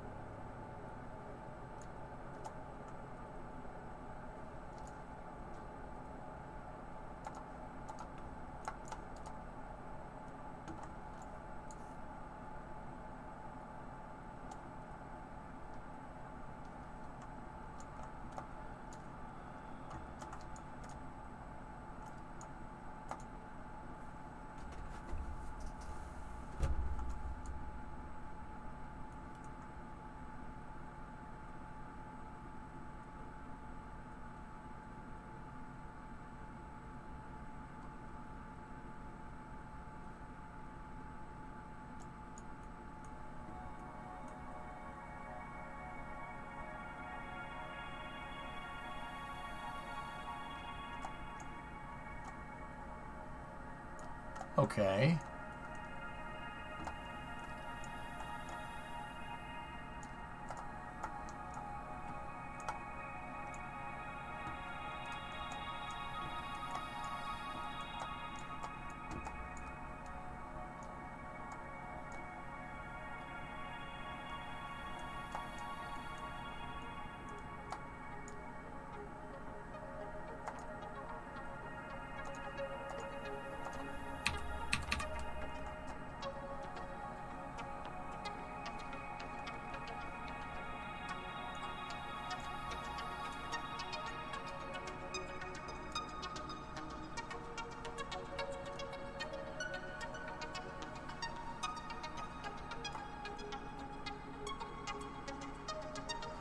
Yeah, that hinge right there I attached to the wrong thing. It's actually not doing anything.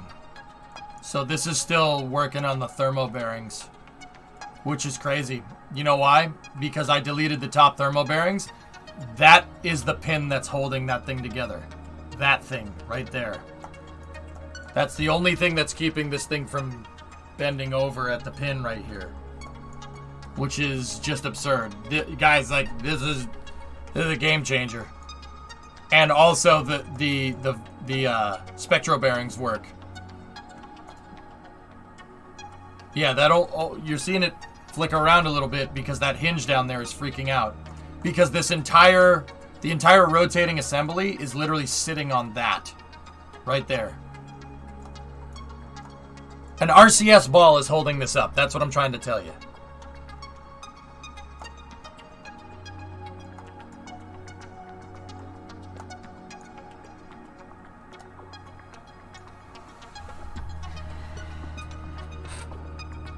Well, Daphne, we knew they were good from old Kraken Tech.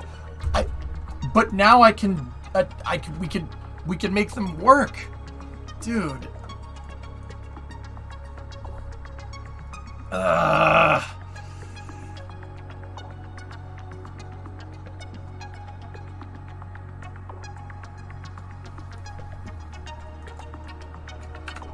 Hey, Ben, how are you? Hey, Ben.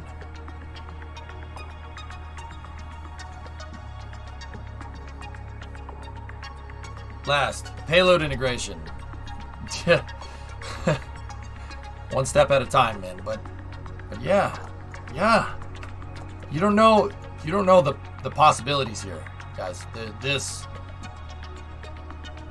The fact that works, that opens up a whole new door of stuff that we can do. So. Give me one of these right here. So, yeah, like I said, the thermo bearings were the only thing holding that entire mechanism up. That RCS ball and that RCS ball were working there. Now, give me this. Put that there. Put that there. Okay? No same vessel collision there. No same vessel collision here. Take this piece, put it right in the center. Put it right in the center of this.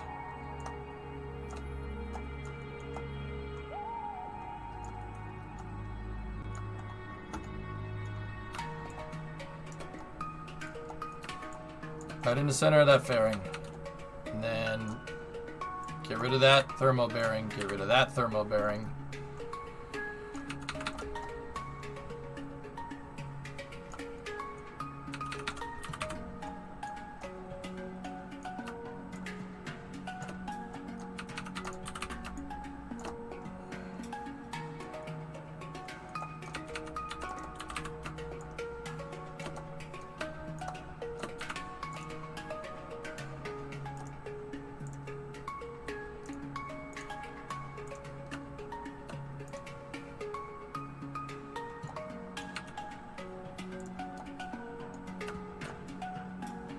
Now this has the spectro bearing over the entire structure. The pin hinge, the boom hinge, and the mast hinge are all on spectro bearings.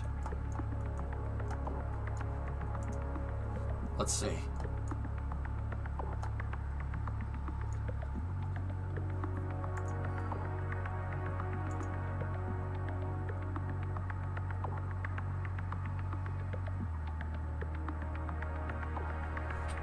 Oh, man.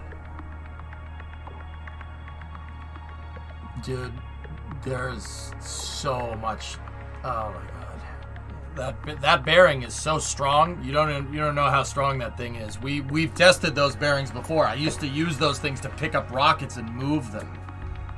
See last, please.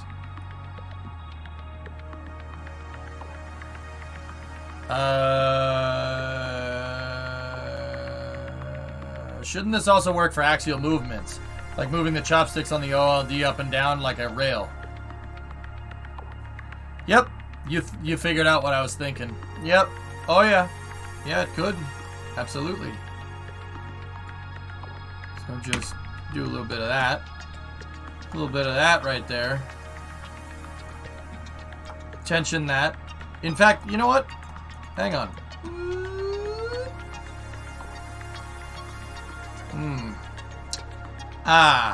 Yeah, that would have broken pretty much anything else before. Yeah.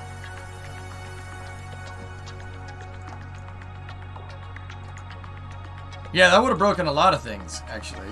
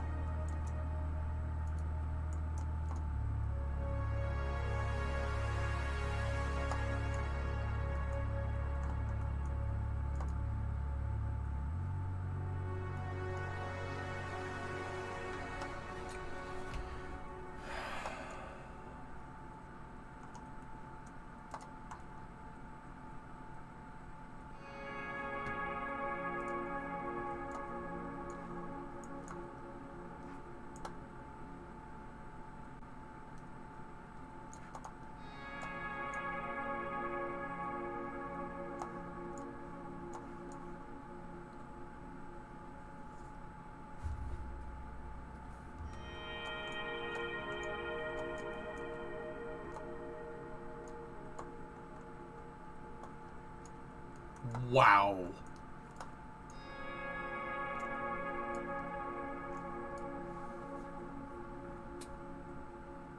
Spider crane? No, screw spider crane. That sucked. That thing was terrible. Screw that thing, man.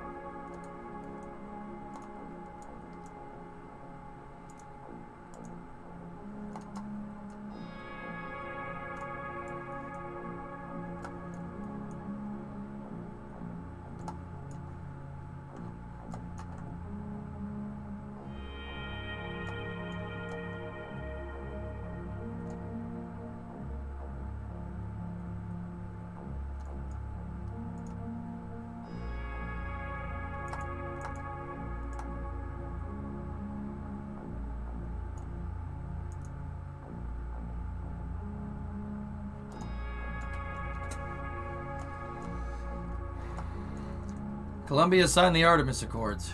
Very nice.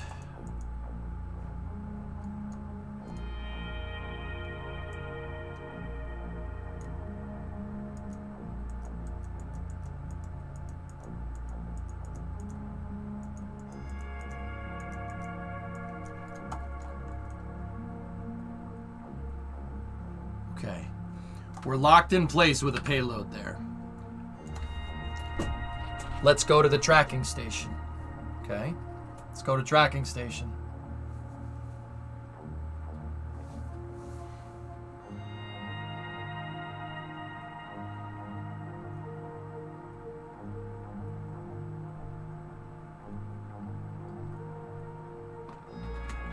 Hi, it sounds like you're in the middle of something, so I just want to remind you we need to leave in 8 minutes.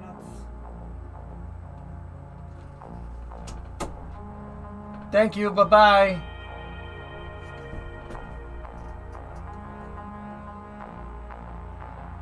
Well, fellas, I'm not sure if we found a good way to make landing legs, but we found a good way to make mechanical parts on the ground. That could be useful.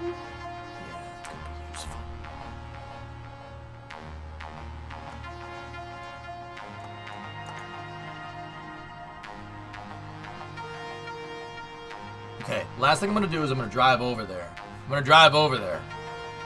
And I'm going to, well, you know what? Fly. It's quicker.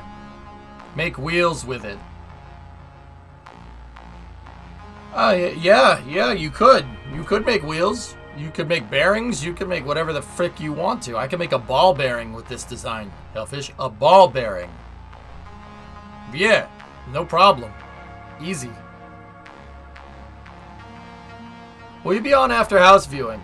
I might want to come back and keep working on this, fellas. You know what I really want to do? I want to install these hinges on the SSTO's pad. The small one, not the big one. I want to install them on the SSTO pad. Because that thing, remember, that thing did drift. It drifted like crazy.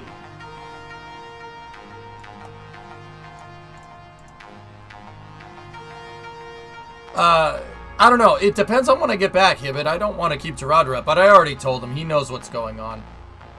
Yeah, we can make... Yeah, exactly, Hellfish. You could make a planetary gear set that's all one vehicle and gear down something for infinite torque. Like, oh, I don't know. A crawler transporter, for instance. Worm gears. You can make a pinion if you really know what you're doing. There's a lot of potential. You want to make a battleship turret? Sure, no problem. Excavator? Bulldozer? I can make all that. Easy. It would not be difficult.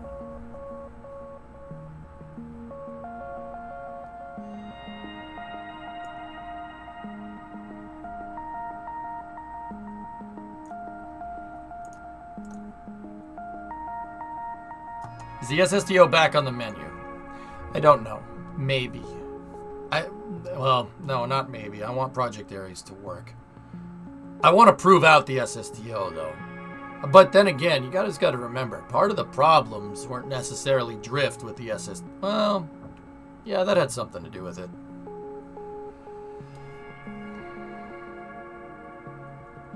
I might just keep pursuing it, Hip, as a side project, but Ares is my new Aries is the new hotness, but keep in mind,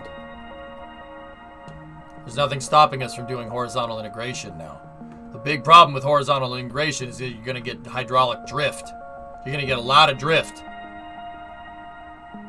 Condor's pad used a primitive, super primitive version of hybrid tech. But now I don't need to make it a separate vehicle. We could just make it all one vehicle. All right, ready?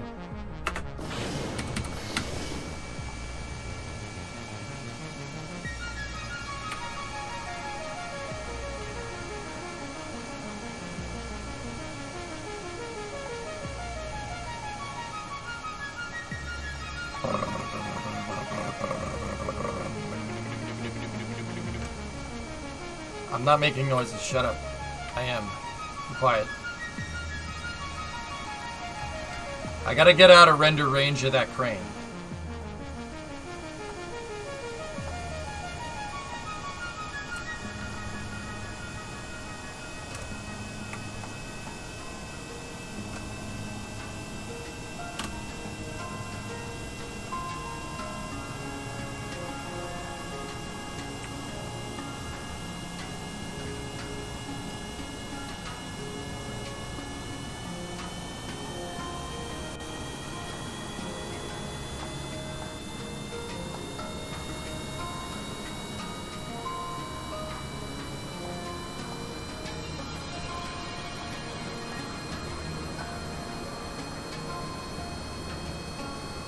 So what we're gonna do here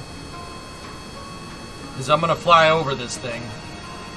I'm gonna make sure we get in 180 degrees to bring it in and out of physics range a couple of times. And we'll see what it does. We gotta make sure we get close enough. We gotta get closer than 100 meters. Or 180 meters to be technical.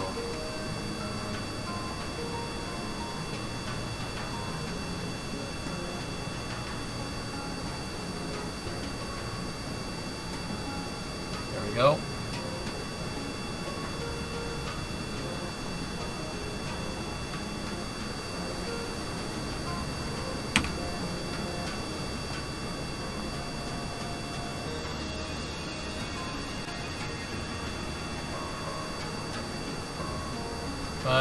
It looks like I didn't enable the hybrid tech on this thing, so it might actually crash near the thing.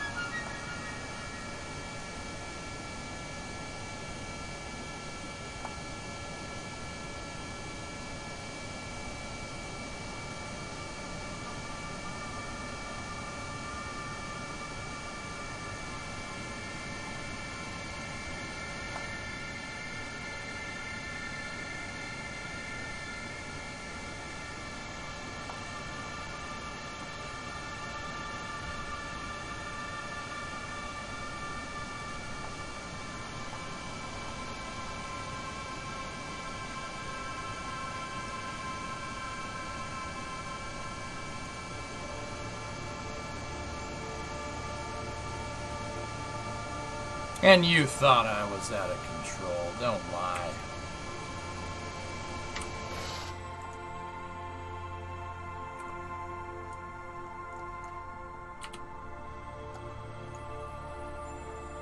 Okay, crew member name here. We may have broken it. That's good. We gotta get going before we get caught in traffic. Okay, you're right. We're already gonna be caught in traffic, so just minimizing the amount of late that we will be.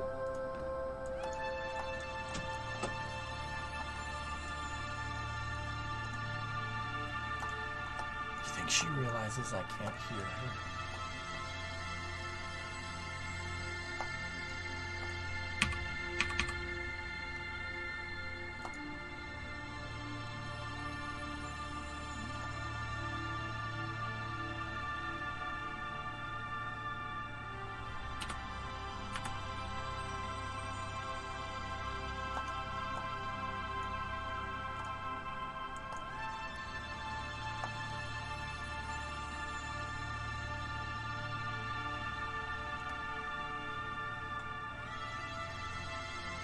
We slipped out of the pin right there.